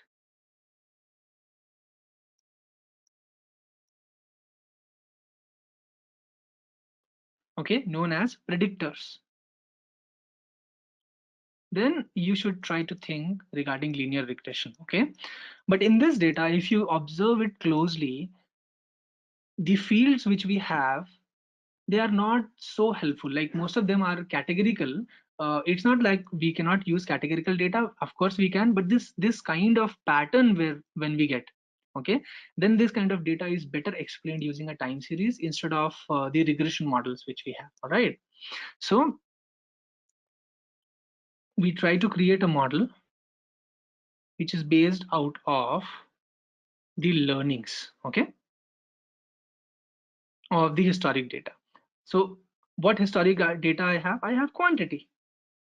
So based on the learnings from the historical data of quantity, I'll be forecasting my future quantities, just because I know there is a cycle which is at repetition over here. Okay, so take a look. Using time series, I have used a variation of time series. It's called SariMax. It is an evolved format. It is an evolved format of ARIMA model, which is a combination of models, three type of models, basically auto-regressive, integrated, moving average type of model. So these are the three ways in which they are combined. Okay, so I'm using this SariMax time series over here from the machine learning module called stats model, and then Hello. I'm trying to Hello, sir. learn the historical data. Hello. Yes, go ahead, go ahead. What's the difference between Sarima and Sarimax? See, when you have Sarima and Sarimax, the probabilities which is assigned to the exogenous variables, the extra variables which are created using the temporal differencing, that varies. Okay, based on how it handles the differencing variables. Okay. Make sense? Yeah. Yeah, so Parag, as I mentioned, right now in this session, we are not going to the details of like how do you know, like how do we code actually. This session is more about, give you an idea about what machine learning is. So I'm not going to the details of exact coding. Okay, I'm just referring because we have a time crunch over here. So in our detailed sessions, we understand like from which module, what particular method needs to be imported and why we are using it. All right. Yep. So take a look. What it did basically is it learned the historical data, and based on that learnings, we have predicted for the next 6 months how the trend will be. So you can very well see that the algorithm has kind of learned what is the cyclic pattern. Okay, and right now when the total sales are being taken into account, it is around 76% accurate. Okay, now how can we improve from here? So there are multiple ways to do this. Right now this represents the total sales. What we can try doing is, based on our initial problem statement, I want to focus on various categories of products. So I can drill down for each category and understand each category. So here I'm trying to summarize and see that what are the major categories in my data. So group by the category. Now, grouping by the category, I can see there are three major categories like furniture, office supplies, and technology. And the profits made by these three categories, you can observe the highest profit was made by the technology products. Okay, so the businesses always try to focus more on those products or those categories where the profits are higher. So I have shown you an example. Let's say the same can be repeated for office supply and furniture. I have shown you for technology. I can now drill down to only focus the predictions for technology. Okay, so these predictions, these sideways predictions, these 6 months prediction were the total sales. Now I am breaking it down into category wise. So store sales data, and I'm selecting only the technology category. Okay, and I'm storing it into technology sales data, right? Same process over here. I try to see that for technology data, what are the monthly sales. I try to visualize this over here, and then on a similar node, I create a machine learning model, time series model now on this data, which is only the subset or only the technological data. Okay, so when I try to break this and try to create for only one category, then look at the accuracy. My accuracy of learning has increased. Why? Because now I am moving towards more granularity. I am looking at the data closely. So when you look at the data more closely, then your learning capability of the algorithms increases. Okay, in the same fashion, I can fit the models or create two more models, one for office supplies and one for furniture. Okay, so there'll be three models in total, and the people at Superstore can see the predictions from these three models for each of these categories, that how my category will be in the upcoming months. Okay, and based on these predicted numbers, I can plan. So I can see there is a dip in Feb, so there is a lack of demand in Feb, as we have observed in the historical data as well. So I can plan my inventory accordingly. Okay, make sense, guys? So is this flow clear to you, like how we have started with a problem statement and how we break it down and then go ahead and try to make sense of the data which is available to us. Now, after this, as some of you have already explored some bit of machine learning, where we can go. So after this, we can apply supervised machine learning techniques by creating some more variables as predictors, or we can use deep learning techniques like uh, long short-term memory networks like LSTMs to predict it even better. So we can increase this accuracy from 80% to even better. Okay. So what you can do with machine learning and data science is basically utilize the data which is from the past years and predict what is going to happen in the upcoming future weeks or months or maybe the whole year. All right. Make sense, guys? Yep. All right. So at this point of time, I would like to take some questions because I'm sure you guys must be having a lot of queries. And Namrata, can you quickly guide me, like how much time do we have here for these guys? Like, is there a time foundation? I would like to take questions from them. 7:45. Okay. So yeah, we have 10 minutes, guys. So any sorts of questions you can shoot.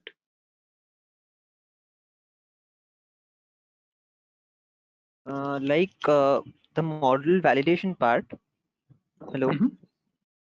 Yes, yes. Regarding the model validation part, you can, actually I made some models in R. So what I did is that, I divided the data into two parts, like Training and 90% testing. and 10 training Yes, and yes, test yes. data. Yeah, I have not So done that here. That is a very proper way to do it. Over here, I have just used a plain and simple demonstration. So I have not done that here. Okay, it is just the training accuracy which I have given you. Okay.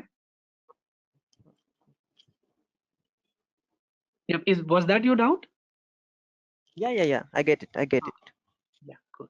Cool. So how But do yeah, you when calculate we when we learn it, we definitely go through that process of the understanding the problem statement, cleaning the data, preparing the data for machine learning, and then using these algorithms by splitting the data into training and testing, and using different techniques. So we use random sampling, we use cross validation, etc. Everything. And one more Suryadeep, question yeah, sure, I'm go ahead. having, like when you're having a data set, what do you do with the null values? Like at times I drop them, at times I Mhm, replace them with the mean value. mhm. Exactly what should I do? Uh, the best uh, the best way to treat missing values is interpolation. You should, if you have used Python, try to look for interpolation. There is a methodology which you can use. That is the best thing. If not, then always try to replace with the median value for numeric data and mode value for categorical data. But as far as possible, do not drop them. Try to use them. When you drop missing values information, when there are too many, let's say in a column, when you have let's say 1,000 rows, and in a column, in one of the columns there are 700 rows where missing values is present, then you drop that column. Okay, then you don't use Okay, that column. Cool. okay, thanks. Yes, sorry Deep, you can use knn imputation for null value. It is one sort of interpolation. Hmm. Okay. Time Sir, series is which Uh, hello, type of sir. algorithm? Sir, Time series is univariate extrapolation algorithm. Okay, it is one of the ways in which we try to learn the data based on the target variable itself. Okay. Yes, yes. Go ahead. Who was asking a question? hello. Yes, sir. I'm Ankita. Sir, if we have outliers in our data, so what should I do by not deleting them? What Hmm. else should I do with them? Okay. See, outliers treatment can be done in two ways. One is people usually have seen theoretical approaches like you should try to treat them uh, using the latest quantile values or the value which is at Q4. So what I prefer is observing the box plot. Okay, once you observe the box plot, you can relatively judge the position of the outliers and then try to put or try to substitute the nearest logical value in place of outliers. That way you will preserve the business meaning of the data. Okay.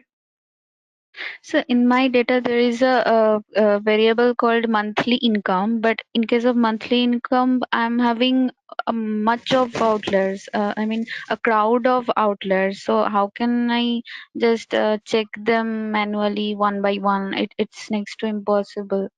Use a box plot. So use a box yeah, plot. I'll give you a hint.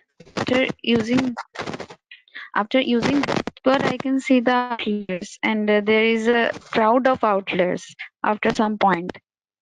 So what should I do then? I'll give you a thumb rule. If you see a lot of points, okay, all those points are not outliers. Theoretically, people call it outliers, but from the business perspective, they are not outliers. If you see one or two dots very far away from the whole box plot, those points are outliers. Those points are the points which you must treat and go after. If you see a big line of lot of points, don't bother, they are not your outliers. Okay, you can use those data points. Make sense? Okay, so I can keep them in my data and go ahead. Yeah, and you can reduce Yeah. by using some transformations like logarithm transformation if your data does not have zero, or maybe try standardizing and normalizing your data. Those are other options which you can utilize. Okay, Hi, sir. Fundu. Okay, thank you. Yes, go ahead. Yeah, I just want to know that is just like supervised and unsupervised machine learning, can it be done on the basis of feedback? Can it be done on the basis of feedback? Feedback of what? Maybe the feedback of some client review or customer review, like that. Yes, absolutely. See, there are techniques in text mining which will help you to understand the feedback of your clients. So there are 2-3 things which you can do. Neha, I'll just get back to you after answering this question. Hold on. So first you can understand the sentiment, which could be done with libraries and pre-built models like text blob, or you can implement your own bag of words model. Okay, or you can try understanding what your customers are saying. So techniques like word cloud or understanding the parts of speech will now go beyond a level that, and then you can try using vectorization techniques and quickly convert text data into numeric data and then start using supervised learning. All these techniques which I have just mentioned prior to this were unsupervised. Okay. Thank you so much. So Neha, there is a question waiting, guys. Neha is like, is it possible to plot a best line fit for multiple linear regression? Yes, Neha, it is possible to plot that. You will require 2 lines of code just. Okay. One of the beauty about Python and R languages are they require very few lines of coding to do a lot of stuff. So one line of code will do a scatter plot of your original values, and the next line of code will do the scatter plot, or basically a line plot of your predictor as well as and the predicted value. Okay. Suryadeep has a question: what should be done first, handling missing values or handling outliers? Okay, the very first thing you should do with your data when you get a data is remove the duplicates and treat your missing values, and then do everything else. These are the 2 most important stuff for your data. Siddharth, you are new to Python. How did you connect data set with Jupyter Notebook? Okay, Siddharth, I'll quickly show you. I am believing that you have started your Jupyter Notebook. So using the pandas library and an Excel sheet. So basically I had an Excel sheet. I used that sheet. So this is a notebook for your reference. Okay. I've used pandas for that. So pd.read_excel will help you read any Excel file. Cool. So what I'll try to do, guys, I'll give you this notebook. So all those who are attending this, maybe like I'm not sure how this will go on, but I'll try to see if you can get this notebook. Okay.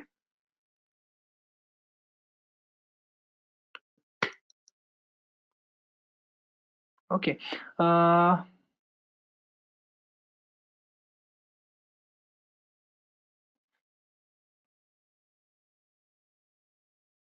Suryadeep, treating outliers will not create missing values. When you treat outliers, then you are giving them a value. So essentially, you are not giving them NA in the first place. Vandana, supervised technique is this diagram which I have drawn here.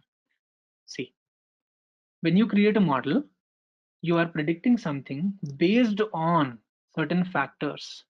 See, so when you create models like these, this is known as supervised because you are teaching your algorithm the data like this.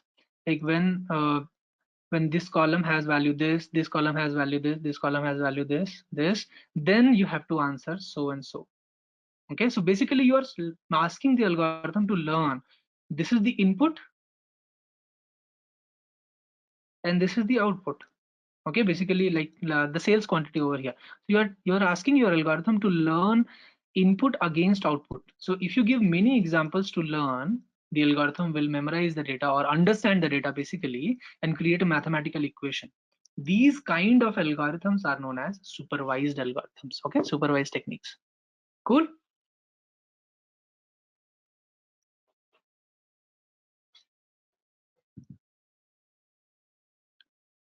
Vandana, you're good? Yeah, okay. All right. Okay, guys, any other questions? We're good?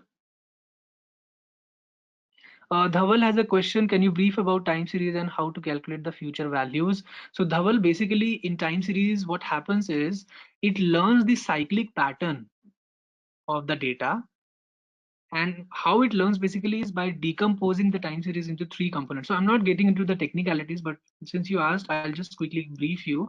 What it learns is how the data is progressing, whether it is progressing in upward direction or downward direction, or it is flat. It learns that, and it also learns that how the cyclic patterns are changing, and based on that only it extrapolates the future information like over here, right? Hello. Sorry, feature scaling is something which you do on all the columns on your data. The standardization Hello. and the normalization. Okay. See, the first round of machine learning is done using plain data. Like you don't do anything which is special. Then you compare the results of the first round with the results of the scaled data, or special treatment data, right? Yeah, somebody else was also asking a question. Go ahead, please. Yeah, hi. So basically, as you told, time series like model is built when there's a seasonality in the data set, right? But when like calculate like forecasting stock value, time series model is actually implemented. So why is it so? Because like stock market values are actually, if I'm not wrong, it is random walk process they follow. So Random walk you're talking about, or something else? no, actually, I have Stock seen models market. Stock, while you're talking calculating about stock market, right? For stock market. Yeah. What I'm saying is that I have seen a model. They were, Mhm. trying to predict stock value, and they implemented a time series model. So Mhm. there's no seasonality in stock values. So do you think like it should be proper thing to implement time series for stock value prediction? Do you trade? Let I me ask do you at that times. first. Yeah. Yeah. So if you open up any stocks, so Huh? their long-term graph will look something like this, what you're seeing on the screen. Take up any Hmm. stock, and their long-term Hmm. graph, which is there in the moneycontrol.com or maybe even Kite, will look something like this. So stock market has seasonality, it has ups and downs. Okay, and why time series, or maybe like the deep learning algorithm called LSTM, they are more suitable for stock markets, is because people try to predict short term trends. Like if I'm here, based on the previous three values, what is going to be the next value? this is what I'm interested in. This is what traders do. Okay, based on their fundamental and technical analysis, and this is what people also try to mathematically model, and that is why univariate techniques are important in stock market, because you cannot account for all the predictors. Like it is dependent on hundreds and hundreds of predictors. That is why. Got it? Okay, okay, sure, thanks.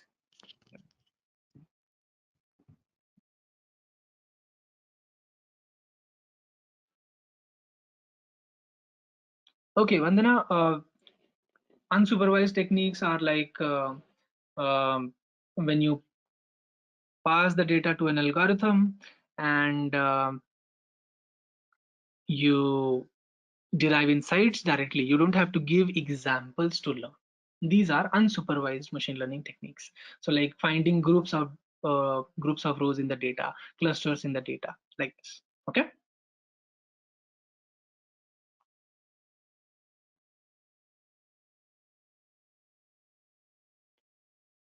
All right. Okay, cool. Okay, then Namrata, I think we'll close now. So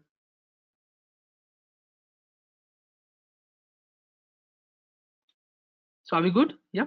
Okay. Okay, there's one last question: how to learn Python from basics? So Adrita, you should probably start with the basics, concepts like the lists, tuples, and the strings and dictionaries, like basic data structures, and slowly build up from there. Okay, so there are many tutorials, and some of the best tutorials will be present with Ivy. Okay, so maybe Namrata and the team will help you over there.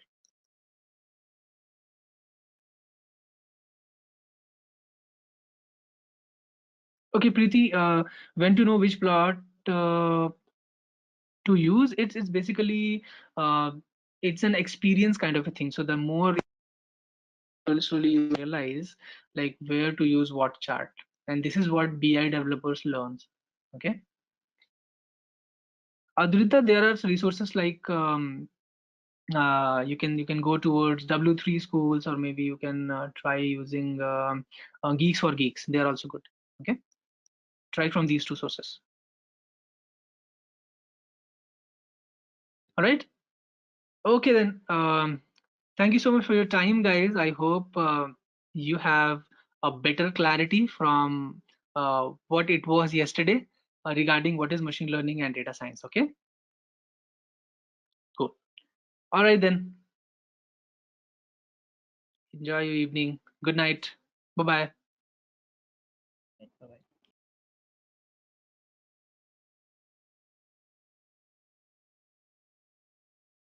Good evening, guys. Can you all hear me loud and clear, everybody?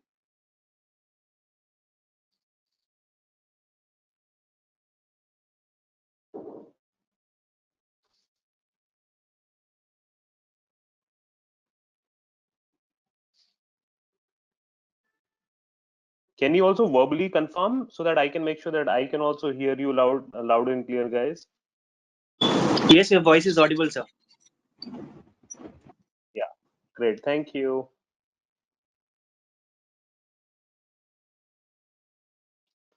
All right, guys. So I hope you guys have had a great 4 evenings with some of our expert faculty members. I think in the last 4 days, you guys have had sessions on SQL, data manipulation using SQL. You've had a session on creating a dashboard in Tableau, analyzing real-time case study.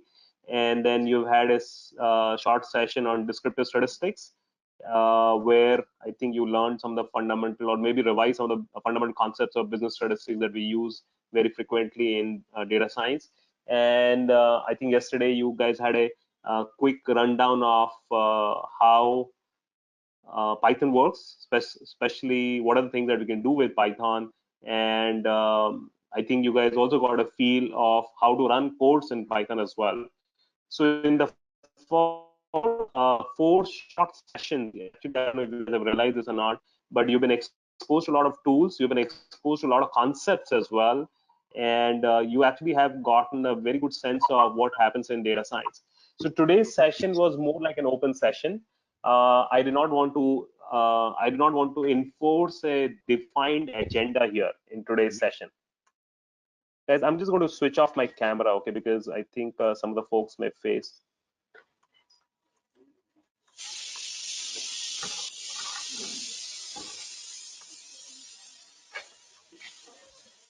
And guys, I'm going to ask you guys to remain on mute until you have a question. It'd be great if you can.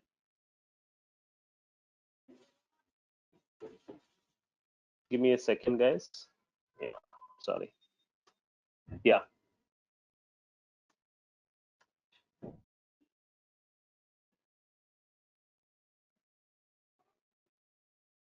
Great. Now, so I didn't want to enforce any agenda in today's session. I just wanted to keep it light and keep it open and answer your specific questions that you may have, specifically related to data science. Are there any specific things that anybody would want me to talk about today? If you do not have enough questions, then I have a couple of things that I had planned for. Otherwise, I can really make it open-ended and answer your questions. So guys, tell me if you guys have any questions related to data science as a career or anything like that, and I'll be more than happy to answer those questions. Hello, sir. Yeah. Hello, sir. Yeah. Sir, I'm Ankita. I'm now doing MSc Mhm. Statistics, and I'm in my final year. So I wanna know that what is the step-by-step process after doing MSc to get a career in data science? What are the things I should know? And yeah, that's it. How to go Okay. ahead? So if I write MSc in eco, yeah, what is the next step or how No, to make a career, right? MSc in Statistics. MSc in statistics. MSc Okay. in Statistics. Yeah. Okay. What does data science mostly deal with? Surya. Okay. What does data science deal with? What skills are required?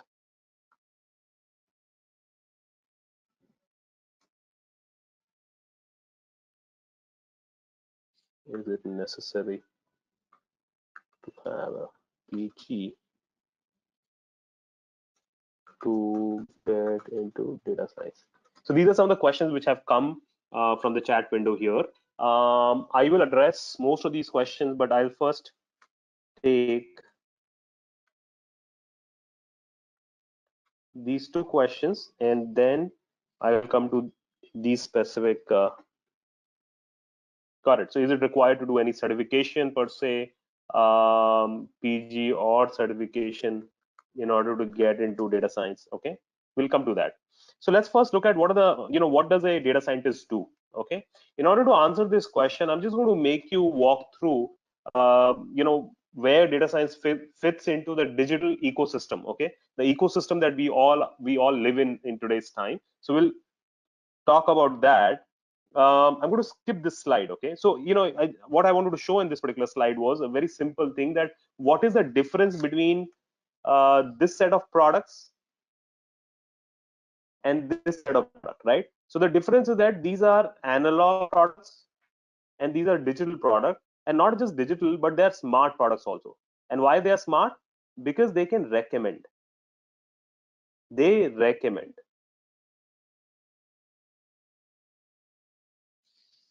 Do you understand?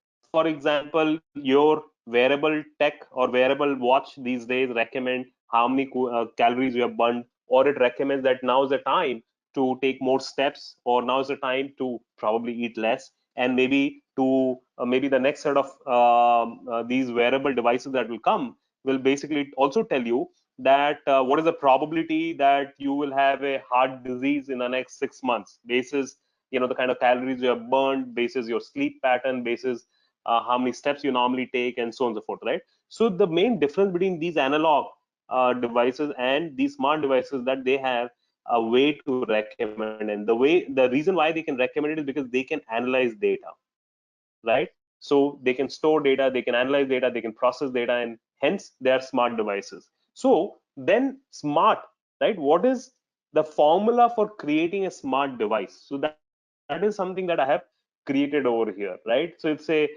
very simple formula that we all can relate to in today's time.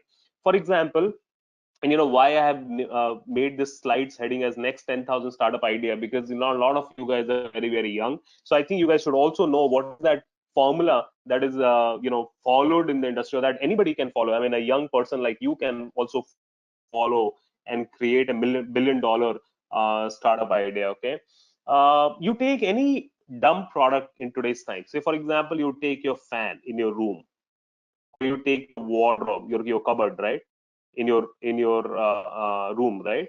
And you say that, hey, I want to, this fan is very dumb fan, I mean, I have to switch it on, I have to switch it off, I have to put it into a specific speed, right? But what if this fan is somehow connected to the internet and somehow connected to some kind of database where the pattern of its uses are stored, outside weather is stored, outside weather information is stored, the pattern of uses, the uses pattern is stored. That means that what time of the day, how many, for how long do we use it, at what speed, and also if it can have some kind of sensor technology where it can sense the number of people in the room, right? So if the fan is able to uh, combine all these information together in a database, and then there is a data science algorithm which will actually use these parameters, these data parameters, and create an outcome, create or predict an outcome. And here the outcome is what would be the outcome that we will predict here? Any data science model typically should predict an outcome. So what outcome should we predict here? Should the smart fan predict here? Any idea?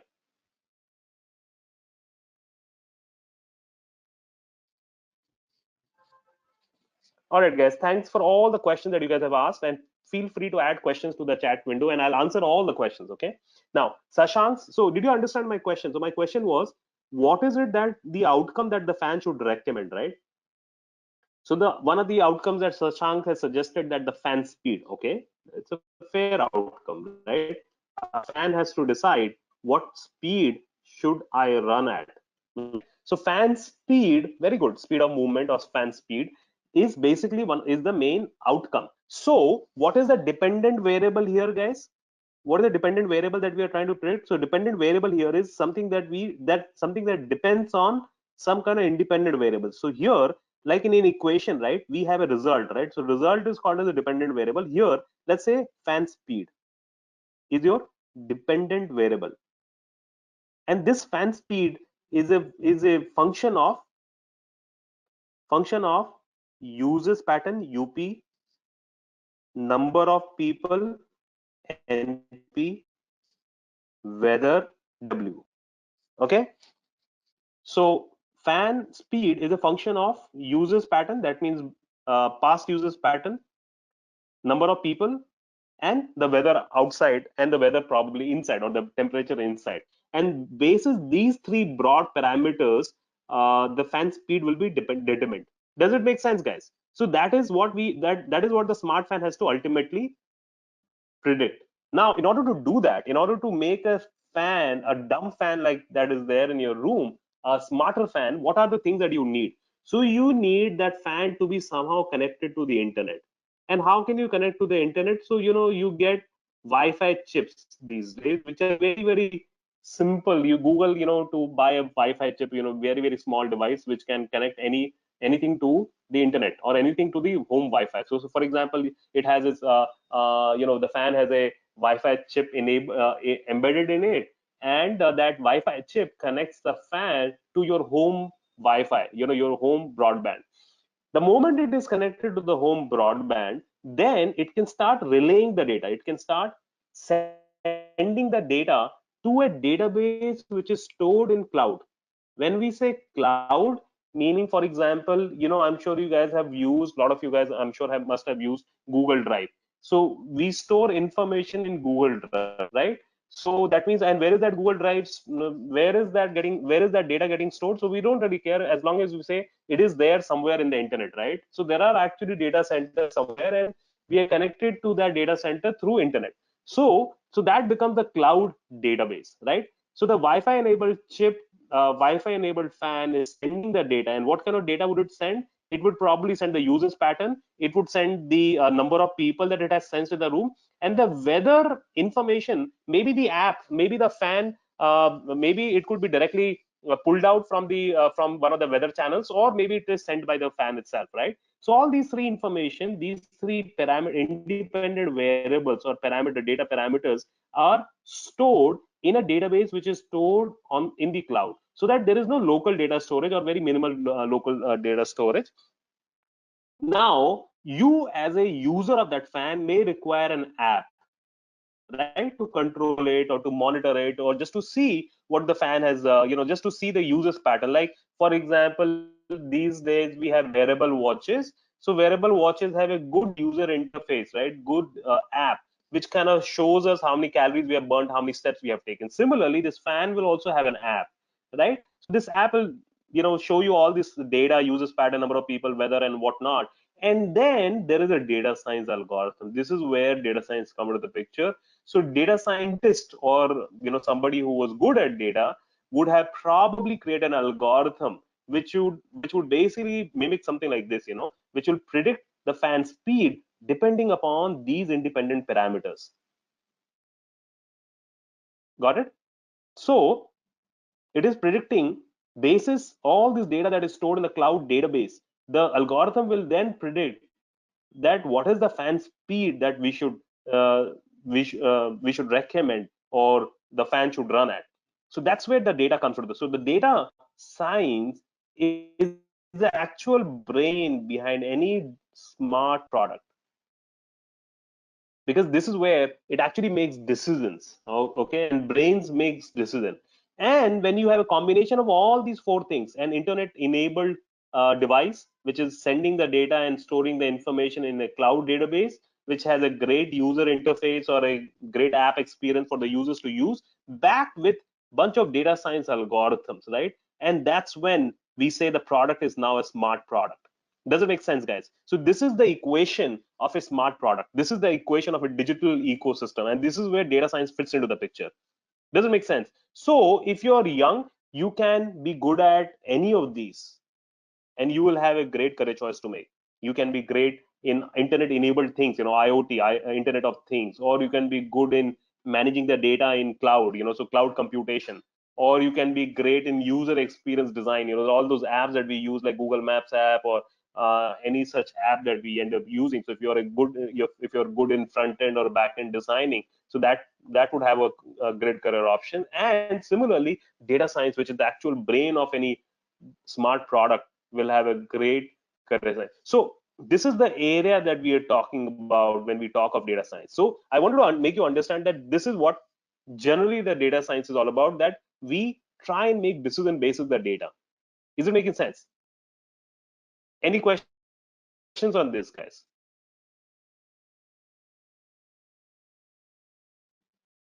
Then I will go into the specifics of the skills as well, because I can see a lot of questions being asked. What skills are required? How do I become this? And what is the, do I need to know all the skills and so on and so forth? No. Already, great. So remember one very simple thing, one of the great computer visionary said a couple of years ago, that the mainstream artificial intelligence product that the entire world will start using, for example, today's time, everybody is using smartphone. So the mainstream artificial intelligence product that everybody will use in the next 15 to 20 years are not even invented yet. So you still have a lot of opportunity to invent or to do great things. Okay, the equation is very simple right in front of you. There are so many dumb products you can think of. Designing a lot of such smart products there. Now, I'm going to come to this slide quickly, okay? And this is where we talk of the specific skills, because a lot of questions are coming about specific skills and what is the difference between data science, AI, machine learning, analytics, and so forth. So if I were to look at it, data science is a bunch of skills and concepts which are required by a human being to make decisions. Data science is bunch of skills which are required by a human being to make a decision. Okay, so let's call this Venn diagram as data science. Okay, and we'll come to it. And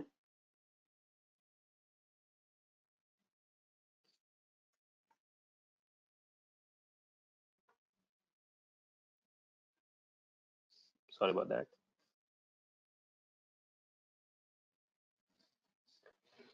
And there are certain skills that we will talk about. So let's say this is deep learning.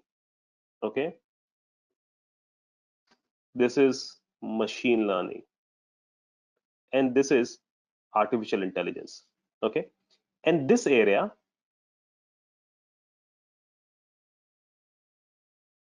is data visualization. What you did with Tableau. Okay, now this artificial intelligence is an umbrella term which includes machine learning and also includes deep learning. So then what is the difference between machine learning and deep learning? So machine learning is the statistical part, the predictive statistical modeling part, right? uh, Meaning, you want to make the machine learn by itself, and basically you want to make computers use statistics to learn by itself, right? So ultimately machine learning deals with a lot of statistical models, okay, which helps you to predict what may happen in the future depending upon what are the different parameters that we have, data that we have. Can you guys hear me loud and clear, everybody? Yes, sir. Okay, all right, Parag was saying that he can't. Okay, great. Thanks for the confirmation, everybody. So remember, artificial intelligence is an umbrella term which includes machine learning, and it also includes deep learning in it. Now, machine learning, as I said, is about statistical models that we build, okay, like the regression models, the supervised and unsupervised algorithm that we speak of, right? So, for example, we talk of regression models, and I'm going to give you a few examples of regression, classification. These are the typical models that we work in 80% of the projects, okay? And then what is deep learning? So deep learning is more to do with computer science or computational science than anything else. In deep learning, what happens is you can also call it as a rot learning. Why we call it as a rot learning is that, for example, how does our brain work, right? Our brain, suppose, imagine you're driving imagine you are sitting, imagine you don't know how to drive a car, but you're sitting in the passenger seat of a car, maybe an Ola cab or something like that, and you have sat and you have observed a lot of drivers drive the car, but you have never driven the car.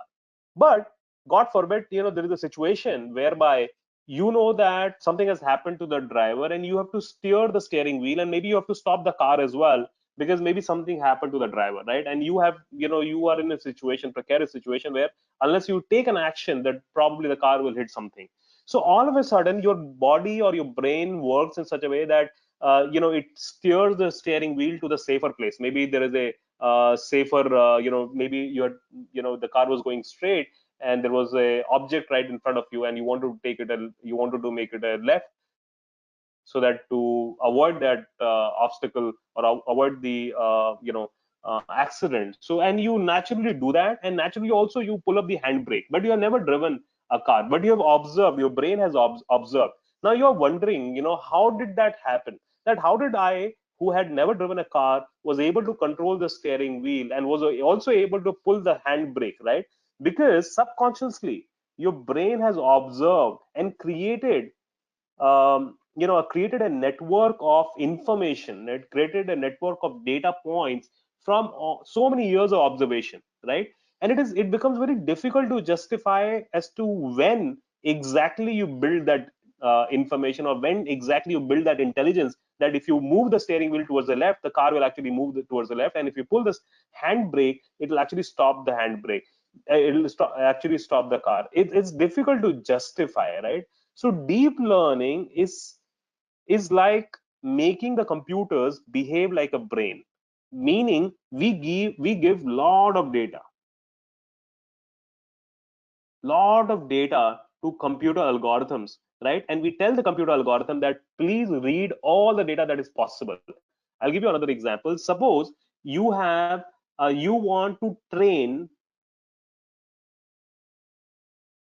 Suppose you want to train a computer model, a machine learning model or computer algorithm that please predict that this picture is of a dog or of a cat, right? So how will you train? Imagine you have to train a kid, right, that this is a dog or this is a cat. So how will you train a kid? Tell me, anybody, how will you train a kid that this is a dog or By this is a cat? showing Hi by sir, this showing him the picture By showing of pictures. dog, him the pictures of So dog and Ankita is cat. saying by showing lot of, right? So you will say, okay, let's pick out all the images of dogs that you can find on Google, maybe a lot of images of dog and cat, and then show all these images to the kid and say that, hey, the dogs look like this. Or maybe you will make him walk through one of the Indian road streets as well, and you will say, okay, these are the dogs. And then similarly, you will show a lot of images of the cat, and you will say, okay, the cats look like this, right? So after a while, after seeing a few thousand images, probably, or few hundred images also, or maybe few images also, the kid will be trained that, okay, this is a dog and this is a cat, isn't it? Similarly, when we're training a machine learning or deep learning model, sorry, I'm going to mute a few people. Yeah. So similarly, when we are training a deep learning model on a particular decision, then what we do is that we give lot of data to it. So for example, if you Google and you find Google, if you go to Google and you search for images for dog, right? If you just simply go to Google and we search for images for dog, so you will find probably, and if when you go to, so you find 346 million some 346 million images of dogs, right? Whatever, yeah, 346 crore images of dogs. So yeah, 346 million images of dogs here, right? So that means it's too much of data. Now imagine that you download all these pictures of dogs, and then you give all these pictures of dogs to this deep learning algorithm, and you say that please read each and every pixel of each and every pixel of image is that your smallest component, like we say resolution, right? So the smallest component of this image, each image, and please read each one of these images, each pixel, and make a characteristic graph, or make a model whereby you can understand that these are all dogs. So it is going through not a few hundred images, not a few thousand images, and not just a few million images, but it's going to go through half a billion images of all the dogs, all different kinds of dogs which you could find on Google. So that's huge amount of data, and basis which what deep learning models do is that they end up creating layers of information, which are interconnected layers of information. And these layers of information are very, very similar to human brain, which we call it as a layers of neural networks. So in the course, you actually also learn about neural networks, which is basically to mimic human brain, right? Which makes connection between information in a complex system, right? So it makes the connection between all these images of dogs, right? And it relates, and then it creates a model, characteristics model, deep learning model, uh, which will say that, okay, when a new image comes, now suppose you've given 500 million images of dogs, right, which you found on Google, and then let's say the new image of a dog comes, and you want that picture, you want that deep learning algorithm to explain whether it is a dog or a cat, right? So then you will say that the algorithm is able to predict this very accurately. So this is when we say that now the deep learning model is properly trained, and the accuracy is more than 99%. So the deep learning algorithms give outputs which are very, very accurate. But the problem with deep learning model is what? Anybody who knows what are the problem? What is one major problem with deep learning model? So you basically understood, right? In a deep learning model, yeah. Go ahead, please. Yeah, so basically I created a model like where I fed the model with lot of black and white colored images, and then followed by turning those black and white images into color images. So basically the time, basically it takes a lot of time. So basically that was the issue. Okay, so one is the time, of course, because we are talking of not a few million rows, we are talking of 500 million images. So it's going to take a lot of time and resources. But even if you think you have a lot of time and resources, then what is one problem we still face? One big problem with deep learning models is that it becomes difficult to justify that how did it understand that this image was a dog's image. I mean, if you try and say that, hey, how did you understand that this was actually a dog image? Suppose you got a new breed of a dog, very, very unique breed of a dog, which actually looks a lot more like a cat, and when you show it to a human being, the human beings is getting confused, but the model is very accurate and still very accurately says that it is a dog, because it might have seen it in one of the 500 million image. It's very difficult to say that in where it created that decision, right? But since it has been trained with such complex and such huge amount of data, so that it accurately takes a decision, but it becomes difficult to justify that Yeah, I why. think Yeah, that is why why the black box. sorry. That Yeah, is that why is it is why it is called as a black box algorithm. That's right. So that is why the deep learning algorithms are called as a black box algorithm. Why the black box algorithm? Because it becomes very difficult to explain why a deep learning algorithm is recommending a decision. Whereas a pure machine learning algorithm, which is more statistical based, can explain why it is recommending what it is recommending. Suppose if I go back to that particular slide where we said that the fan speed depends upon these three parameters. So this is more like a statistical algorithm.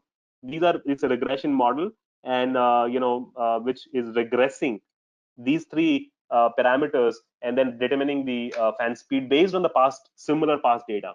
So it can still justify that why I'm recommending the fan speed to be X because of these three parameters. But in deep learning, it is very difficult to justify what the recommendation is. So that is why the deep learning models becomes so that is what the traditional companies, typically large companies, would try and avoid deep learning algorithm because it's difficult to justify what it is recommending.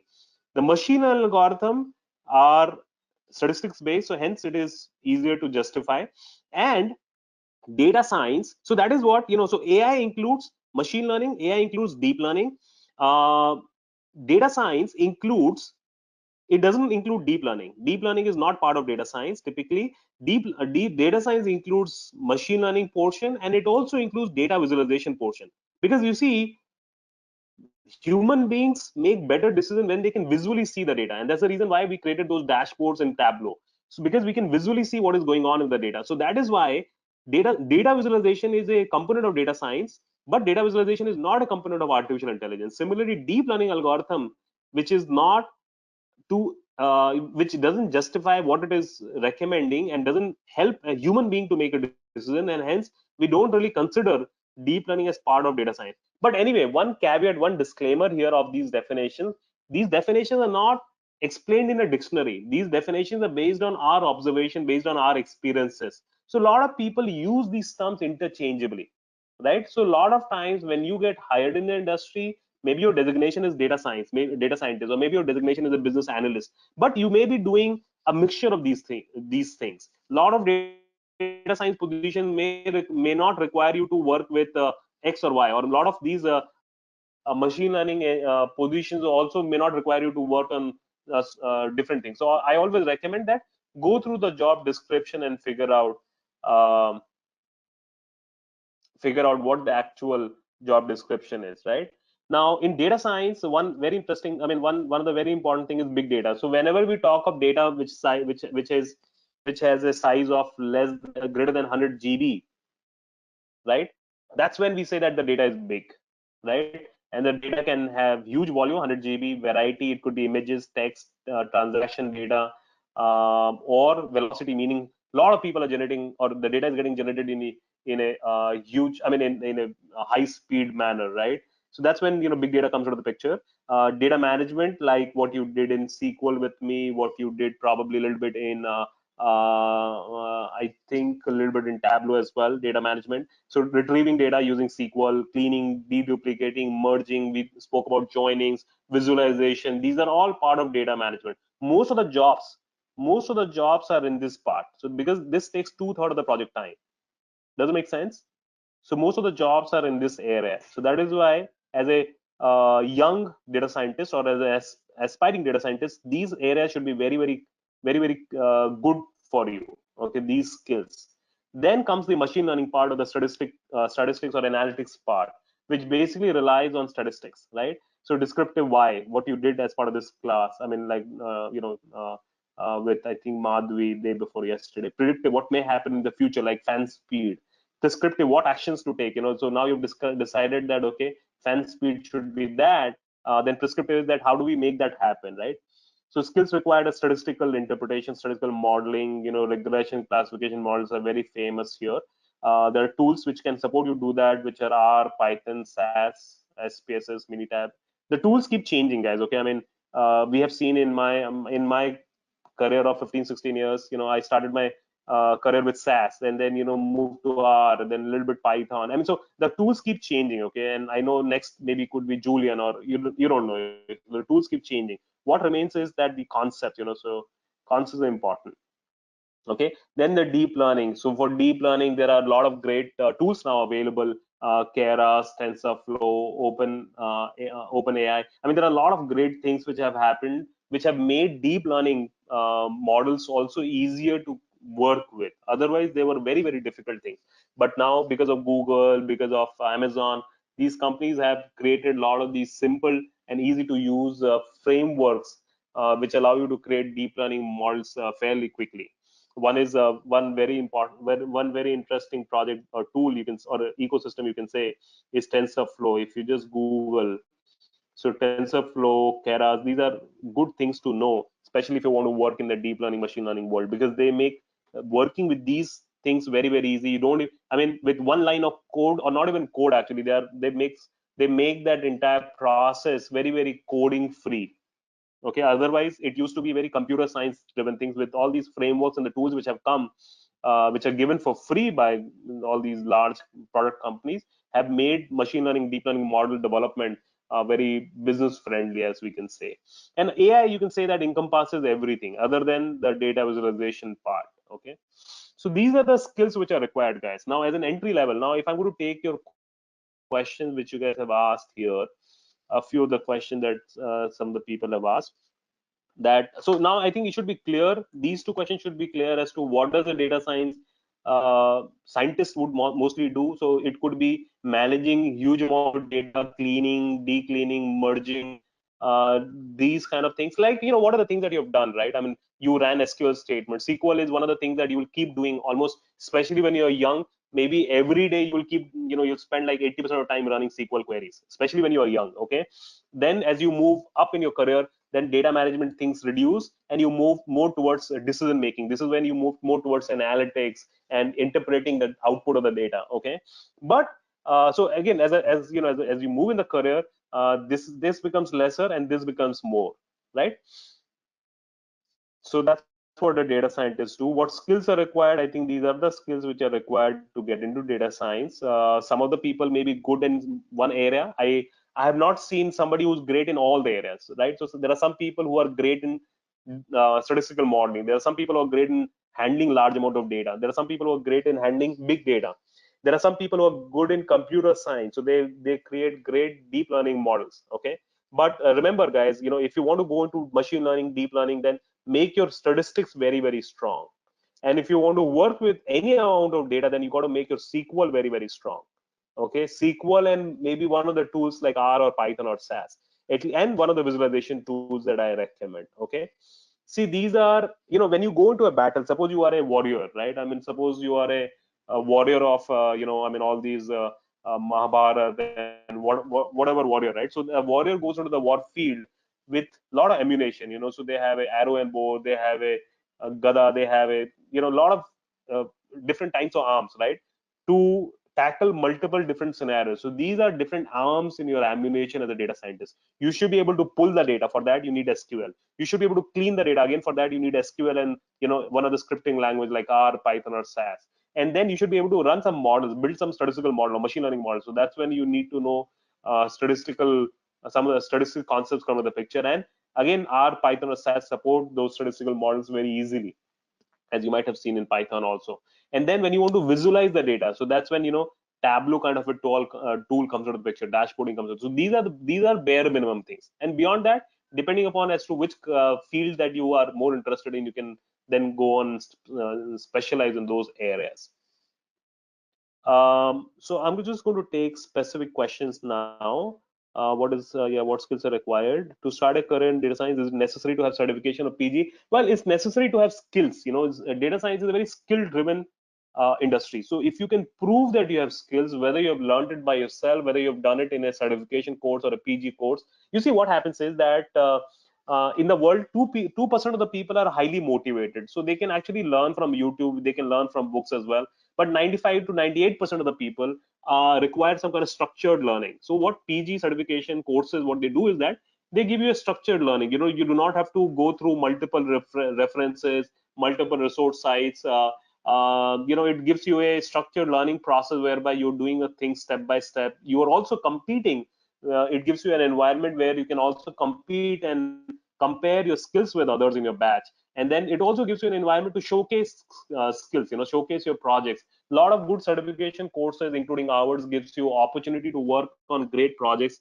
In our project, in our course, we make you work on 30 plus cases, 15 plus project scenarios. You can work on more projects as well, depending upon how we have worked on 100 plus projects. So, you can practically work on all of those projects if required. So, the difference is whether you are a highly motivated person and you come in that 2 to 3% of bracket, top 2 to 3% of bracket who can learn everything by yourself, or you are a more structured person who would want to go through a structured process of learning. So that is the decision that you want to make, right?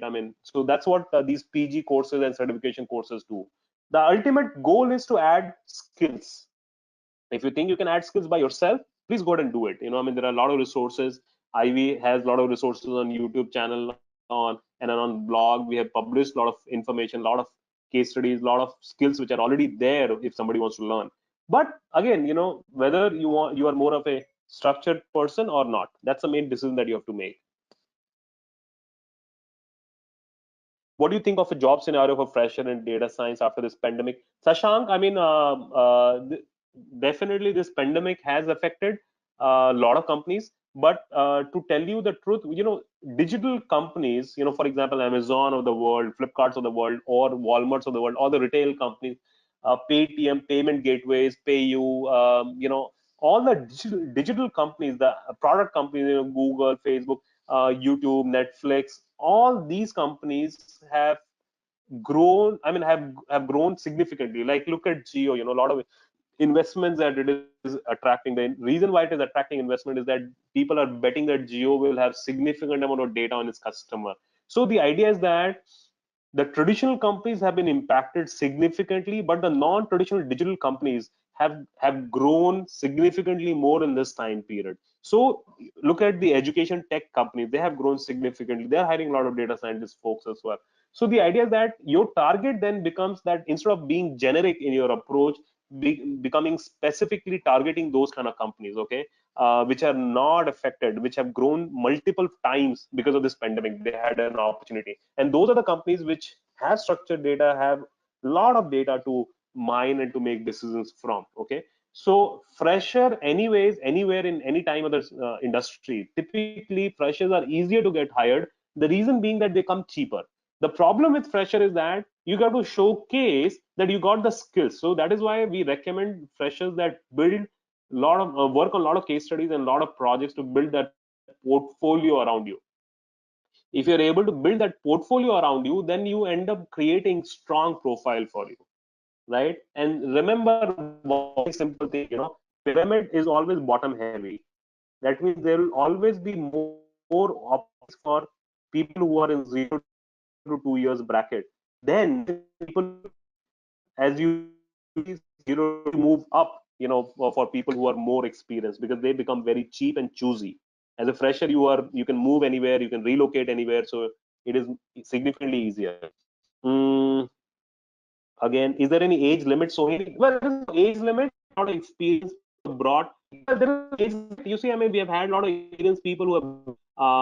I'll tell you a story. So there was one student that we had. She had worked in Oracle for 15 years as a I think Oracle Finance. and then she took a 3 years gap, and then she did a program, a long-term certification program, and then she got into HSBC, and she got into a fintech analytics firm as well. She chose a startup firm over HSBC because she wanted to work with a startup, because she had already worked in a large company like Oracle.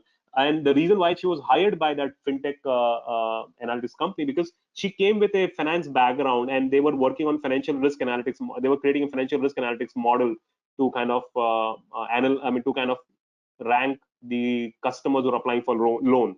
So you see, I mean, it required a little bit of finance knowledge, and as well as a lot of knowledge of data science. So people who come with experience, they should have a clear cut domain experience. Maybe it is marketing domain, maybe it is supply chain domain, maybe it is finance domain, maybe it is healthcare domain. Doctors are required in large number by pharma companies. Or if you are a pharmacist, or you've done MSc in pharma, huge requirement is there in today's time for those kind of people. So more than the age limit, it's about the skill limit. I mean, do you have those skills and domain understanding or not? Akash's question is, I want to ask if anyone do not have mathematical background and also do not have coding can become, again, Akash, it's about learning. Can you prove, can you learn these things? Because here, as I said today, right, I mean, statistics is important, and these tools knowledge. See, I mean, you might have noticed in the last 4 days that we do not, I mean, data science is not rocket science. You're not coding like, you're not really building a software in C, C++, which are significantly more complex coding platform than Python or R or SAS. These coding platforms were designed for business users, because most of the things are there as packages or functions or as libraries which are already defined and built. So you should know when to use what tool, and you should be great in interpreting the data, interpreting the reports which are coming out. So having long story short, for your question, we have had people who have come from non-mathematics, non-statistics, non-engineering background, without any coding experience as well, making a great career in data science. However, these guys have put genuine effort. Okay, so do not think that this is an easy area. You have to learn if you do not have those skills. Rudra has asked, he has a master's degree in economics. Master's degree, economics, math, statistics, these are naturally quantitative fields. Quantitative fields meaning you guys are not afraid of working with data. If you have done economics, you must have had a few papers on statistics, and you must have had papers on econometrics, right? So it becomes a very natural choice to make a career transition. After engineering, if there is a career, then if there is a background, then that has been ecomaths or stats background, which we get most of our students from, and those guys are very, very successful. So one very easy thing to do in that is that, Rudra, just go online and search for MSc I mean, I can quickly also do a Google for you, and I can show you there are so many students that we've had from Calcutta University, Delhi University, Madras School of Economics, Delhi School of Economics, ISI folks as well, who have made a great career choice. So some of the names that in my brain is what I'll try and search, and you will see that their background. I mean, MSc Economics, BSc Economics is a very, very natural choice for people to have. Somehow my internet is not working or something, but while it opens. And the other question is, Siddharth, I'm into traditional marketing and communication in a steel major. What is your question, Siddharth? I'm going to go back. Is it necessary to all learn all software or one software? Vaishnavi, I think you should have got answered that question. Is it necessary to learn all SQL software? So look at this. I mean, Shreya Jaswal, she had done BSc only in mathematics, so she got a great job. She's in Munich right now. Very, very great job. Only with a BSc as well, she got a great profile.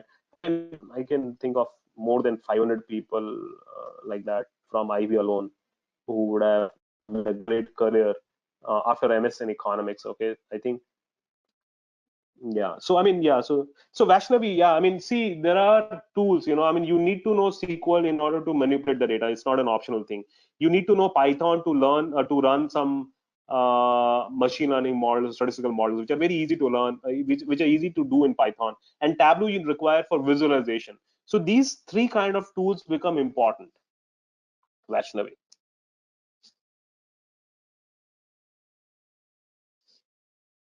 And what is the day-to-day work of data scientists? Is it mostly cleaning, coding? So it's not really cleaning, coding. It's about problem solving. So every day we solve problems. So like for example, in SQL, when we learn what is the business question. So the business question is how many people are attending today's session, and out of that, how many are males and how many are females, and out of that, how many are experienced and how many are unexperienced. And then we may say that, okay, what is the age profile, right? So these are all the questions that we have. So we answer questions. Now, in order to answer those questions, it could be that the answer could be found in a SQL query typically, or could be, the answer is there in multiple places, multiple tables, and we have to merge them together. Then we have to bring it into Tableau, and then we have to visualize in order to answer that business question. So that's what we do, right? It's not about coding or it's not about data cleaning per se.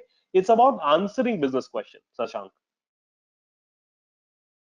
Sinchan his question is learning Python, Excel, and Tableau enough to become a data scientist? Well, again, as I said, you need to know SQL because you want to be able to answer and manipulate the data. So SQL, one of the machine learning models like Python or SAS or R, Excel definitely, because most of the presentation happen ultimately on Excel, and visualization tool like a Tableau or one of the similar visualization tools are, typically the bare minimum things in terms of tools if you are looking at. But remember, more than the tools, the concepts are very, very important as well. Okay, SQL is a concept more than a tool because we learned that SQL is a language which can run in multiple platforms. So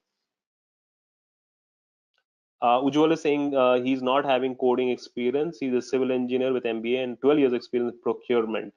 Well, Ujjwal, the idea is that you spend 12 years in procurement. So one of the natural question would come to any recruiter's mind is that, hey, can he help in our supply chain analytics? Can he help us, make our procurement process more efficient? Can he help us reduce procurement costs?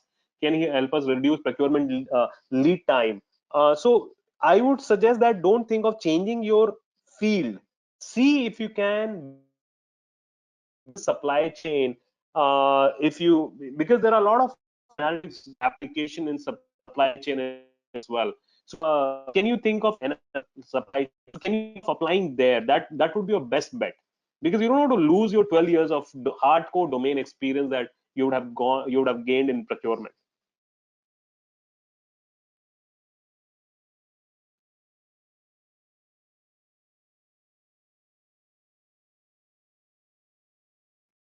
So say Sonia's question is, Acha, job scope of data science? Not Sonia's question, but what are the future jobs in Calcutta? Calcutta attracts 5% of overall jobs. Okay, if that means if Bangalore has 1,000 companies, then Calcutta has 50 companies in data science. So that's the difference in terms of number of jobs that are available in Calcutta. Okay, but the big ones are here. Gautam, I will add you my LinkedIn profile. Today's demand, or is it necessary to my LinkedIn profile? Where does Java stand in 2021? Well, Dr. Rabbina, it's a good question. There are a lot of things which can happen in Java as well, which happen in Python. Okay, there are a lot of libraries, but it's a matter of, it's a function of how many other people are using the same platform for doing the same task. Python is famous, or R is famous, because there are a lot of other Python and R users are there and who have created all these complex libraries and functions already. So for example, if you want to run a deep learning model in Python, there is a bunch of libraries which are already created by some coders. So you do not have to code those libraries again. You do not have to code those algorithms again. You can just use those algorithms, like how we use in Excel, how we use equals to sum, right? We don't really bother to write a code for writing equals to sum or calculating the sum of total or something, right? So that's the idea. Python right now, a lot of people are using to do data science stuff. In fact, Python was not designed for data science operations. It was originally designed as a web development language, but a lot of people started using it. So hence, there are a lot of other users who are using it. So that's the thing. It's not as if what we do in Python in Java, but it's just that it's going to be a little more coding that you would have to do in Java. Versus in Python, there are a lot of libraries which are already there. How to handle large amount of data in deep learning? So Neha, again, of course, that's it's probably this today is not the right time to explain the entire process, but the idea is that Neha, if you're interested, maybe you want to just Google a little bit on what is TensorFlow or what is Keras, and you will understand that entire process, that how they handle multi-dimensional array, multi-spatial special arrays as well of data, and then how does it handle. Remember, deep learning is one of the most complex concepts in data science. So before, or in AI world, so before you think of deep learning, which is a good thing to think about, Neha, but there are steps that I strongly recommend. Build the foundation, great foundation in SQL, great foundation in databases, great foundation in statistics and machine learning models. Then think of deep learning. It's like driving the car in a race event, like driving a Formula One race car. But before you drive Formula One race car, you should know how to drive. Do you understand, Neha, what I'm trying to say? I'm not trying to discourage that you can't become a Formula One driver, race driver, but I'm just saying first learn to drive, then think of deep learning. Don't do the other way. Don't get into a Formula One car directly, because then you will definitely head to a wrong direction or maybe get into an accident. Do you understand? I mean, so that is why do steps. It doesn't take really, within a year's time you can, or within 8 months time you can become great in these skills. Amar's question is, I'm a BBA graduate. I'm a BBA graduate and with financial sales experience. Can I get into data science? Well, again, Amar, we've had students from English major also getting into data science. But remember, this field is for people who love numbers, is for people who love to solve problems, is for people who are generally inquisitive, like people who like to think like a kid. For example, when you see, like in India, you see, I mean, there are multiple pharmacy stores right next to each other, but one of them does great, much more sales than the two other pharmacy stores which are right next to each other. Now, are you a person who would question that hey, why is one particular pharmacy store doing so much better than the other two? Similarly, when you go to a restaurant, do you wonder, how much money does this restaurant make every month on an average? How many people on an average come to that restaurant every day? These are the questions which make you suitable for analytics, because here we try and solve these kind of questions on a daily basis. Okay, so more than anything else, financial sales can be a great thing, but because you understand about the financial industry, and BFSI is one of the largest industry vertical which hires in data science world. Okay, largest and the oldest, because they've had huge data and accurate data on their customers. So if you understand finance industry, it could be a great career opportunity. However, first you need to answer yourself a question that does these kind of thing interest you, solving business problem, working with data, working with numbers. If they don't interest you, then nobody else can train you. What are the mathematics topics involved in data science? Well, I mean, if you talk of mathematics, one of the main mathematics topics, Surya, that is involved is linear algebra. That is one of the most important topic, I would say, of mathematics. Within statistics, yes, of course, probability is a very good thing to know. And if you are able to know these two things, then rest of the things you can easily learn.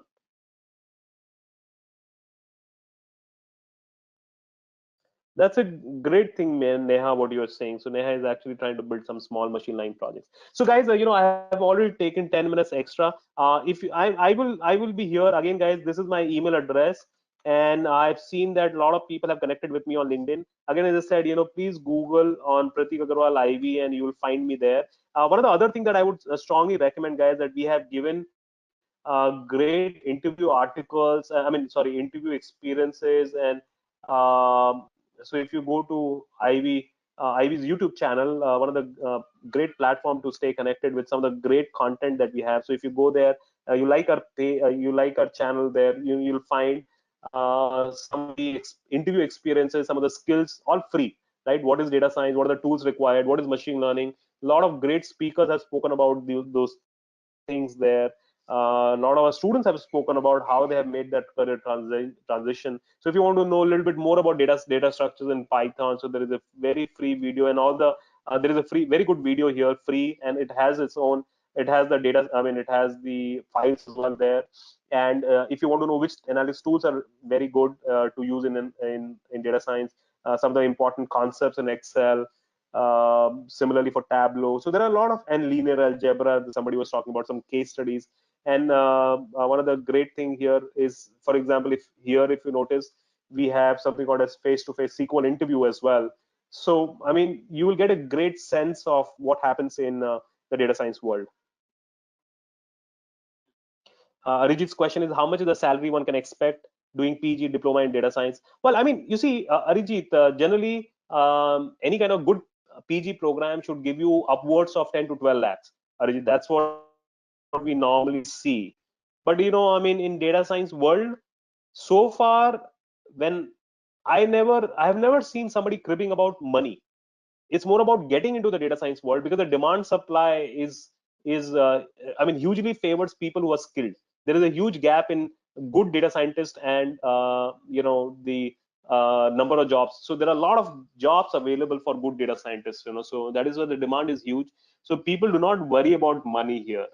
You want to get into it, I mean, we have seen transforming, I mean, I've seen people getting into data science industry at 6 lakhs as a fresher, within 2 3 years doubling it, tripling it.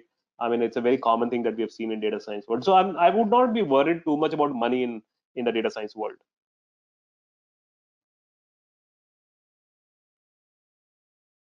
Well, I mean, Ankita, it's a difficult question to answer. How much time does it take for anybody to get a job in data science? I mean, we have had people getting jobs in 2 months, 3 months, 1 month also. We've had people getting jobs in 1 year also. I mean, it's about how well prepared you are. In terms of, if you ask us, our program generally within 30 to 45 days of finishing our program, you should expect 3 to 5 great, I mean, like good interview calls. And then conversion is something that we try and help you to convert those calls, but so that's what the statistics says, but there is no definitive figure that how much time. But at least it takes I mean, to learn some of the fundamental things of data science, it takes at least 6 to 8 months. It's not a rocket science. There are some lucky people who get even before that, but I mean, those are few in numbers. Hi, sir. This is Picasso here. Yeah, Picasso. So actually, I'm a BTech and MBA Finance and Analytics grad. Yeah, Like post yeah, my BTech, I'm having around 13 months of experience into digital analytics, yeah, and I saw your profile. Yeah. yeah, yeah. So I'm currently I'm based out of Calcutta, but once this lockdown ends, I'm supposed to go to Pune.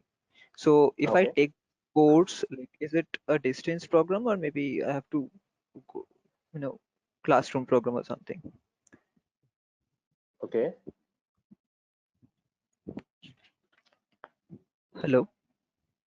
Yeah, yeah, So what I'm asking is that is it a distance program or maybe a classroom program? Because I don't have any idea. yeah. Our program, is that what you're saying? Is it a distance learning program or maybe I have to No, attend no. class? I mean, depending if you're in Calcutta, Bangalore, Delhi, Bombay, Pune, then it is a classroom program. We give an option of attending the classes online, or we give an option to attend the class at our office. I mean, at our offices. Depends upon Yeah. how you want to do it. I mean, you have that flexibility. The same faculty is also delivering the same class online and same class offline. So, it's about flexibility. What you want to prefer. And at the same time, any Parag's kind of question is, are there data scientists? Sorry, just give me 1 second. Are there data scientists already in manufacturing industry? Yeah, I mean, a lot of manufacturing companies. I mean, we have a lot of large clients as where we provide consulting services. Honeywell, ITC, Tata Steel. These are all manufacturing clients, and they have huge number of data scientists working with them. Sorry, what was that question, Picasso? any kind of placement assistance are given like post this Of training or course, something? yeah, post training. So we are official learning partners of the large companies, and not just like we've trained people from there, but we are actually official partners. We have signed agreements as well with them. So we work with them, we train the people, we consult, and we also give them a lot of students from us. Okay, so if you want, you will, we can send you the placement record and all the people. You can see the profiles and all of that. But we have a strong corporate connection. But remember Uh, one thing, I mean, ultimately we do a lot of things for all the students, but it also boils down to how well prepared you are in terms of concepts. I mean, generally in data science, the message that I communicate to my students is that don't worry about job opportunities, worry about learning. Because any data, any industry report that you will pick up, you will see that they will all talk about the last 5 6 years consistently. They will all talk about the data science, the top skill, and there is a huge shortage of good people in data science. So good people meaning people who are really really skilled. If you are skilled, you will get jobs. I mean, like today only, we have had one student, two students getting into Flipkart, one is getting into McKinsey. I mean, it's still a corona situation going on. I mean, people haven't come out of the lockdown. So good people, there'll be good opportunities. So that is why I focus on learning. In data science, that's the main thing, focus on learning more than anything else. I get it. Thanks. Thank you, Dr. Rabina. I've had a great time, and my entire team has had a great time interacting with you all.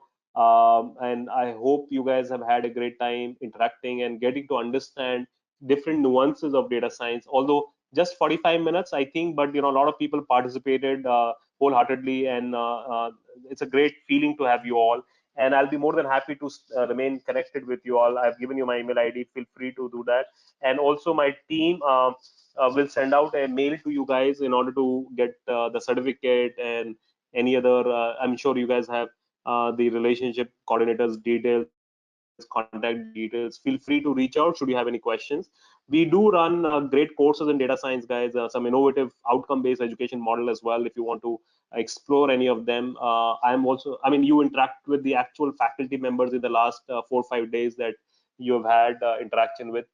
So these are all our faculty members, and those are the guys who normally train in our programs as well, guys. Uh, Great to have you all, and hope to see you all again sometime in the future soon. Thank you, guys. Gautam, I will definitely add you on LinkedIn. Don't worry about it. Thank you. Bye bye. Have a good night, guys. Take care. Hello, sir. You there? Yeah, because yeah, I'm here.